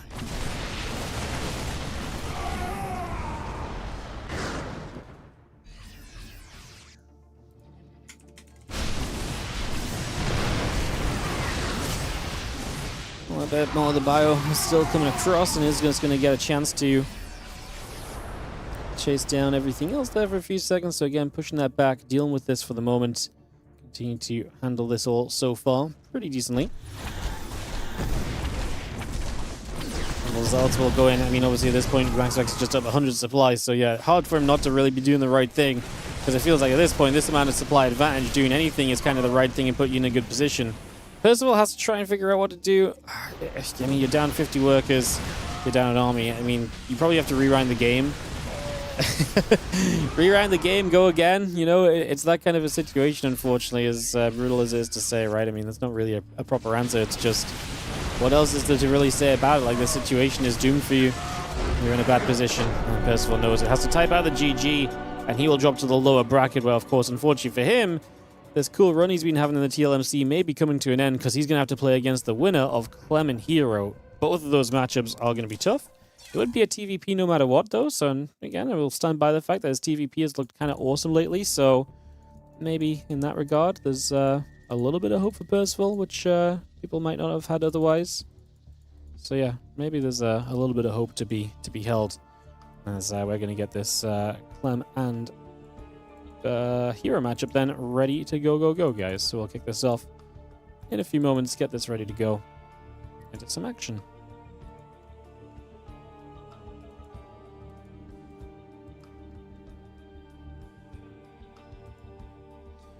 Alright, let me get people ready to veto and everything, guys. Give me just a couple moments.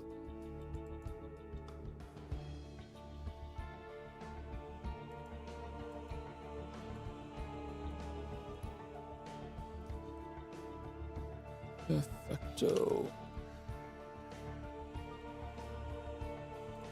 Boom, boom, boom, boom. Come here, both here. Let me find Clem, guys. Send him a quick message. And hopefully get him on track to get this underway. Perfect.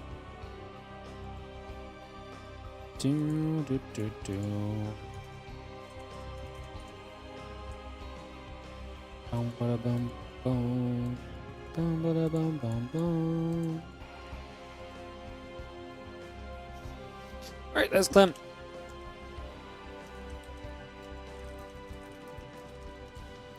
Here it does get server advantage on this one, guys, so will be a factor as well as we get this up and running, just to mention. Server advantage because he is playing the... What am I going to try and say here? I can explain this, I can do this. Because he got the better seeding in the group stage, so he is going to be the server advantage on that. Thank you so much for the donation. Let me actually open my stream elements to double check that one, because I did not see it on my screen, because I was messaging Clem.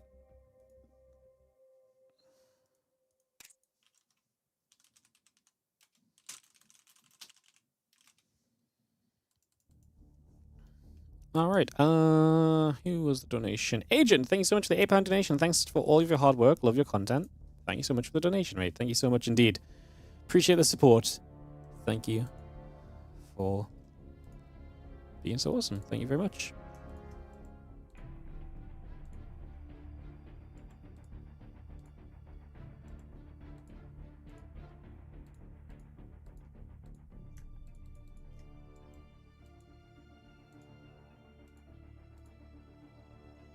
Bum, bum, bum, bum.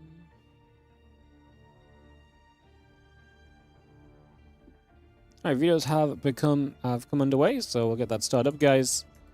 Get that going in a couple of moments.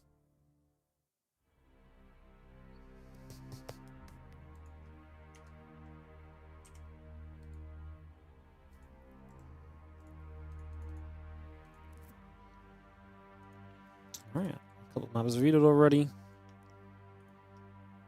Of course, we now know Percival will be playing the winner of this as well. And we also know that tomorrow's upper bracket final will be Shin Max Packs.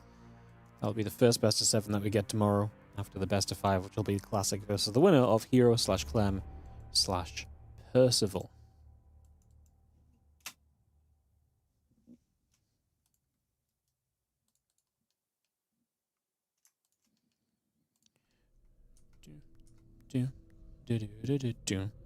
First map is going to be Verdant Temple, so we're going to start up there and go with that. And then we're going to have Fear and Faith for map number 2. Perfect. We hadn't seen that one yet today. I think that's going to mean we see every map today. I hope I haven't forgotten one. Maybe one slipped through the cracks. It is possible. I think we're going to have seen every one unless I missed one off. We saw At Eternity's Edge in the end. We saw Lockdown. And we're going to see Fear and Faith for map 2. Yeah, so I think we're going to end up seeing every game today, which is perfect. That's exactly what I wanted to try and get out of this day of games. Very, very cool indeed. All right, awesome. Let's get this ready to go.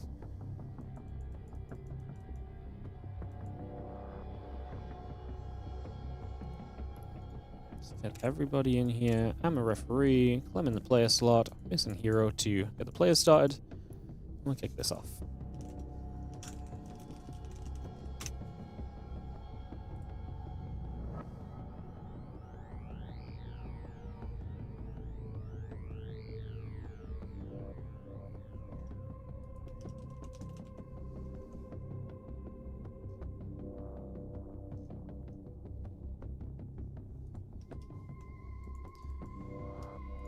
Alright, grab herO. push him up there. 1, 2, 3, 4, 5, 6, 7, 8. Everyone's excited for this herO Clem series, I think. Let's get it going. As herO and Clem is about to start off. Clem is set as Terran right now, so he's going to start this series at least as Terran, which we know lately has not been a guarantee for him versus herO. So let's find out what takes place here. Did this TLMC include 2v2 maps? No, this was a 1v1 only TLMC. The team TLMCs usually happen kind of alternating with the 1v1s or a little bit less frequently. I think the most recent TLMC we did, though, was a team one. So, yeah, no team maps this time around.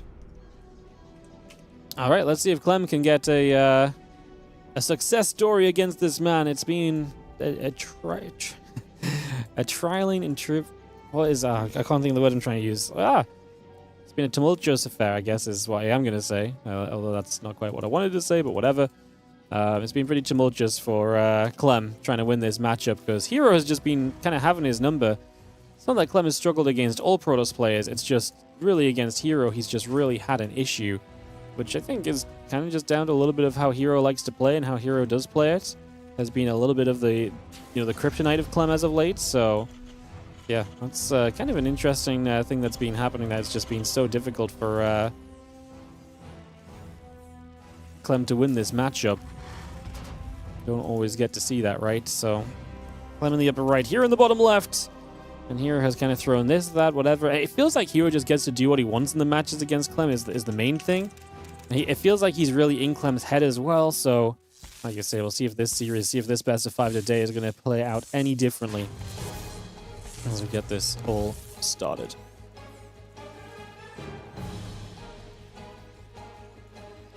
Rax, SCV coming about. Just going to see the gateway and the probe coming through for a couple moments, so we'll get that on the way. Bring this in as our starting point. The probe is going to get chased away for a couple of seconds, so the SCV going to come through there as well.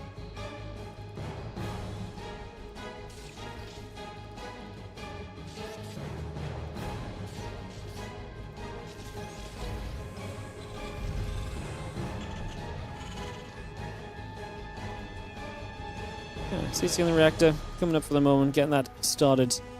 Getting this as a starting point just in general. Seeing where things are going to take us as we just have the CC coming online. Adept building up as well for a few moments, just bringing this straight about. For a couple of moments. Getting this all underway. CVs will pull over for a few seconds then, so just going to bring that across.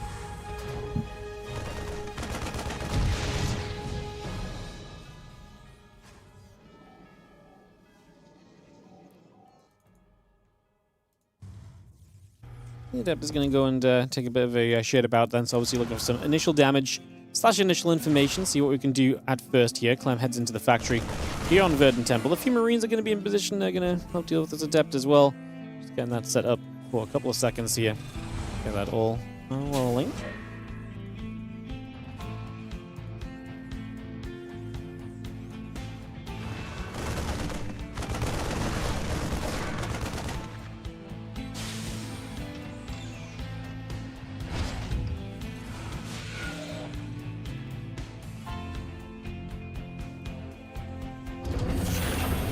Definitely going to try and get the ramp. Not really going to see too much success just yet, so not, like I say, going to be loving that too much just for the moment.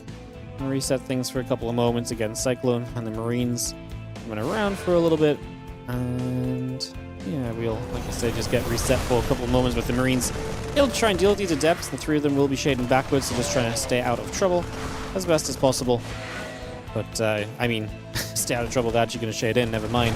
It's not really staying out of trouble, is it? The Marines are going to catch some of these Adepts then, so we will find some damage at least. It's already a bit of a positive on this, as Clem cleans up some of the Adepts and is trying to get himself settled in. Just initially. Push that back. Robo Facility still coming through. The Blink coming up also. The Cyclone gets a lock on. So Clem actually going to have a little bit of a push across the map. A little scary because his units are pretty low HP. Right, things do feel a little beaten up right now, so that might be a concern, kind of in the long term of this. We'll be finding out soon, I guess.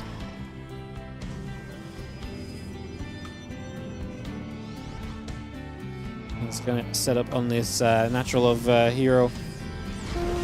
There's going to be a panel on the side. I think without a third base being up, it's very difficult to really justify kind of jumping onto anything in particular on this. As, you can get the pylon, but yeah, if there's no third base, then hero's not being super greedy, so there's probably not enough for you to do. Mostly the fact that your opponent probably just has enough units to really kind of deal with you, essentially, is what it comes down to. So, very tough to really, like I say, justify doing much more in that scenario. As the Stalkers linking across and just try to get a couple hits on the Cyclone, just initially, as well. And the Cyclone's still coming up. The bunker and the depot can come into play once more here.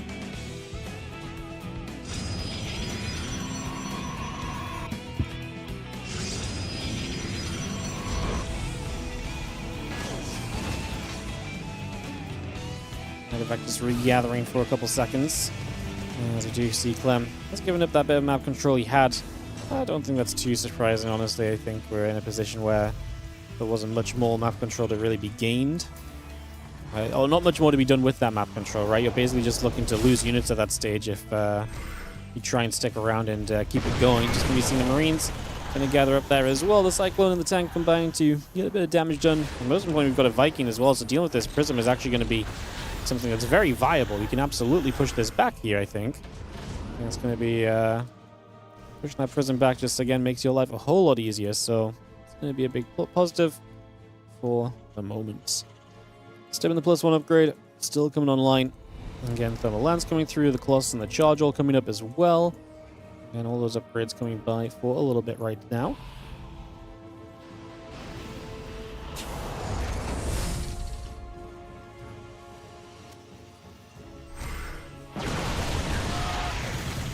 That's the auto turret down as well. Really desperate to just try and make sure that this does not go anywhere. It's really desperate to try and make sure we can deal with that as best as possible, essentially. So just trying to handle things, like I say, keeping an eye on it all and making sure we can stop anything too crazy happening. Step back combat shield, continue to build up. These Marines unload. The Immortal and the Stalkers come over there. Just going to see the medevac getting pushed away once again. So just going to chase that out of here for the moment. And yeah. Colossus, Thermal Lance, all coming through. Getting a few more bits and pieces up and online. Still got the Stim Pack, the Combat Shield, and the +1 upgrades. Building as we go.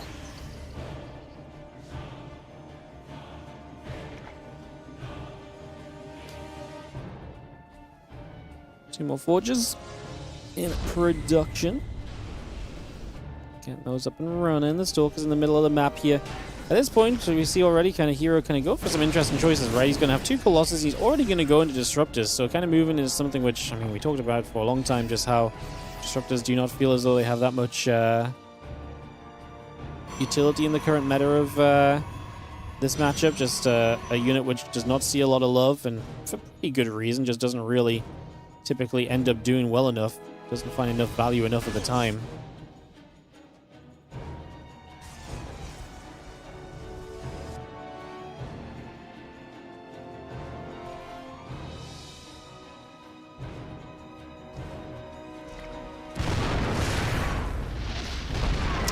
See a couple of tank shots, just gonna scare those couple of zealots away. So again, just pushing those back. Again, the Disruptor, the 1-1 upgrades all coming through as well. That single Marine is just being scouting about. He's gonna get caught by the few Stalkers. It looked as though Clem was trying to make a getaway with that, but that obviously would have been very, very hopeful.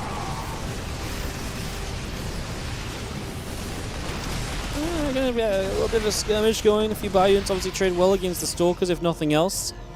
And remember, this is an elimination match because Clem started in the lower bracket and heroO lost to Classic, who is also now in this lower bracket. This tournament has definitely had some pretty fun twists and turns, and it's been, I mean, stacked as well. Obviously, at this point, we're talking about a match that could be the finals. Instead, is like lower bracket round 2 or whatever. It's really been a stacked up event. Yeah, the way that it's played out has been kind of crazy as well in general. Let's just see the Ghost Academy going through. The Armory and the Starport continue to produce a couple moments. Need to get that all on the way up. CC, I'm going to come back down in position over here as well.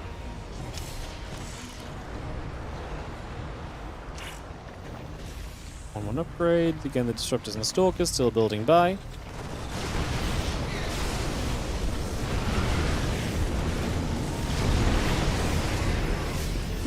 Disruptors obviously trying to do their thing, zoning backwards here, but I think herO is about to show us the weakness of this army, which is that when it gets chased and the Disruptors don't hold your opponent back well enough, it becomes very difficult to really be competitive here overall. So, because now this army gets chased and you lose so much in the process. One Colossus left. Disruptors gonna do okay. Clem has to go for a bit of a last-second split there to try and figure this out and trying to rectify things a little. But, man, this is becoming a Disruptor-only army very quickly now. There are so many points where I've called it. I'm like, all right, well, surely Clem, now he's gotten this down to just Disruptors as the tech units. Surely he just dominates from here. And then there's been a bunch of games which have absolutely not been Clem dominating from here, and he's lost out, even though I was very confident about his position. This is a good split back from him initially, though. It's a good starting point to work from as he tries to press forward. Another Disruptor shot will grab a couple of units. Nothing too major overall. Just a couple of kills. And you see the rest of these...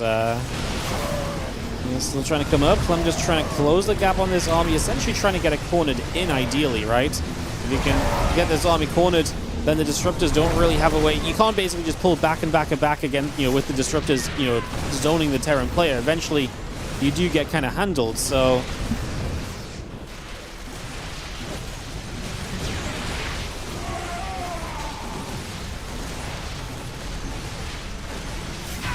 We've seen this Bio 4 still holding its own. Obviously has a couple tanks here as well, so this position definitely looking very respectable for Clem. I like where he's at. Supplies are going down on both sides though, so no one really taking a significant supply advantage. Clem is not going to be able to break in, and herO pulls off the defense, and now he is going to get himself back to a couple Colossus, which I actually think is very important here.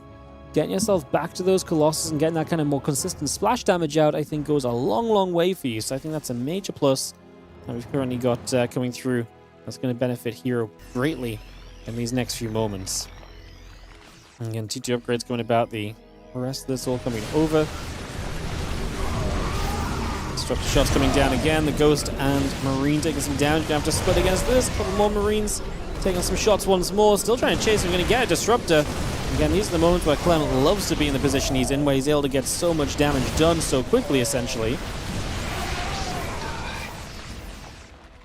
And obviously you're pushing herO back and really kind of improving this position for yourself when you push him back in a way and get him, like I say, back up against the wall. Disruptors on cooldown.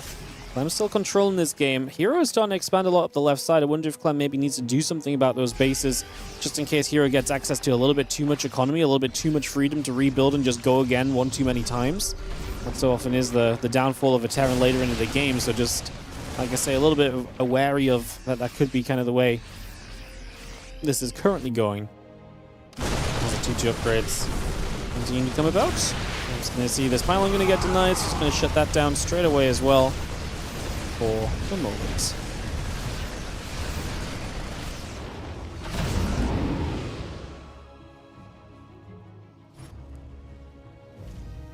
And 2-2 coming from herO, playing catch-up on the upgrades. Clem has yet to start 3-3, which would be nice just to get going. There it is now. Just because he already has the upgrade lead, right? It would be nice to hence maintain the upgrade lead instead of throwing it away. So he's going to fix that. He's going to find himself towards the upper left-hand side. This is going to be fun because Clem's already in position, and that's really good for Clem. What happens if you're, the one having to push into Disruptors, then the Disruptors find themselves maximum value. If the Disruptors have to push into you, it's so much more difficult. So Clem's going to force herO to kind of take this fight to defend this base. He's already been hunting as well, by the way, with the Vikings onto the Colossus as best as he can. So trying to find a little bit extra in all of that. I'm just going to see the Zealots, the Stalkers, the Disruptors still pushing through for a couple moments as well. Bringing those around. Just going to see the Bio regathering. And a couple of Disruptor shots going to fly on through. This Planetary Fortress in some trouble, having to step back for a couple of seconds and just move away from this one, as we are going to be seeing this base going down. So herO turns this into a push, which gets rid of a base of Clem, which is, well, very good going, because like I say, I felt like this was one which was definitely kind of meant to be focused on Clem kind of pushing into herO, but herO's pushed into Clem, and now Clem is the one in trouble. He's losing a lot of supply. I think he'll be able to rebuild back out of this, but that was a bad moment for Clem, where herO absolutely just takes advantage of the situation and gets in a good position, takes a much better fight. Obviously, equal upgrades for the first time in a while here as well, and so herO is really looking to utilize this in his favor for the moment. A couple more Disruptor shots coming through. Just going to see those shots coming about. Just going to see the Bio army still pulling away as well. Another couple of Disruptors coming straight down into place. I mean, herO is going to get chased away from this. We are going to push this army back. Another couple of disruptors show up. Can Clem deny these? He says no. He's going to try and split against them. There's a lot of disruptors firing at once here. They don't really do that much. This Bio army may have to stip again, but if it does, it may find serious damage, as we are going to keep pushing up these disruptors. Most of them on cooldown. Clem went for the target fire. The disruptor actually missed, though. It targeted badly and misses the army it was aiming to hit. My goodness, this is being tense, but Clem gets the pushback on this force of herO and is able to chase him away for the moment at least and keep himself in control of this opening game of this best of 5.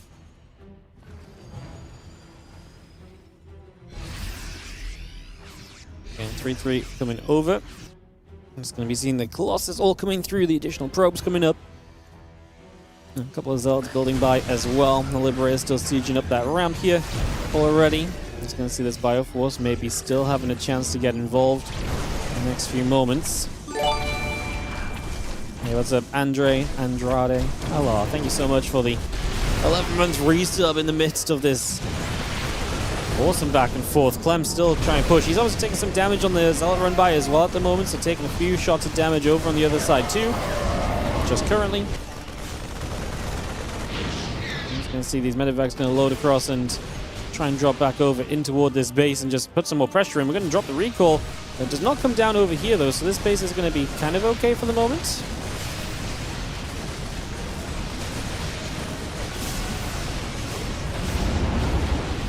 It's going to be seeing this medevac going down. Sorry, I said this base is kind of okay. This drop's kind of okay for the moment. And we get rid of the base, we get out. Not a lot getting out alive, but I don't think we need to see a lot getting out alive in this situation for Clem. His army supply is still a problem, and he's now down to 41 SCVs, so maybe it is an issue. herO is only on 3 active bases in the game, so Clem has more income to potentially work with long-term. But again, that is long-term, and right now, if herO attacked Clem, would Clem be able to hold it off is probably the big question. There's 3 Colossus in play. Now, obviously, we have some Liberators that are going to do a very good job here in terms of trying to hold this off. Like I say, the Colossus count is not great, and I really do think the Colossus count is the one thing that we actually need to deal with more than anything else right now here as Clem. The Colossus are genuinely creating an issue for him, so going to be a problem for sure. As we are going to be seeing this army of Clem and try and take the chance to stem forward. SCVs are going to pull through as Clem is just very serious about making sure he survives this. He gets the dive onto the splash units, the Disruptor and the Colossus all go down. He loses some SCVs, he'll get the rest back to work, but I think he still has got the advantage in play for the moment. So it feels as though Clem is still going to be okay here in this, again, grueling affair on Verdant Temple.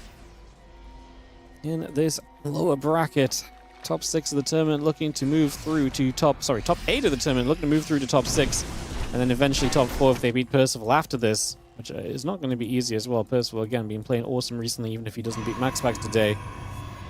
Couple SCVs go down. Just going to see the Stalkers being chased about. The Bioforce coming back over once more. Having ourselves the Stalkers still going after those other Marauders. So coming straight back through to this. Continuing this at the moment.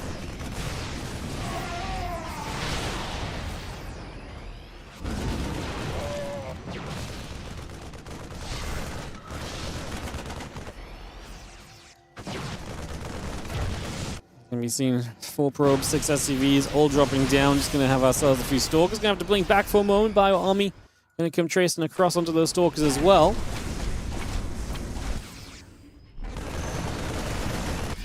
Couple Marines unloading, coming back around for a second then.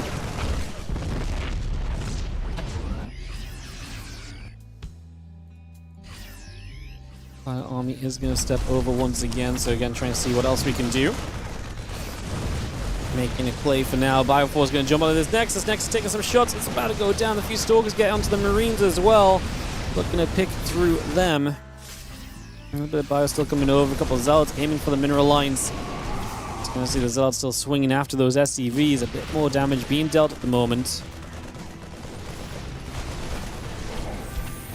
The Zealots keep swinging. Just getting a bit more damage done.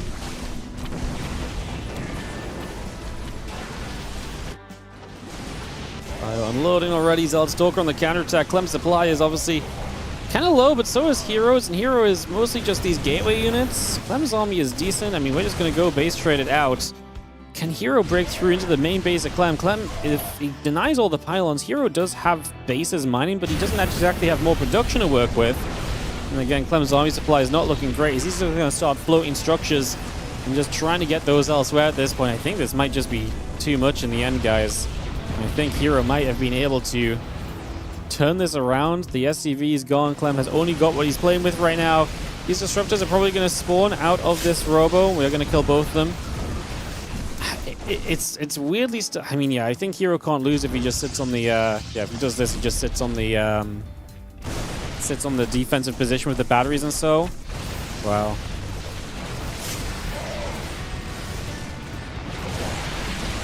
It's going to be seeing the Zealots and the Pro still going down. It's going to be seeing the Stalker still getting hit. Just going to be having another Disruptor shot coming through. Clem is making a pretty good go of it, but yeah, I mean, you got to get through the cannons after all of this as well, and that's going to be an issue on top of everything else. GG says Clem. herO has this incredible way of just not dying with this unit composition. It's absolutely crazy. I really felt like herO was very dead at so many parts of this game. Wow.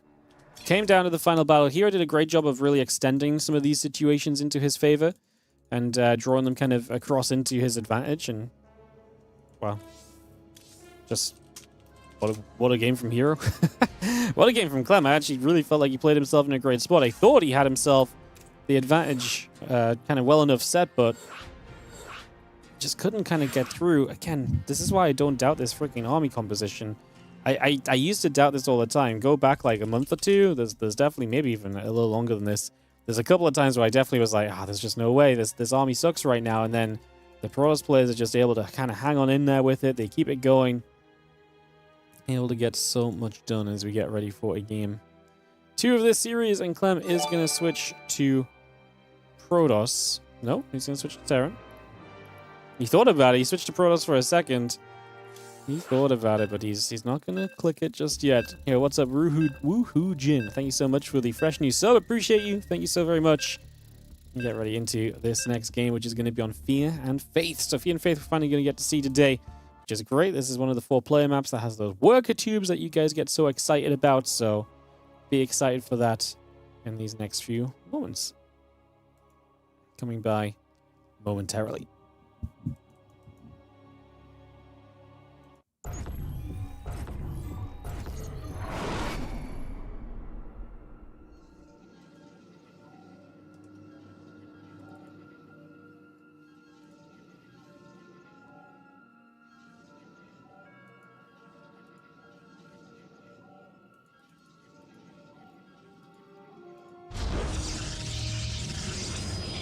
And the top left-hand side, able to take the opening game. It is going to be herO. And he is obviously then up by 1. Up against Team Liquid's Clem in the bottom left-hand side of the map as we get this up and ready to go.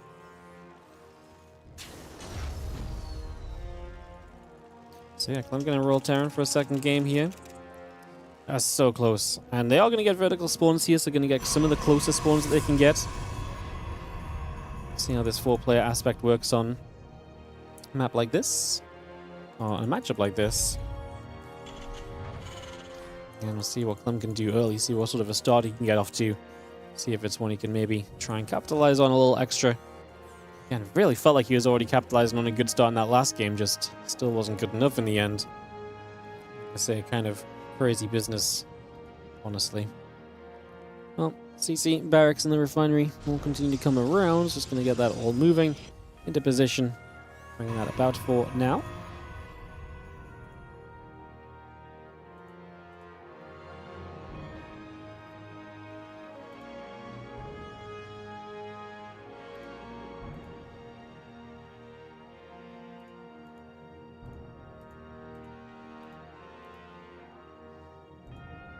And Cyber Core coming in.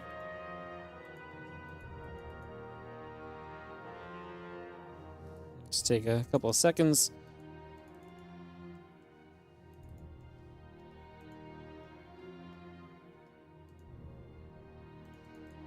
And Cyber Core next is coming through. The probe is going around the tubes to do a little bit of the scouting, so making a little bit of movement for a couple of moments.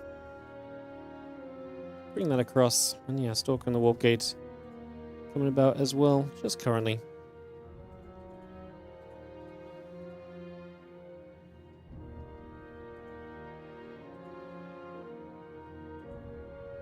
This probe going on a big old scout. He's finally going to find...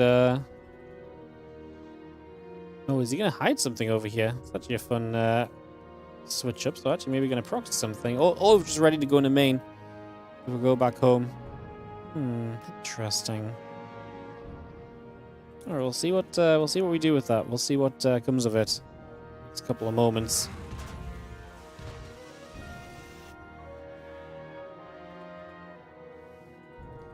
Yeah, probe is just chilling there. It's just a sneaky position. Obviously, it's across the map, but easy to get to because obviously you've got the own, the worker tube to kind of take you there initially. So it's intriguing. It's intriguing. The blink coming up, that warp gate coming through, Cyclone, a couple additional Marines still coming about and online here, just currently.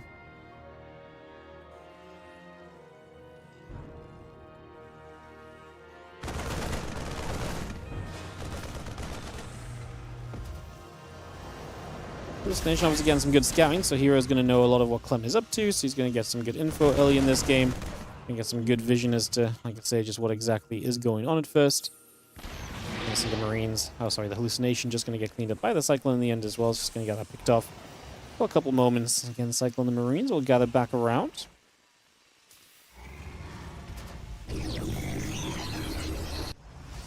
Probe still mining away. Putting some more work in again. Nexus and the Robo facility still coming through as well, so we'll bring all of that into place for the moment.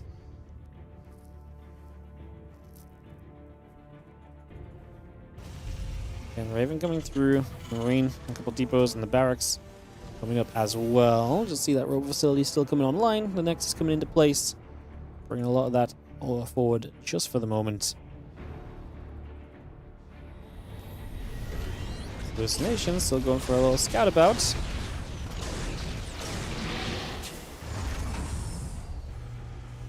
There's the Raven, the Marine, the Cyclones all gather up together there as well. It's just going to bring those up around, see what we can settle in for. Clem has the Stimpack starting, and obviously going to be big on the bio sooner rather than later here. So as the Stalkers begin to get aggressive, he is going to be defending with a single siege tank. This is only going to be the two gateways, though, right? Like, hero is on a very fast third. Admittedly, it's hidden up in that top right corner, so we did hide the base over there, but it is a third, most importantly, because that means we kind of know where we're at in terms of the go of this game.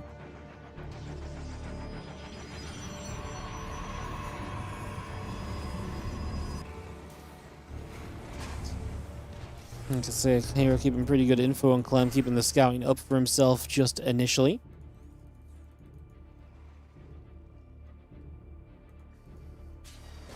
Stimpack combat shield and that +1 upgrade building by the Marine Marauder Medevac still coming through. And we have the few Stalkers onto the upper right as well, also going to make their way across for just a couple moments and heading into that top direction.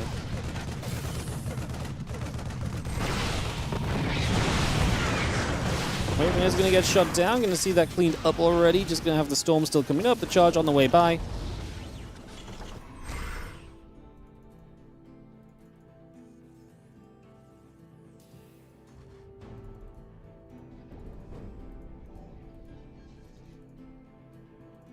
And storm charge all building over. I'm just going to see concussive shells. The +1 upgrade coming up. Marine Marauder Medevac all producing through. The Stalkers going to start to fight against a little bit of the bio here already, so again, getting a little more out of this.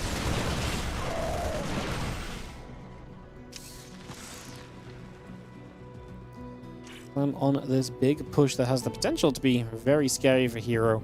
Obviously, before storm is done, well, the timing really does line up, like I say, for some potential success here out of our Terran player. He's going to get some of his units caught in the back side of it, as he does now try to aim for the Nexus. The Bioforce just stemming up.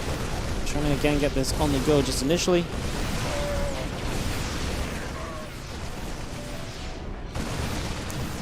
Coming back down, a couple Stalks taking damage once again. Just going to be seeing the storm coming through the prism and the gates. We'll continue to build a couple High Templar coming over. The Medevacs will boost back down into the bottom left-hand side. So again, bringing that across once again here. Let's see, there's a couple Widow Mines coming back up as well. Just gonna see a couple of these stalkers gonna get caught. Just gonna grab them. I mean, Clem is kind of able to hold off the chase a little bit, at least for the moment, so handling this decently. Again, Immortal, the Forges, and the Probes still building through. But the Immortal building about right now. And the Medivacs going to the upper right side. This is the issue, is how do you deal with this top right base? Well, right now we're going to recall the defense, but that means you've just used your recall, so everything goes to the top right. That now exposes your main and natural. Clem lifts up another set of Medivacs because he's realizing, hey, I can absolutely go across the map and have a great time here, because he is super committed to the upper right side, and I can obviously punish the upper left-hand side. So we're going to need warp-ins in the upper left, but can that deal with the amount of units that are currently crossing the map to get there to try and deal with that? It's going to be our big question mark.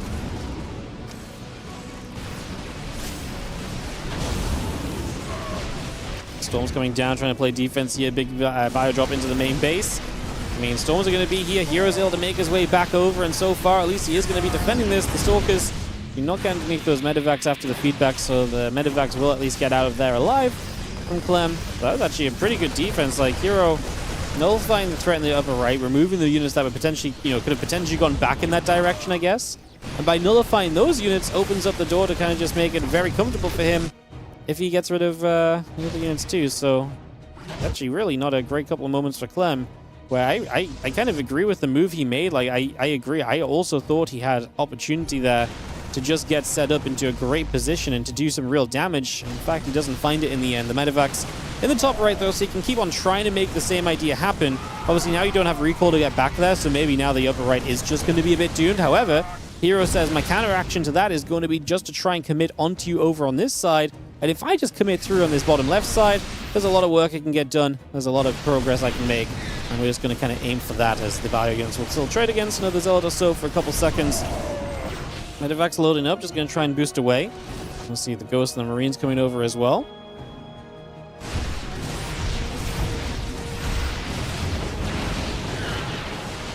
Stalker's playing cleanup. Is herO keeping enough alive? Once again, Clem has a supply lead in the game. This time it's more focused on the economy, whereas in the last game I felt like his army was a little bit further ahead of points. Maybe noteworthy as we just see the Storm coming down to zone. Clem has the Ghosts now out and available. And try and bring those into play where possible, of course, as the Bio army still stepping through. Going to catch a couple High Templar, going to catch these Immortals as well, I think. So just going to get those picked off here next few moments.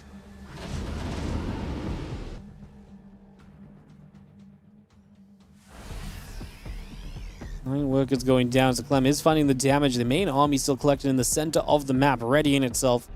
As Clem looking to drop, but is going to be kind of found on the attempted move. So these Medivacs have to obviously move around a little bit and try and handle themselves properly, not get themselves into too much trouble in that moment. Okay, good, maybe dropping the main base. herO's going to dive in again, even blinked forward, gets the Storm down. Clem eats a little bit of it, but then does manage to step away. Now the Storm is hitting the Stalkers and the Archons, and herO's supply is plummeting as Clem is looking to bring this back to being a 1-1 scoreline. We've seen the Marines still chasing forward, the Probes still dropping, damage being done across the board. And Zealots still being chased down also. Just going to see those Medivacs loading up, escaping out of here for the moment, getting away. Couple Medivacs very nearly going down, not quite. And here's just going to say GG, this one is done. I can't really disagree with that GG timing. He was in trouble, and he knew it, and he saw it, and he got out of there because of it. All right, we are going to go through to a game number 3 then, guys. We're all tied up. 1-1. Clem and herO are going to be taking us the distance a little bit on this one as we go to Defender's Lab for our next map.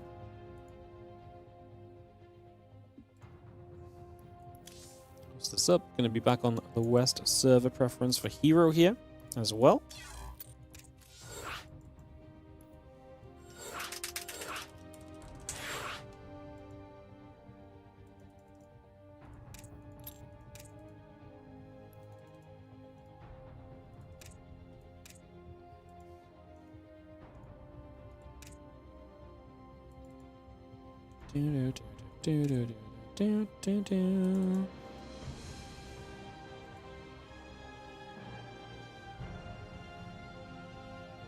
I'm missing Clem.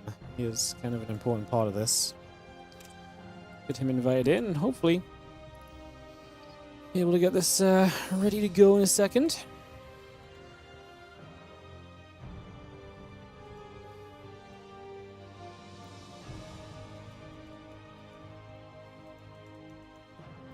Yeah, get Clem in here. Get this ready to go. 1-1 scoreline, guys, in this WardiTV TLMC low bracket matchup. Again, one of these players, herO Clem, gets eliminated in this. herO has won 4 of the last 5 WardiTV TLMCs, which is obviously just crazy. And, yeah, his run may come to an end here today. If Clem can take a couple more maps. I actually think Clem's been putting himself in good positions. Like I said, that first game, herO fought really well to get back into. What scares me is what if herO gets off to a good start? Because I feel like so far, Clem has been getting off to pretty decent starts and is just about being able to bring it through. Like I said, if herO gets off to a better start, I think this is going to be very scary for Clem. If herO is playing as well as he seems to be playing. And it does seem pretty good for herO. Like, I'm liking what I'm seeing from him. Counting down into defense lab, guys. As you can hear, the countdown is on. I'm going to be kicking this off in a second. It's ready to go momentarily.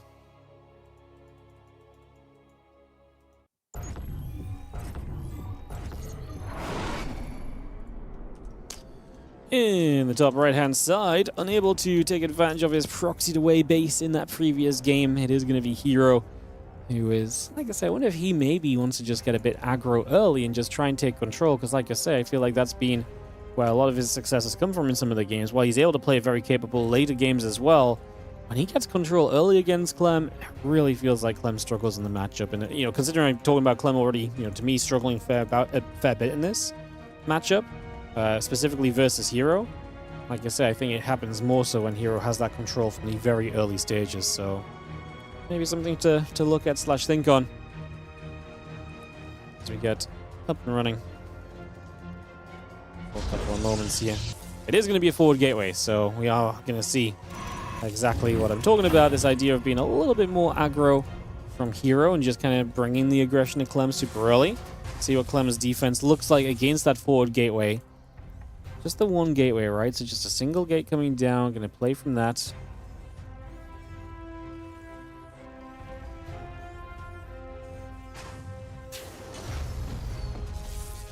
Probe will do its job nibbling, just trying to be annoying. Bringing some SCVs low, obviously notable when you're going to have units coming across the map early because of the gateway that's already coming down. So it's a fun little extra.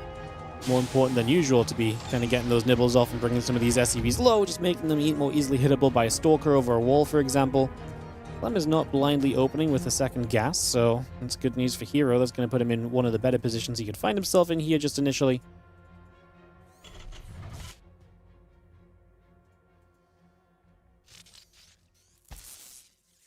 CC is still coming up. And there's the bunker. The bunker is obviously very important, but it is going to be a low ground defense attempt from Clem. So that is, like I say, going to open the door a little bit to herO right now and definitely give him the chance to come through with this overall. The Reaper trying to deal with this Zealot just for a couple of seconds. And a couple of shots. Should be able to deal with the probe. Probe goes down. Zealot goes down. Second Zealot just going to be chilling out on the map for a couple seconds, of course, as well. So it takes a moment. Palmy, no.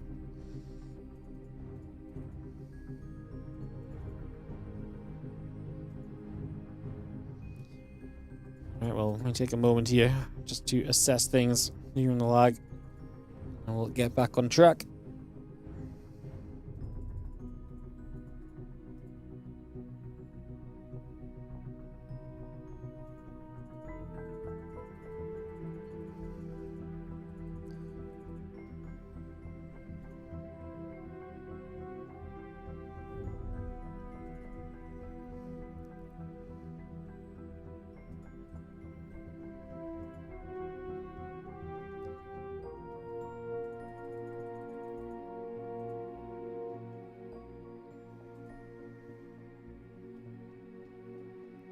Alright, Pony's gonna straight drop.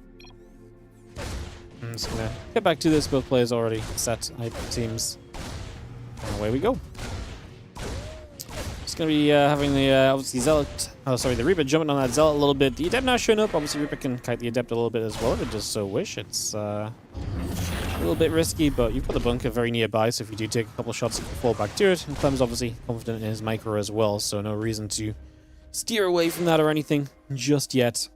As the Concussive Shells comes up, the Marauder is being added on into play. And so we are going to see Clem with the ability to kind of catch a couple of units with that Marauder as well, more than likely, as a very impactful kind of way to play this early too. Get that Marauder into position, you can Concussive Shells a unit, and you can basically guarantee yourself a kill if you get the Concussive Shell on the right unit. A lot of the time it's obviously just going to not be able to retreat away anymore. And do very well. Now the Reaper across the map putting some pressure on. The Adept shades up, is going to try and catch the Reaper. Not quite able to get rid of it just yet. Stalk and the Zealot come back around.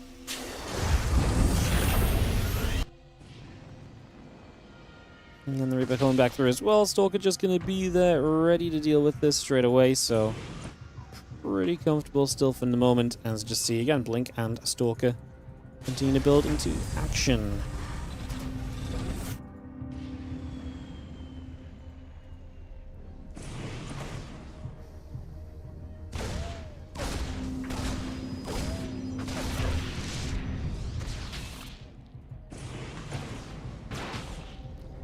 Stalkers can join up.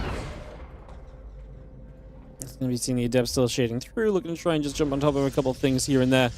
Not quite going to find too much just yet, as you do have the, I mean, obviously just kind of stepping forward, you're able to kind of protect your gateway. There's still going to be that bunker defensive from Clem. The thing about this initial setup from herO is it delays the rest of his tech so heavily. So herO's a long way off of like Blink and so compared to where he might usually be at this time of the game. And so that's going to be one of, you know, Clem's advantages, the fact that herO is significantly delayed on some of this Twilight Council tech. That's going to give Clem some moments of safety and some time in which he can just definitely feel a little bit better about things. In general here, you would expect. As you see the results and the Stalkers coming through. Just for a few moments. There is going to be a refinery coming up as well, so bringing that refinery online. Bunker still coming up and online as well. Bringing that straight over. Oh, yeah, just going to see a couple of barracks moving their way about for a couple seconds.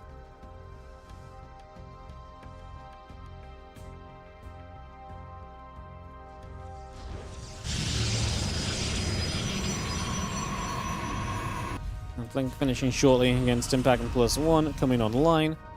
Bring that straight through for the moment against Impact. Combat Shield +1 attack upgrade. Continue to build up.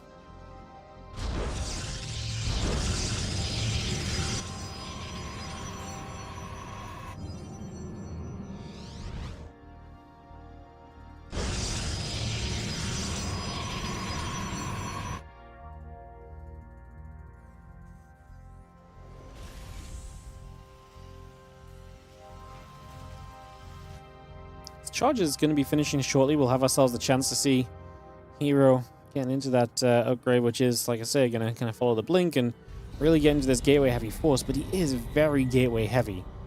Like, he is super reliant on gateway units right now. There's not much else going on. Is he going to actually try and push forward with that and try and make something of this? It looks like the answer to that is yes, he is. He's right here and he's stepping up. The Stalkers have their Blink, so in we go.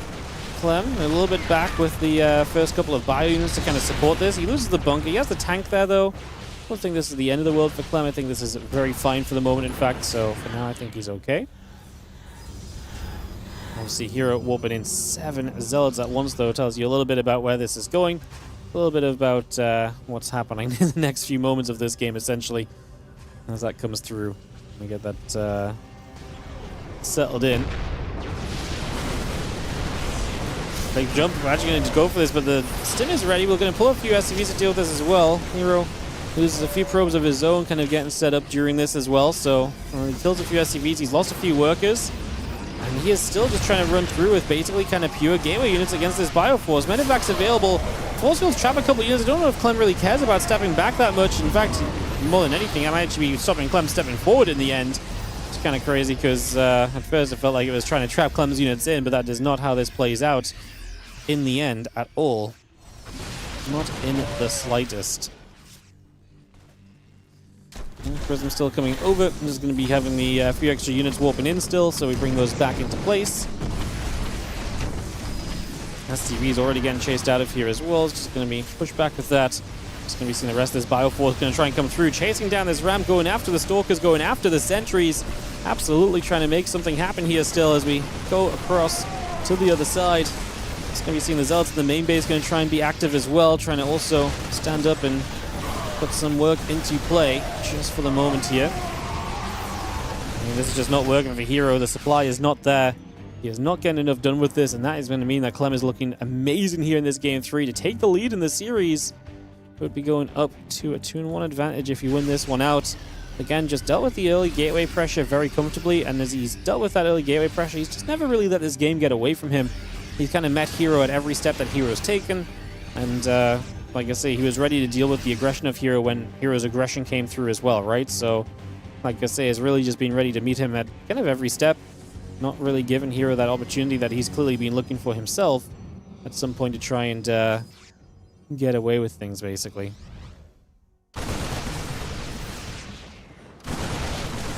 We'll see the Bion's going to get rid of the gate in the middle of the map. herO's again just trying to swing around. He knows he's in trouble. He knows he can't really justify sticking around on this, so he's trying to, like I say, counterattack. He can't really take a proper fight. He can't just, you know, go straight up into the army.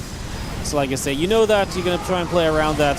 That's what herO's going for, as we are going to see. Widowmines get rid of the Prism for a little bit of an explosive finish, and it is going to be GG, giving Clem the edge in this series, a 2-1 advantage as we ready up for a game 4 of this best of 5.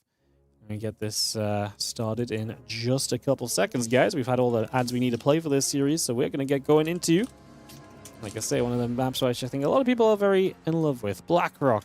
People love the design. People love the aesthetic. I actually kind of vibe with the map. I actually kind of like the idea of it still. I wouldn't say it's being too egregious overall either. So, you know, sometimes when maps do weird things, it's like, oh, how are you ever meant to play StarCraft on this? I've just not felt like that about Blackburn at all, you know, which is nice. Like I say, it's a bit odd that it doesn't have any high ground, and you can kind of feel like I say, it took me a little while to kind of get used to that in my head on a couple of the positions too. But generally speaking, it's been solid. Clem and herO both joined us, but the match history off. Should good to go momentarily. Ready, GLHF.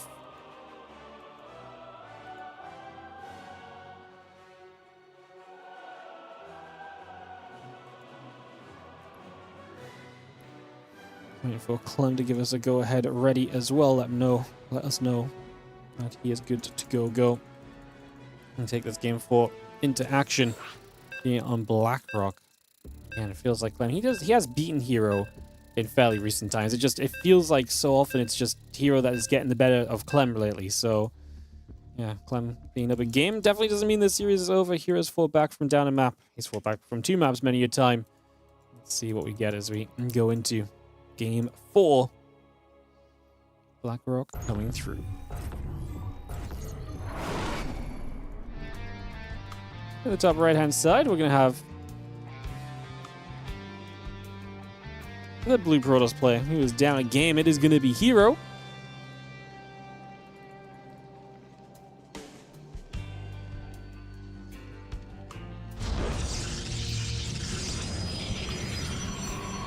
In the bottom left, our Red Terran, Team Liquid's Clem.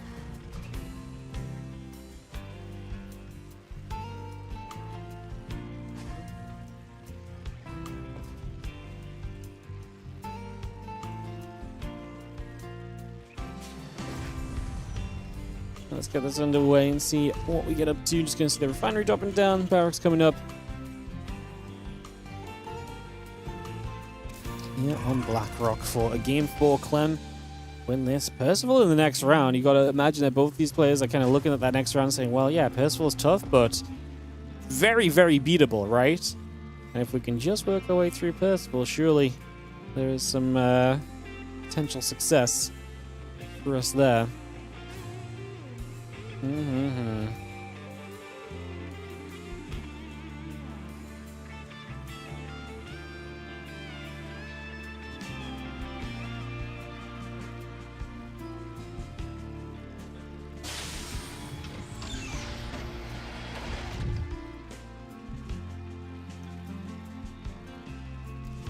Well, Cybercore and the Nexus coming through. Get that all underway for a couple of moments. Bring that about for a little bit. Let's see where things are going to go. Again, this Nexus company coming up for a little while here. This probe going to scatter around the map as well for a couple of seconds. Just going to bring itself about. Going to drop the pylon down over the side. Get that on the way as well here for the moment. The SCV coming back up toward the top as that Nexus comes into place right now as well.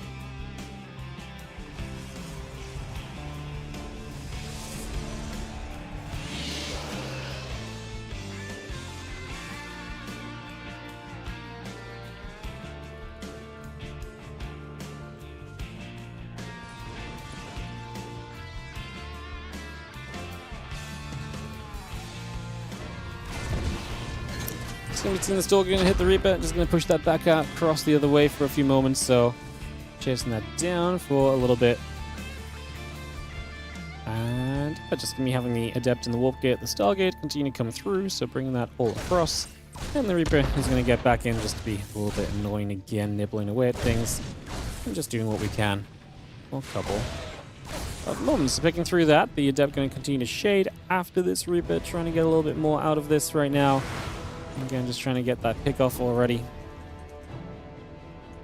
Very reasonable so far. Getting a couple of Marines in the SCV building. Barracks on the way. Oracle also continue to produce up for the moment.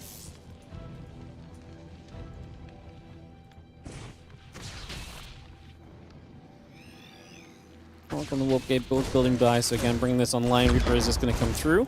Looking to try and get a bit more done. There's, Oracle for the starting point. Interesting to see this being kind of a big change up here from herO, essentially, right? He's basically saying, you know what, I want to move into kind of a Stargate build instead of what has been a lot of Twilight builds.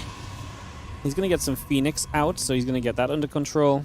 He's going to bring that through these next few moments. Just going to see that factory swapping away from the tech lab. A couple of extra structures on the way up as well. Starport, SCVs, Stimpack building as we get set up for a couple moments. Yeah, it's them coming by. Again, Starport on the way in. Just having the robo facility in the gateway, all coming through.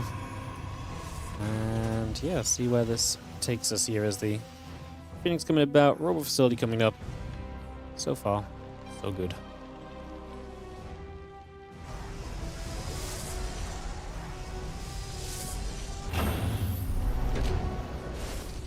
Starport just going to take a lift off, just going to come over for a couple seconds. It's moving through there for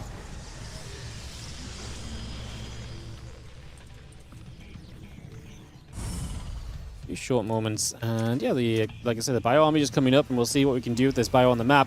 What is interesting is obviously Blackhawk is pretty sizable, so the Phoenix will take pretty good control of the map. Maybe he feels safe enough that Clem is not going to be able to push him anytime soon. The Robo Base suggests we're going to go into Phoenix Colossus as an overall kind of composition here. So kind of setting up for that initially. There's the, again, Prism and the Robo Bay. Continue to come about, and that Phoenix still producing through just for the moment.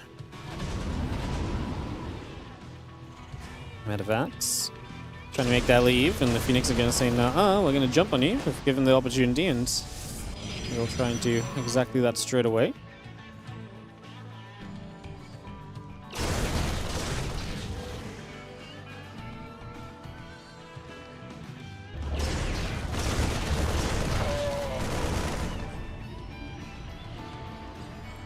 Well, Medevac's going back up through the center, and we are going to be seeing them going with the Marines up top. Combat Shield, Concussive Shells +1 all building through. The Phoenix going to be gathering about for a few moments as well, so just bring that all around for a little bit.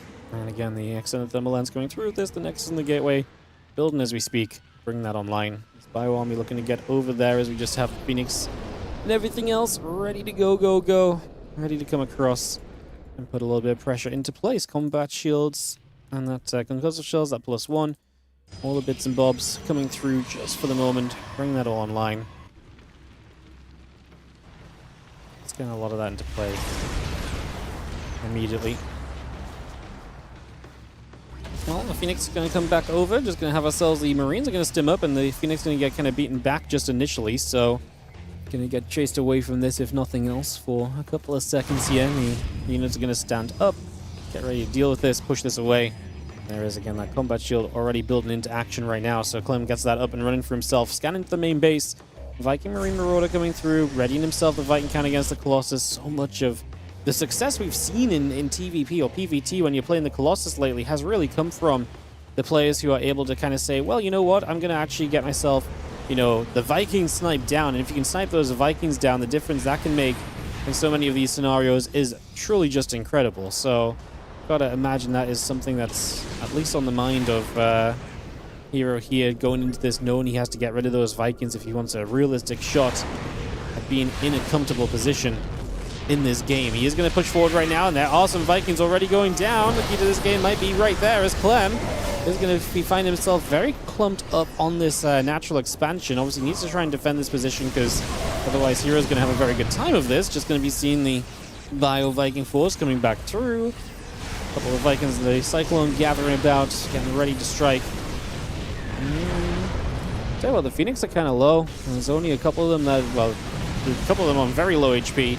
So they're going to be very exposed, and maybe something that gets kind of jumped on and punished very quickly as well. It could get cleaned up very easily.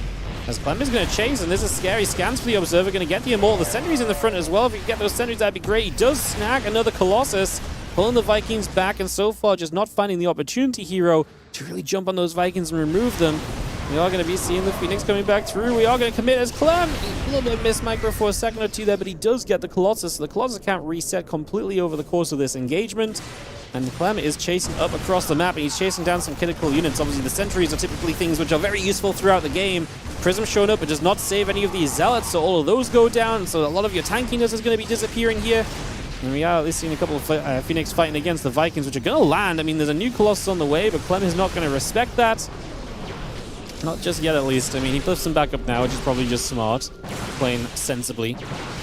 Considering the overall situation of this. We are going to knock the rocks down, so just going to open up a chance to play a bit of defense over here with those rocks getting in the way of this offense. So I'm going to take some time to knock these rocks down. The Vikings actually jump into the Phoenix, and we lose another Phoenix. Just 4 Vikings. And again, the main issue of that for herO is just the fact that he's just not really got the Colossus to be scary, right? 4 Vikings does not seem like a lot, but then when you've only got 1 Colossus, that's not a lot either. And Clem is the one that's still pushing up on the map. Medevacs will drop up in toward this main base. And just going to unload over here. Pylon going to go down. The Phoenix still poking the Colossus. Trying to come back through. The Vikings going to put some pressure on the Prism. Going to try and kill that off. Gets the battery to heal it for a few moments. Is going to save it there. Widowmine is going to start doing a lot of work. The Phoenix trying to drag some damage into the Bio Army, at least, as Clem keeps stepping away. 1-1 upgrade still in his favor against the currently finishing up +1 attack. So he's got a great upgrade lead. On his way to a Ghost Academy as well, so establishing further control in this game as well.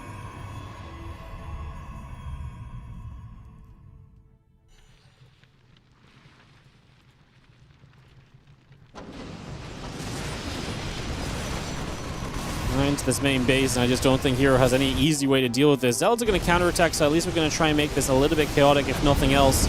As we are going to see Clem having to lift up. I actually have stuck around a little too long there with those medevacs. Looks like he gets away with it. Oh no, the Zealots are just going to get absolutely destroyed. They're going to run deep to try and pull this army away from being on the map, but it's just supply that's plummeting for herO. He tries to recall them too. 3 of them get away, maybe? Yeah, 3 get away. Oh, even that feels kind of rough at the moment, as this is just turning bad to worse for herO in this game and in this series. It looks like Clem is going to get himself what recently has just been a rare win against herO. It looks like today is going to be the day he's going to grab it, and he'll get to advance on through to play against Percival in the next round. I mean, it's not over yet. It is definitely trending towards Clem's favor. And there's the couple of Vikings kind of on their own. It's not ideal, because you do still want to protect those Vikings. Colossus that go untouched could still be an absolute way back into this if herO is looking for chances to get back in. That is the kind of thing that, like I say, goes very well very quickly. Bio unloading over in the corner. A couple probes taking shots. The Forgers in trouble. +2 attack goes down. +1 arm is going to go down. Clem's just going to right-click it. There's no way 1 Colossus is going to scare him away from that. There's just no way he's going to be forced off of this one, so he's not going to care about that. Like I say, he ain't going to give it a thought a day, quite frankly, I don't think. I'll disrupt the Phoenix, the Blink, all still coming through. A few more Stalkers being brought up as well.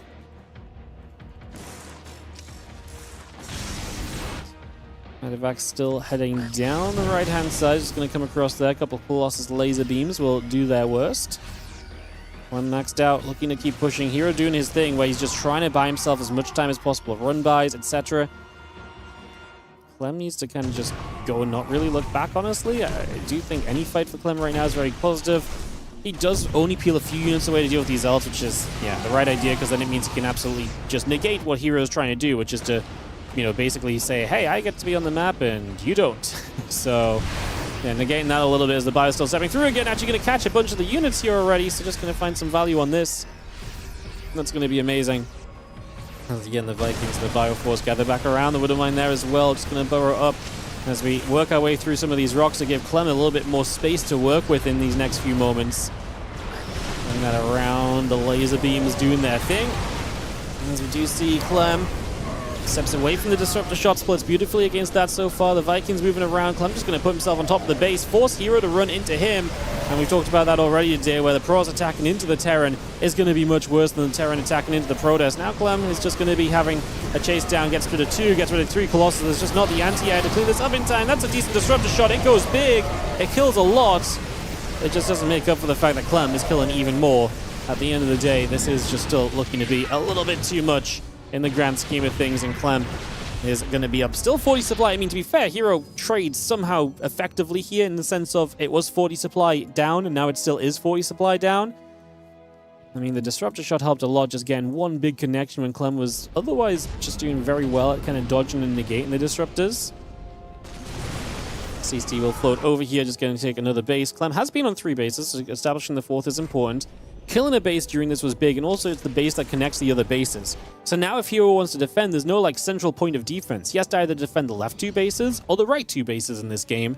And that obviously opens doorways to kind of, pathways to kind of, start dropping as the Terran play and to put some more pressure on, etc. So, yeah, just in general, you get into a whole position there that's going to allow you to get a whole bunch done. Also, this Bioforce gathering back around together.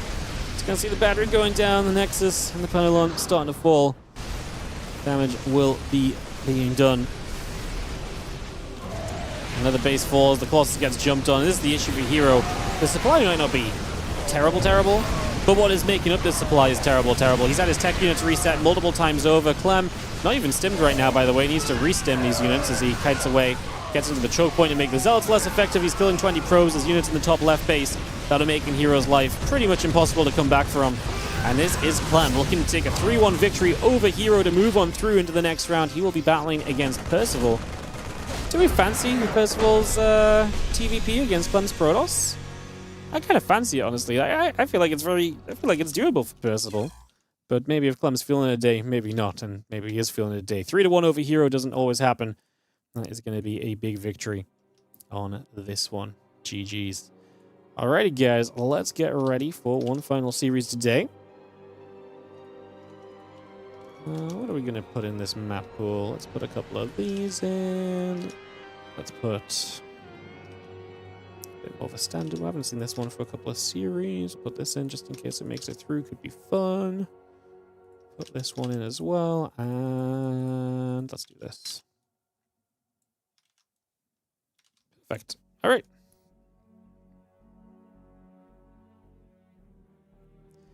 We're getting ready for Percival and Clem in just a couple of moments, guys. Getting this ready to rumble.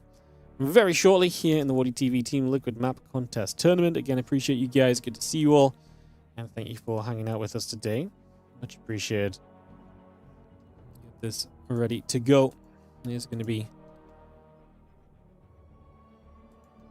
like I say, the Clem versus Percival matchup in just a few moments. I'm just trying to figure out where that is at.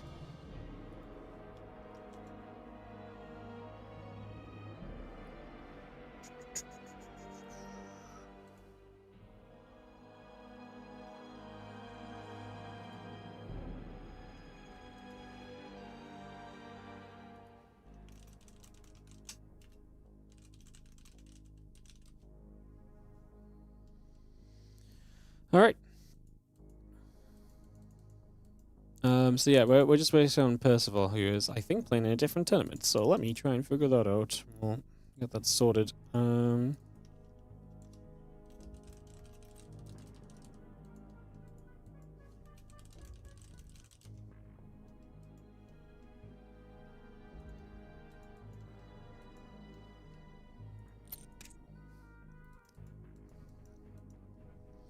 Alright, we'll throw some ads up, guys. Like I said, just need to find ourselves a Percival here. Hopefully get this ready to rumble.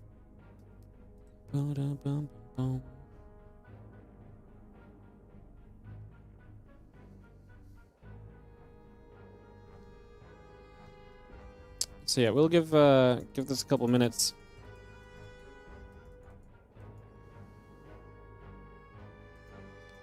And hopefully we get Percival here and ready to kick off these games, guys. How you guys doing?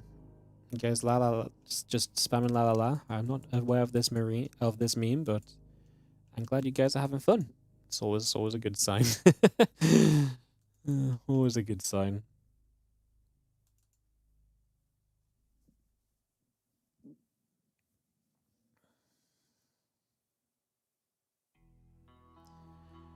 Do do do do do do do do do do do do do.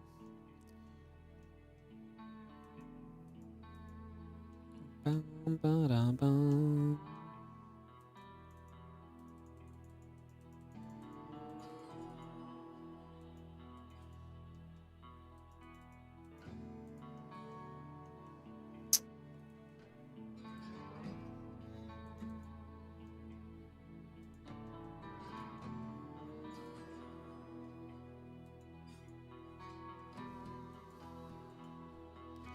Alright guys, yeah, like I said, I'm just gonna try and find Percival here. I guess let's go to a quick break screen just while I try and figure this out. So I'll be right back with you. More StarCraft on the way. One last best of 5 coming up today. Clem Percival up next.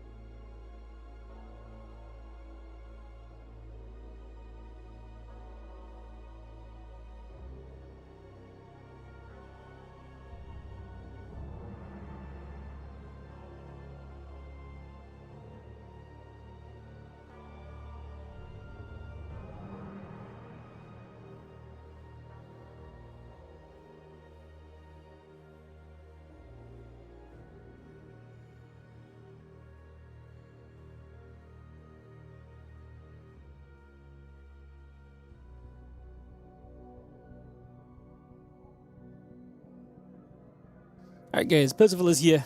As we get ready to kick off into our next game. Just gonna get the videos on the way here in a couple of seconds.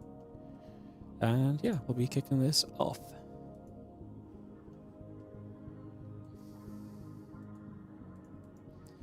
Beautiful stuff.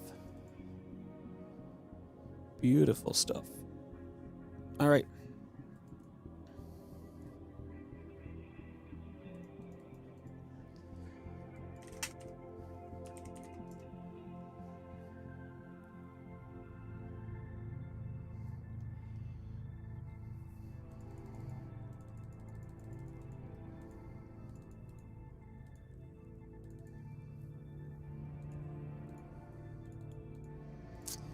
Yeah, everyone is looking good. We're just getting the video started here, and we'll be off and away, guys. So thank you for a little bit of patience. Like I said, it's just Captain Percival here. He is here now. We are good to kick this into action. Yeah, lots of StarCraft going on. There's a 2v2 cup going on right now. There's another tournament going on as well. There's a lot happening today, so a lot happening. Appreciate you all dropping by and hanging out with us. All right, just gonna be kick this off when we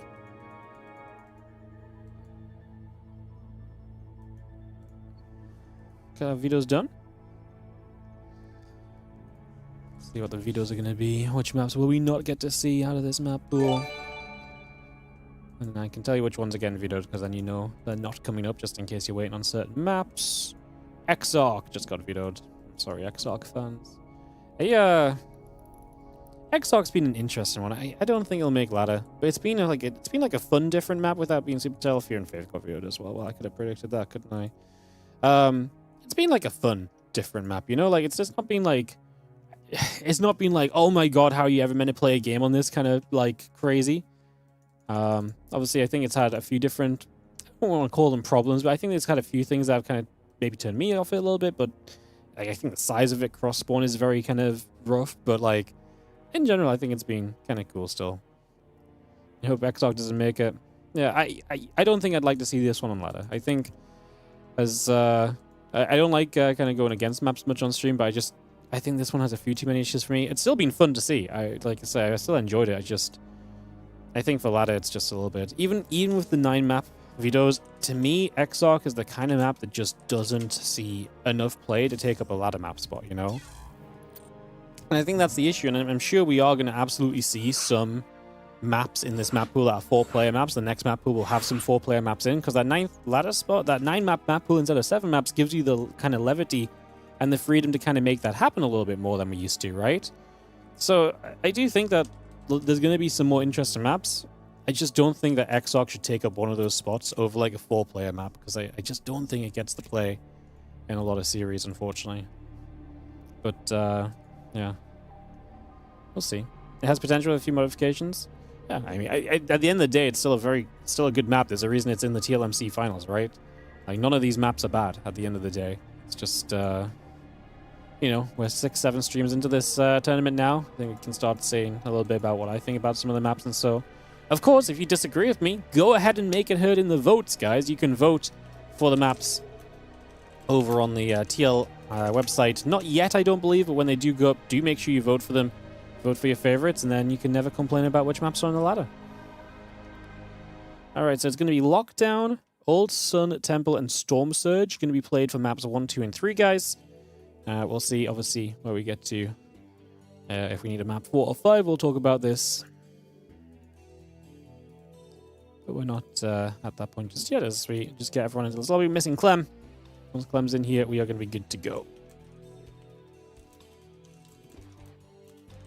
Is Wave the last map? Okay, yep.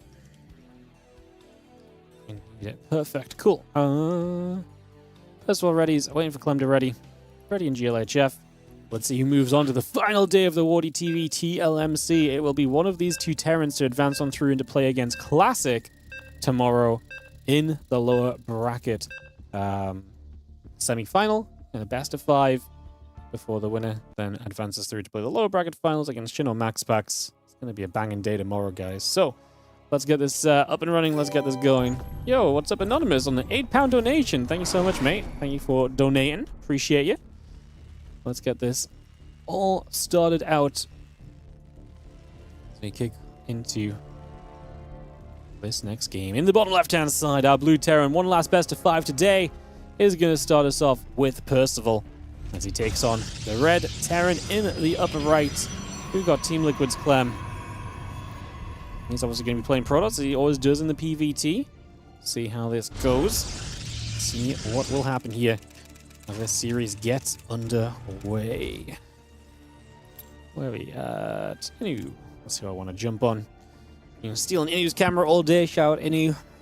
And it's a bunch of the guys casting in Korean in this one. I always like Inu's camera work though, so I always tend to steal it, quite frankly. Plain and simple. I am a camera thief, as you guys do so know. And Inu is one of my main victims. He is one of my main victims.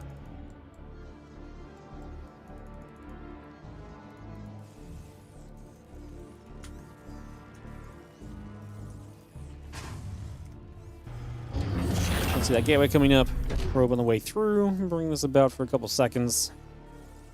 It's going to be seeing the barracks building by as well, so just getting that on the way. Yeah, bringing this up, getting this started.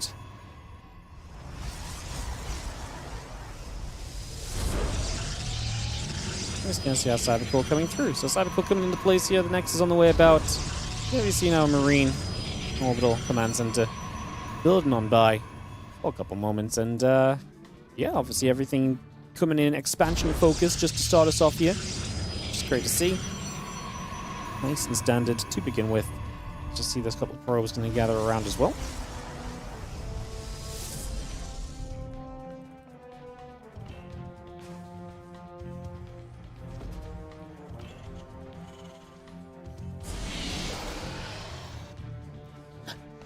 Well, we'll just see the factory and the command center coming through, the refinery coming about as well, so all of that coming straight into action. The Stalker will chrono boost. Yeah, the Twilight Council obviously going to be the choice from Clem. Do you think Clem will play a majority Twilight in this series, but probably mix it in at least a Stargate build at some point, I would guess?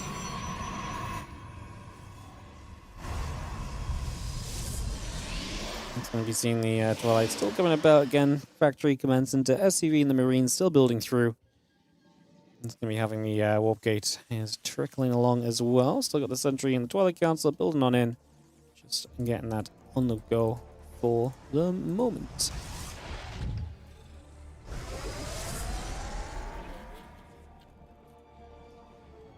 Well, our Sentry obviously gives us some hallucination potential, so expecting that to be kind of utilized in the near future by Clem, more than likely.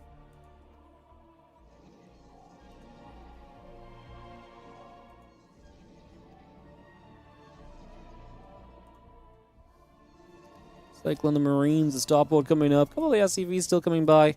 Again, Blink continuing through that warp gate coming up here for a couple of moments. Getting that going. So far, so good. And then it's going to have the medevac, the Cyclone, the Marine continue to produce by as well. Just bringing that all up for the moment and continue to get that going for now. Just going to have the few Marines playing cleanup for a second.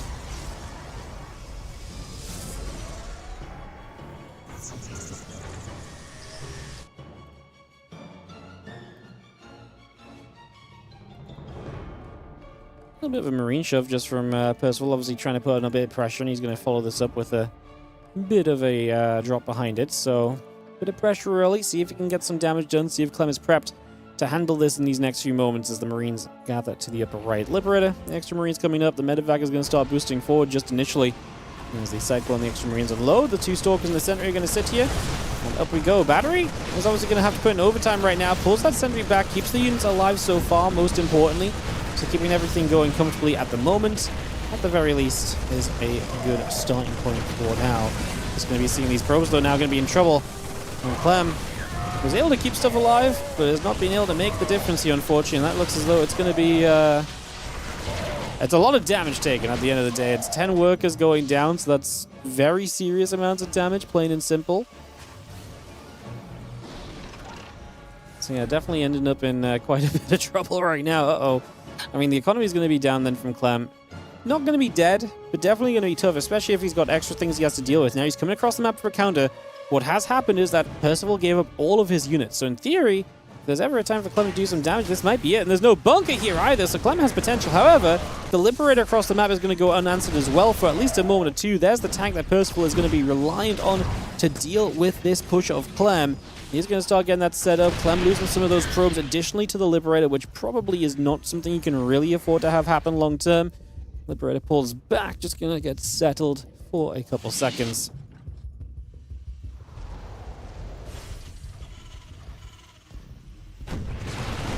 Stalkers coming through, just going to see the couple tanks getting turned around. The Marines going to be there. The Stalkers do get pushed back for a couple moments then. Again, Medevac, Marines, Stim in the +1, all continue to come into place. The Stalkers are going to get here, trying to push this away. Again, charge, and the probe still building by. The Marine tank is going to be kind of caught by the few Stalkers. Clem's going to try and clean out what he can. Percival looking to obviously threaten across the map more, gets a few more probes once again. The Liberator doing work. We will kill this Liberator though, so it will go down. It will be dealt with. Just taking a few moments to kind of get there. Impact Combat Shield +1. Again, continue to build up into that for a couple of seconds.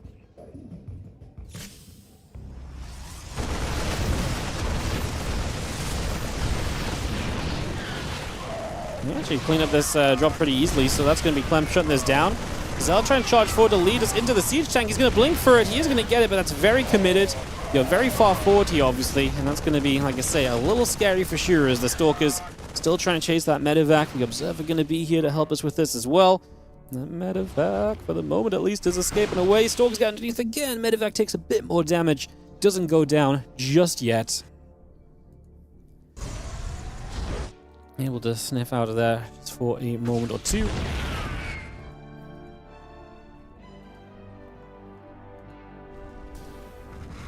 And again, Rubber Bay gates. The Zealots continue to come about just for a little bit. Turning that around, just going to see the Medevac boosting over a couple moments. Just going to see the Zealot Stalker regathering.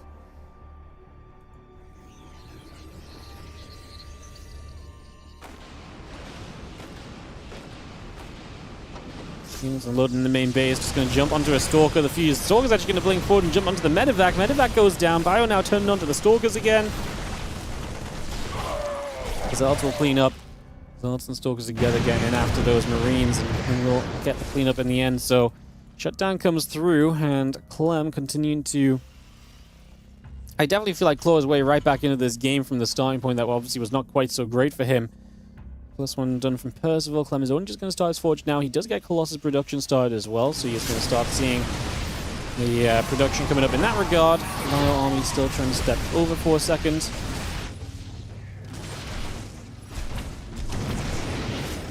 A couple of Zards are still going to be right there and just able to get cleaned up. Clem just trying to run something by. Keep Percival busy. Clem now taking his 4th base as well, by the way, so his economy looking good. This is very Marauder heavy. Not ideal when there's so many Zealots in this army of Clem right here, so you can see the Zealots actually doing a great job. There's just no damage output when the Marines aren't behind these Marauders, and this really was like pure Marauder. Mortal is obviously swinging for a bunch of damage. To run out of Zealots, Clem wants to turn away and try and step, into something a little bit more comfortable.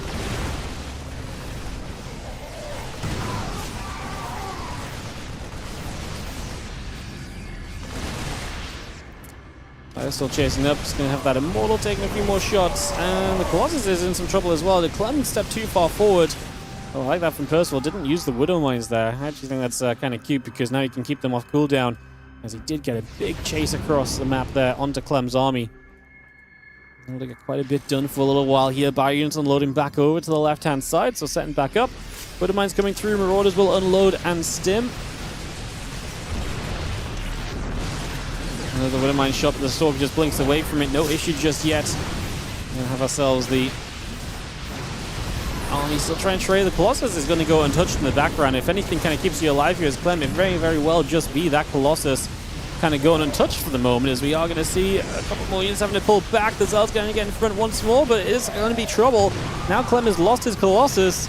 He is not going to have the splash damage, but there's a new one. It took Percival a lot to get rid of the first, so maybe Clem still holds on to this. This Colossus goes down too. The probes have been pulled. Clem kind of was...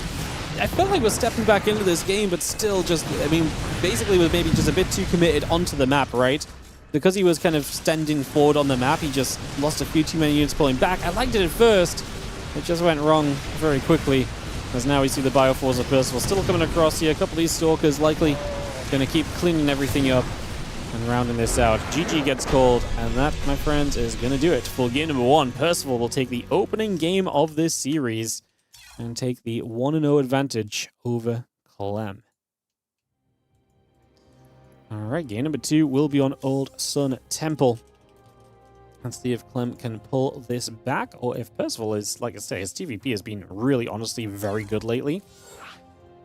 Best of 5 is a long series, though, like I say, but like I say, I mean, it's hard not to just be excited watching Percival lately. Like, he keeps winning against players who are very good in a matchup which a lot of people consider to be very difficult to play at the moment. It's really fun watching Percival right now in this matchup. It is awesome. We'll just drop a round of ads, guys. It'll help us to keep the ads out of the games for you guys. And then we'll jump into this next game in just a few moments. Get this ready to go.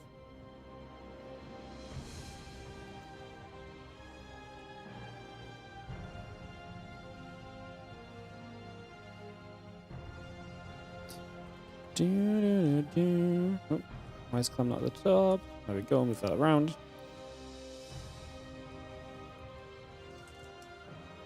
Quick race check.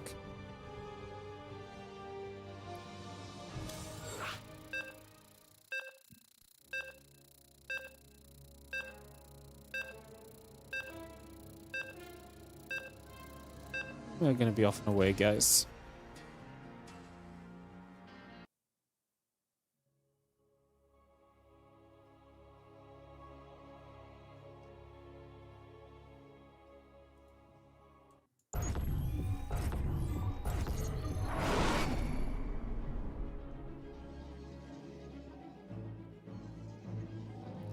Alright, let's kick it off. Let's send it. As we get into this next game, here's going to be down in the bottom right-hand side, down a map, and looking to bring it back. We've got Team Liquid's Clem.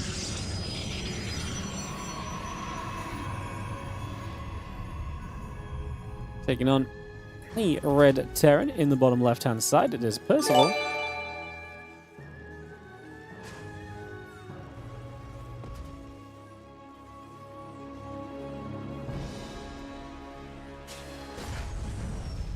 Hey, what's up, Matt Pessimo? Thank you so much for the resub on the Prime for 2 months. Appreciate you. Thank you for supporting. Thank you very much indeed. Probably do a little sellout. We've got a lot of videos today, but, well, I guess, first of all, if you're on the YouTube, like and subscribe. We've had lots of YouTube viewership today. It's been higher than it has been in a while, so if you're on the YouTube, hit those buttons. It helps us out massively. We're still trying to hit 50,000 YouTube subs this year. We've slowed down a lot the last few months, but that's okay. And, you know, you can't always kind of keep going forever. It can't always be positive and super quick and whatever else. So, yeah, if you're enjoying the stream, though, hit the sub button if you don't already. And come join us for more StarCraft in the future. We stream StarCraft pretty much every day. Come join us for some of that. Yeah, just generally speaking, obviously, if you're enjoying the stream, obviously do consider supporting. Prime subs go a long way, regular subs, anything that supports the channel. Most importantly, also check out the WardiTV Patreon, patreon.com/WardiTV. 100% of everything pledged on the Patreon goes into tournament prize pools. If we have more money to run tournaments, we have more StarCraft 2 streams for you guys. You guys get more content. It's just a very good cycle of StarCraft, basically. So you guys can check that out as well.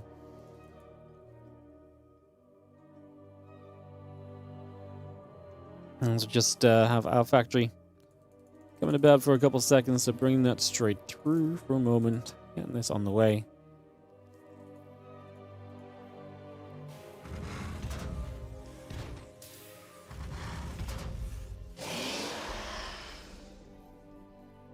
And Clem down a game. Can he pull it back? His PvT has also been a bit shakier lately, especially against some of these more kind of aggressive Terrans. I feel like a lot of the early game stuff is catching him a little bit, so maybe something to think on there. Maybe something for us to look at there. This is the year Percival ascends. It definitely feels like it, man. He's been playing great lately. He really has been. Just going to see our bunker is about to finish up. The Marine, I think, gets in the bunker in time to save itself, so it is going to stay alive, no problem.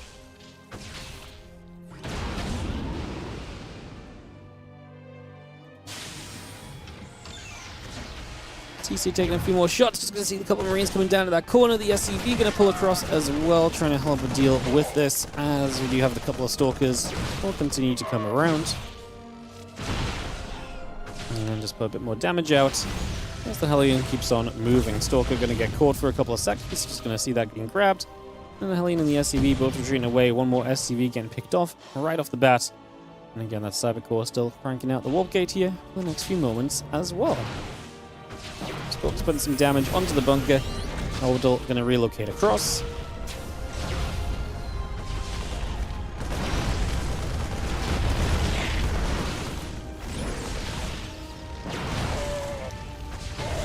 I mean, in the end, Clem getting a lot of damage done. Obviously, this is kind of falling apart a little bit for Percival defensively early. Trying to look at what's lost. A bunker going down, but also the two Stalkers, 5 Marines, and the Hellion. I mean, 2 Stalkers isn't cheap, to be fair.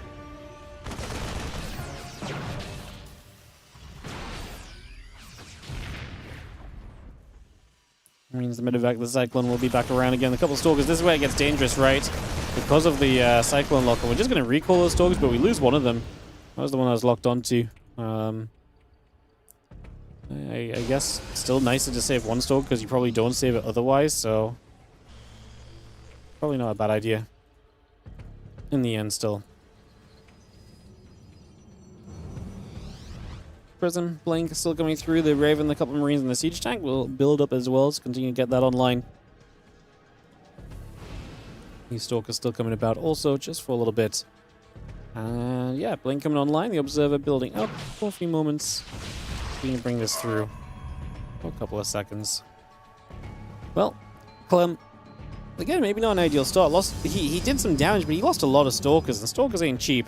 Now Percival's going to come into the main base as we dive straight through here. Cyclone and the Marines begin to unload. A few of these probes begin to go down. Multiple workers already beginning to drop as the Stalkers try to and succeed in getting the medevac. So just going to get rid of that straight away already. It's going to be a nice catch for sure. And we'll just have the workers just dropping. I mean, Clem is obviously going to do damage himself on the other side. Raven drops the auto turret down. The Prism. Oh no, Clem is not paying enough attention to this. He's actually taking a lot of damage here. So that is going to be rough. And yeah, he took a lot of damage, but also he just wasn't dealing damage anymore. He lost the Stalkers. Now there's a tank up defensively from Percival. Clem is down a couple of workers. Not ideal for Protoss against a Terran player typically. Tank, Stim, Marines still coming through. That Viking coming up. Engineering Bay in the barracks. Continue to build by. The few Marines step forward. Just going to jump toward the bunker perhaps. The Stalkers still blinking away for a couple more moments as well. So just continue to pull away from all of that for now. Again, SCVs still coming across, and we have ourselves Viking, Tank, and Stim in the production tab. But all the things we're kind of keeping our eyes on for a couple of seconds here. Stalker's going to show up, just going to get going straight away, kick this into action. Again, charge the gates and the probes, continue to come through, get that all rolling at the moment. Bring this about.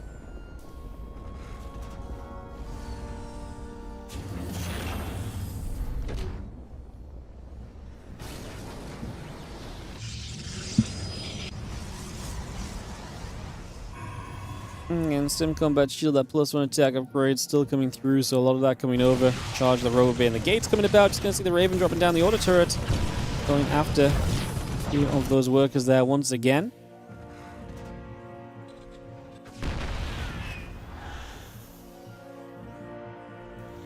And Stalkers regathering. Prism just going to be sitting overhead for a couple moments here. The Combat Shield and Concussive Shells, that +1 attack still coming through.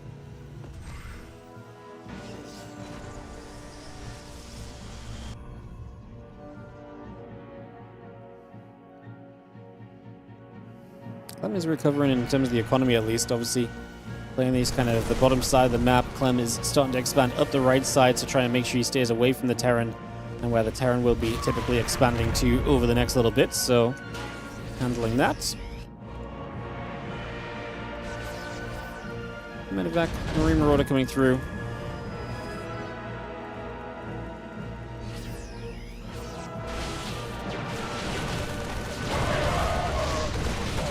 see the Stalker's getting there, getting a couple more Marines getting cleaned out. Just going to have the upgrade still coming over for a couple more moments. Still bringing this by. We are going to be seeing this Bioforce still stepping up. Siege tanks in position here. A couple of Stalkers already getting shot at and pushed back and away already. Prism coming over. Viking going to be able to chase for a little bit. We're going to see the Bio coming through. A couple of Zealots are going to get grabbed. The Vikings still chasing the Prism away. Prism going to get over to that corner.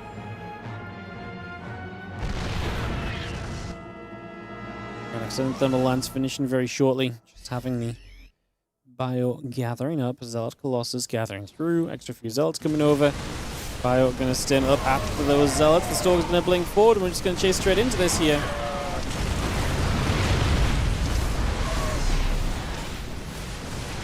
And Clem is going to eat another Widowmine shot, which softens up the Zealots. That gives Percival a much better chance of maybe kind of pushing through to deal with the rest of this here.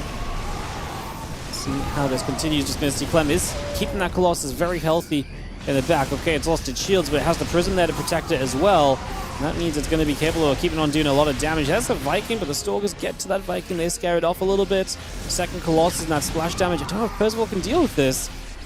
Economy is good for Clem. 17 worker lead in the game. Prism does get the warp in. Not going to have anything able to get close enough to really deal with that. And now the Zealots are probably going to be able to dominate up in the front.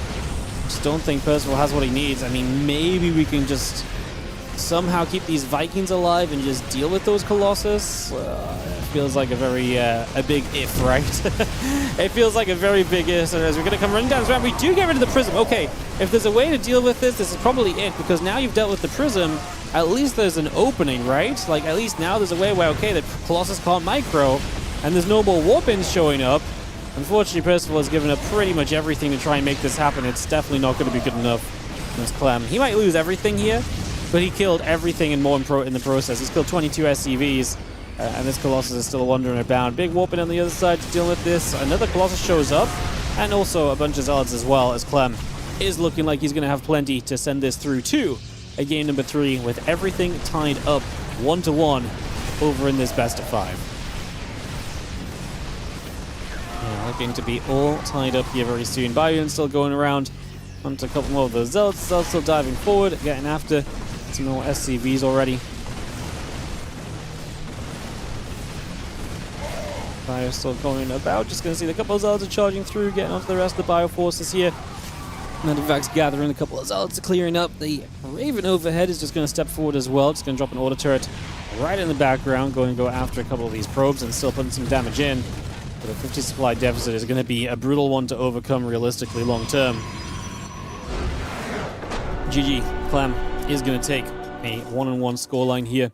We're going to be all tied up in the series, guys. So, all tied up and only one place to go, which is over to a game 3. Let's break this tie and figure out whether Clem or Percival will be taking an advantage with Storm Surge. Western for West. Back to Percival's server advantage here for a couple moments for this game, specifically for this game. Drop this lobby link down. Get into this.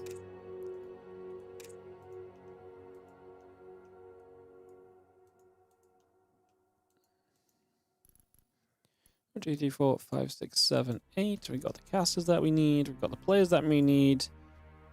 Ready, GLHF. Perfect. Let's keep this going, guys. Keep the games coming as we go to a game 3 of this best of 5. It's all tied up. It's one map apiece in the series. Heading into this next one in just a few moments. Dan the Man, thank you so much for gifting out a tier 1 sub to Tearing It Up. Thank you so much for the generosity of gifting a sub. Appreciate it. I don't know how you got all those cool emotes on your gifted sub. I don't know what that's about, but I've never seen that before. Beautiful. I love seeing things for the first time. Crazy business. Thank you so much for the gifted sub, mate. Appreciate the support. You have no clue either?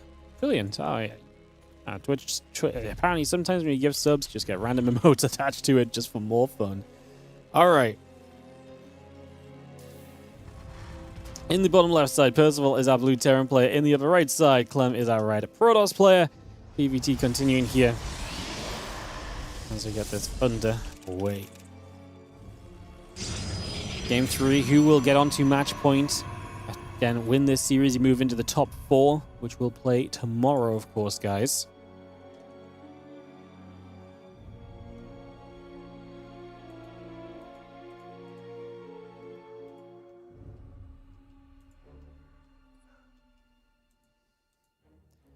Gateway, similar, all coming up. Racks and a couple of refineries on the way through. Just going to see the SCV coming around as well. And this probe still heading down to the bottom left side for a couple moments. Refinery on the way, barracks coming up, SCV producing through. For a few short moments. Probe is going to nibble at the SCV for a couple seconds. Just going to go and deal with that. A little bit of damage being dealt.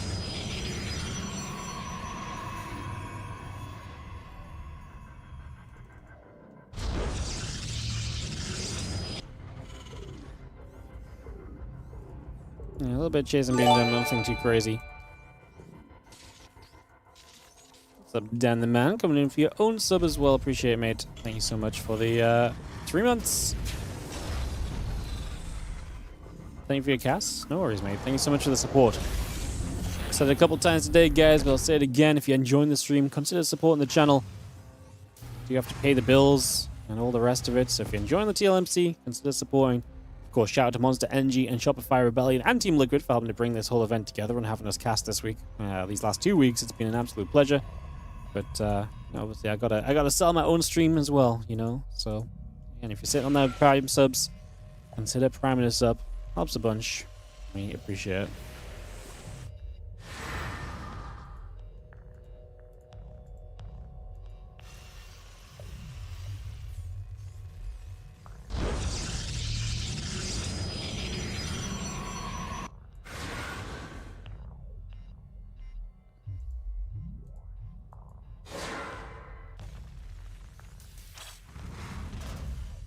Stalker, okay, coming about. Let's get this on the way through. He's going to be having the Marines coming on this reactor.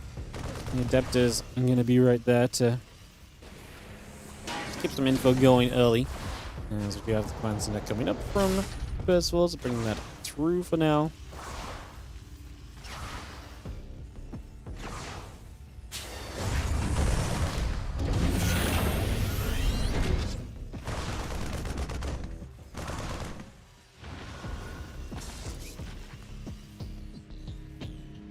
Just gather, CC gathering through. Taking a couple moments just initially.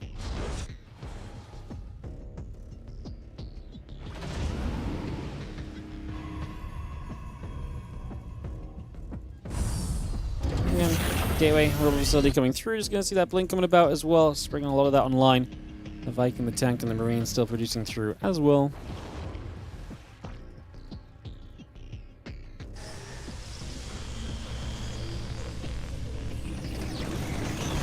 He's just going to unload, just going to get rid of that probe in the corner. The pylon will come into position just initially.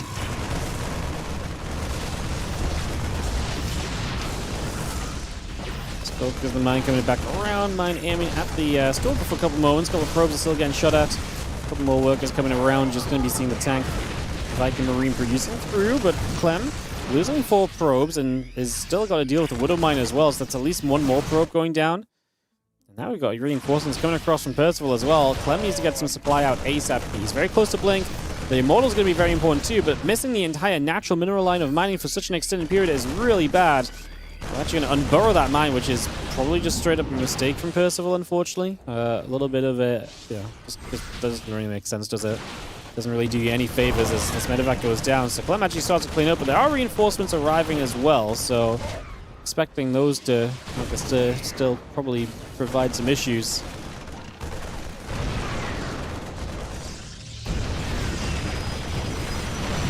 Immortal is taking a lot of shots initially. It is going to go down. Can we at least get rid of the siege tank? If you get rid of the tank, it feels like this position is maybe somewhat malleable for Clem, but probably not, man. He's on 6 army supply, extra stalker warbling in.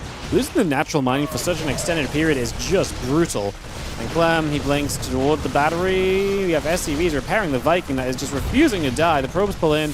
Going to lift the Vikings off and just going to make a getaway. We actually blink through to kill that. I wonder if he could have just stayed still and just continued to fight it. It felt as though, I guess maybe the probe DPS changes things, but yeah, it felt as though he's just unkillable right there. Clem It's going to have a new tank to deal with, right? It was already such an effort to get rid of the first tank. Getting rid of another is going to be another pretty major issue, more or less.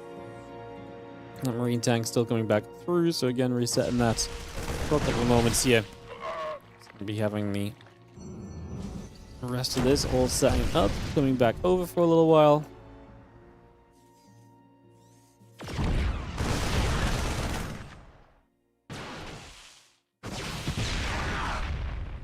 Cool. Flag. Is this us? No one's pausing. Game paused.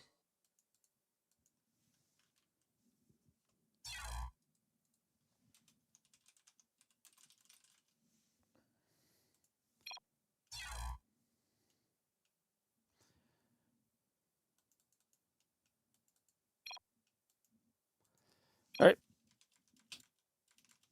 Gonna resume and get back to it. Gonna have ourselves the... Oh, tank's being chased. The Clem is chasing Percival back. I mean, a new Immortal being out is obviously a big deal. Being able to set up for that and have this to kind of potentially deal some damage to these tanks is amazing. We are going to kill the Immortal, but only after we get a lot of damage with it. And Clem is going to push Percival away. This has been an absolute struggle. Clem lost so much in the process. The resources lost is going to be worse for Percival in the end, though. Well, I mean, I just don't know.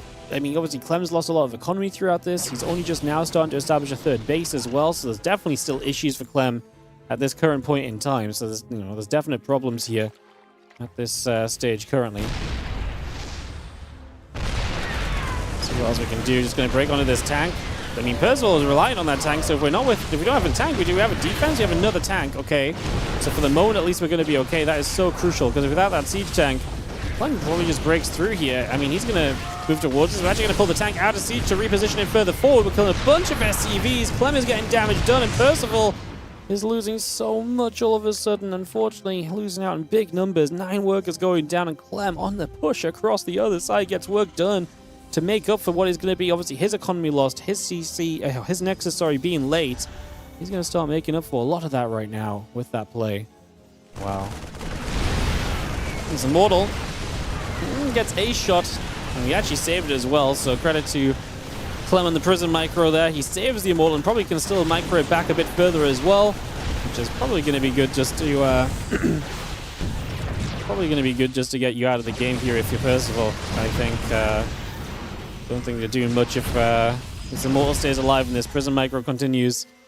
How things turn so very quickly in this game, because I really felt like Percival was absolutely slaying across the map there, but Clem finding the overcommitment, finding the move of his own. Now he's looking to deny the stim pack, which the SCVs, oh well, he kills the tank off. Well, now force field on the low ground. Marines are going to get caught. SCVs are going down. No stim pack or combat shield just yet. Forced to fight already is really anything but ideal. And this is going to be Clem, as you can see, pushing his way through to the 2-1 victory in these next few moments. Not really much else to say, guys. This one is coming to a close, I would believe. Find it hard pressed to believe it's going to start going any other way, at least.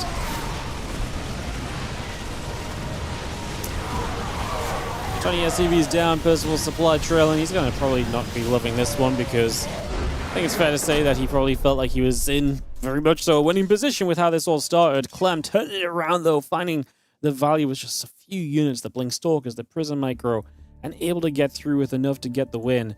GG's, and he is going to take this down just like that.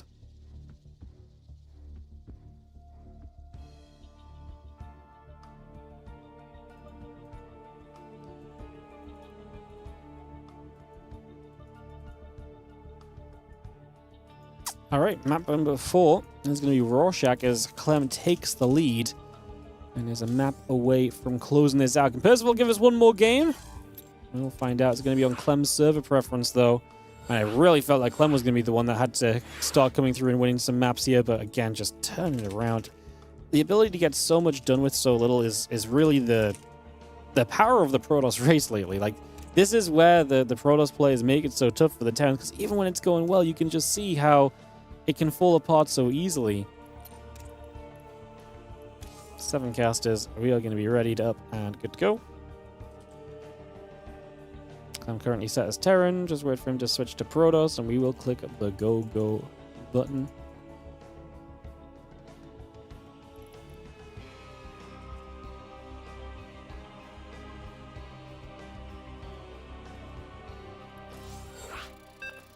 Cool.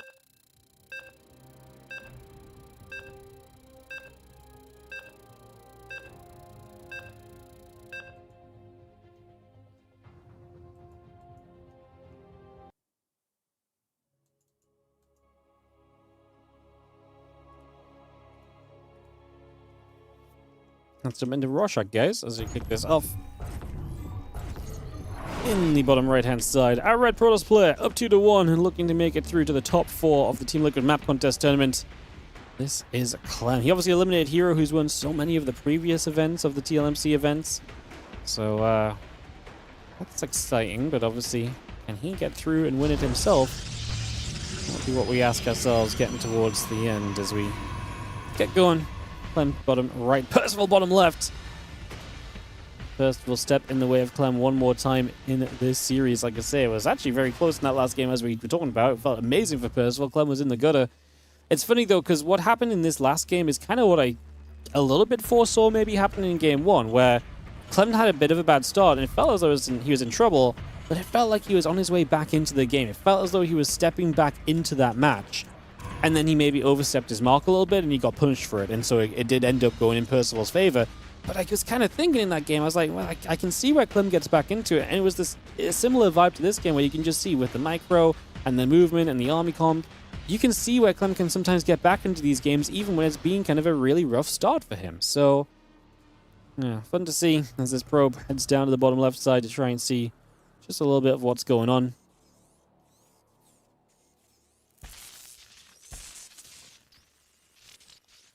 Nibble about, a few shots coming through. Barracks about to finish up in a couple of moments. And the Orbital and Reaper all coming around just for now. So bring that online. The couple of SCVs going to chase in after the probe for a few seconds as well then. Let's get straight away onto that and kick this off. Command Center building up. The Orbital Command and the Reaper both continue into play just for a couple of moments.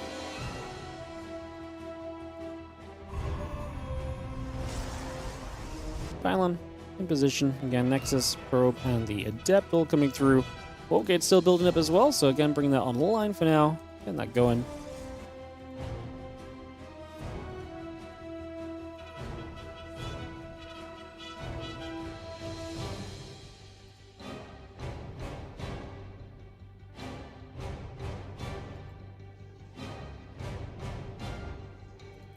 Factory CC, both building up. Just going to see the SCV and the Marine continue to produce through, so getting that on the go.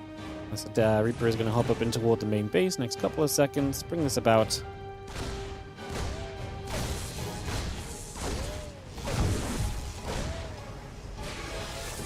Depth is going to be that. Push this away. Reaper does find itself the single probe kill just to start the game off with, so probably happy with this already. It's never sad to get a probe. As the bunker is up, now the Adept gets over here, and we are going to have that Adept able to obviously cause some trouble. Bunker at least finishes, so the majority of this should not be too problematic.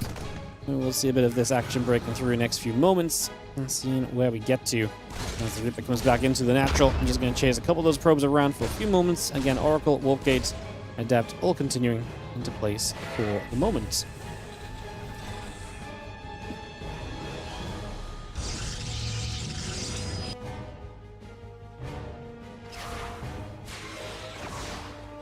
Chasing. Once again, the Reaper is getting pushed away for a couple of moments there. Getting chased out. The Oracle, Warpgate, and the probes continue coming through. Just going to see a couple of Marines and the Hellion will come about as well. Just going to see those going back the other way. A couple more units again coming back around. Just going to see the Adept still stepping over for a couple of seconds. Get that in position. Again, the Marines and the Hellions still chasing the Adepts over as we're just going to get into this natural expansion. A couple of SCVs need to try and stay clear of trouble as well for the moment. I mean, 3 SCVs and obviously these Adepts still surviving for a couple of moments at least. Starting to look very, very good here just initially. Marines and the Oracle bring it back around, so just going to bring themselves back over. Again, you're going to be seeing the Raven, the Cyclone, all coming online.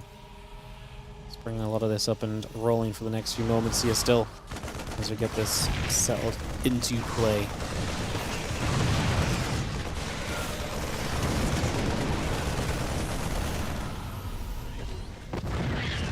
Well, 10 SCVs. 10 SCVs. Clem is having an absolute field day, as this one is just absolute disaster, unfortunately, for Percival. This is going wrong. And, yeah. This is, that's the kind of damage you don't do well with early in the game, so we'll see what happens now. It's going to be seeing the stim pack coming through from Percival, so at least he's going to try and get back into this with some Marine tank, but like, oh, gets the lock onto the Oracle. The Hellion will provide vision, so you should get the kill on this. This Oracle will go down, so hey, that's something from Percival at the very least. So Clem loses that. Has a little bit less info to work with, which is scary when you're trying to move into Blink late here, and you're obviously only going to be on Stalkers. Information is really critical to be in position.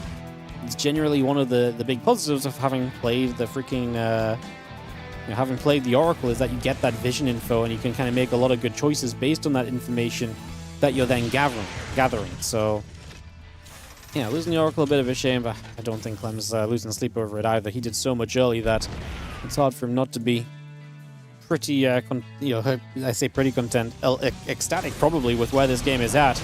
I'm probably already thinking about his matchup tomorrow against Classic in that first round of the lower bracket that he'll play.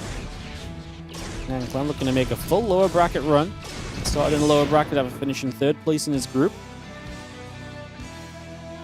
Because not being stopped yet, and is currently not being stopped in this game unless Percival can find a way back into this. That's our question mark. That's what we're wondering. That's what we're trying to figure out here. There's Stim Pack and Combat Shield all coming up. Bringing that straight through.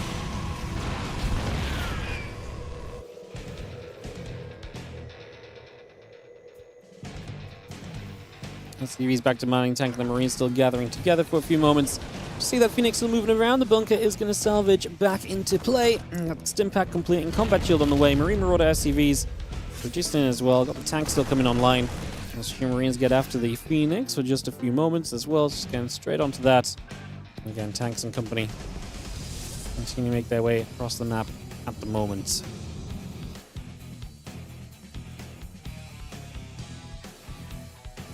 Gonna pull the SCVs. I mean, hey, why not?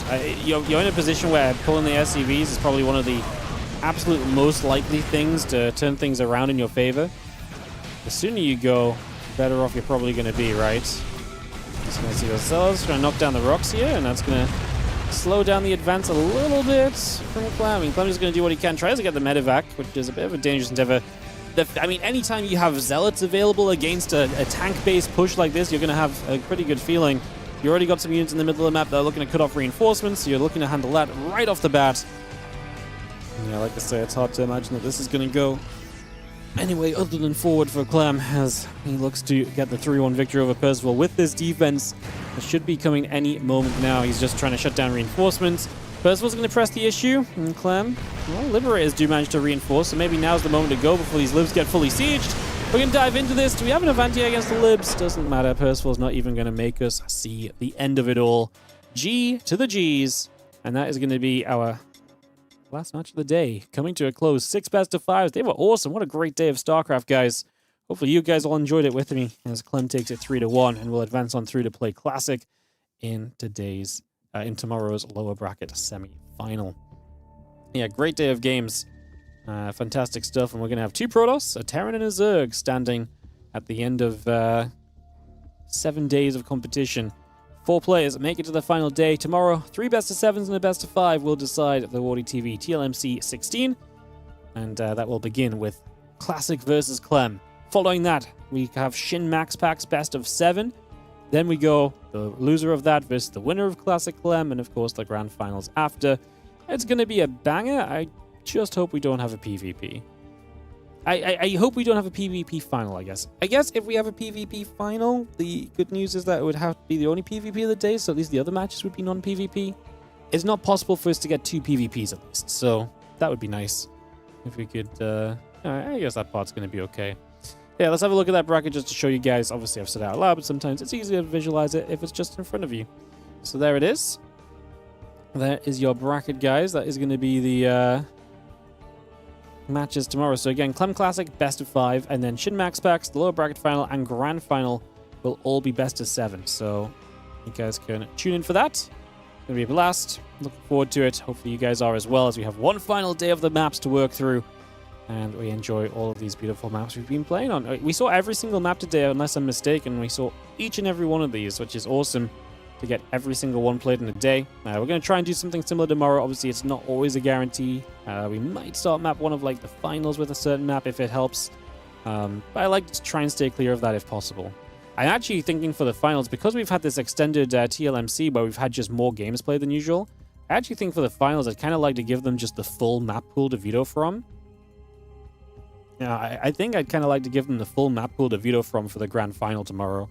I think that'd be cool. See which maps they just want to bring straight in. I mean, at this point as well, the grand finals have played more maps than anyone else, right? So I think that might be what we do tomorrow. We might just let them, for the grand final, we might just let them veto from every single map in the pool. I think would be cool. So yeah, we might do that. All right, guys, this is the WardiTV Team Look Map Contest Tournament. Did Max Pax win one of these before? No, so Max Pax has never won one. Clem has never won one. Classic won one back in 2019. He beat Zest in the final. That was like a 5-1. It was an absolute stomping of a PvP. So Classic has won one, but otherwise, if anyone other than Classic wins, we actually have a brand new champion of the WardiTV TLMC, which is kind of incredible to have in, in this day and age, having like a new champion of something. But yeah, that's going to be cool to see. I mean, obviously a bunch of these guys you kind of expect to win events, but like, yeah, it's still cool. I mean, like I say, for Classic, he hasn't won one of these for... I mean, it's basically been herO and herO to win every single one of these in solo one against Classic in the finals back in 2022. So, crazy business. All right, guys, thanks so much for watching. I love you all. Thanks for watching, and I'll be putting a YouTube video up if you want to check that out. It's a... What is the YouTube video for today? They'll be going up probably just pretty soon after we finish here. Clem versus herO. So if you want to watch more Clem versus herO, I think that's the one where he plays PvP against herO for the first time in recent defense. So that's going to go up in just a little bit on the YouTube. If you're looking for more StarCraft to sit through, you can watch that. I'm going to run a set of ads on the outro. It helps support the channel, of course, if you stick around and watch them. And I'll see you guys tomorrow for the final day of the WardiTV TLMC, brought to you by Monster Energy and the Shopify Rebellion. Thank you so much to them as well. I'll see you guys tomorrow. Bye.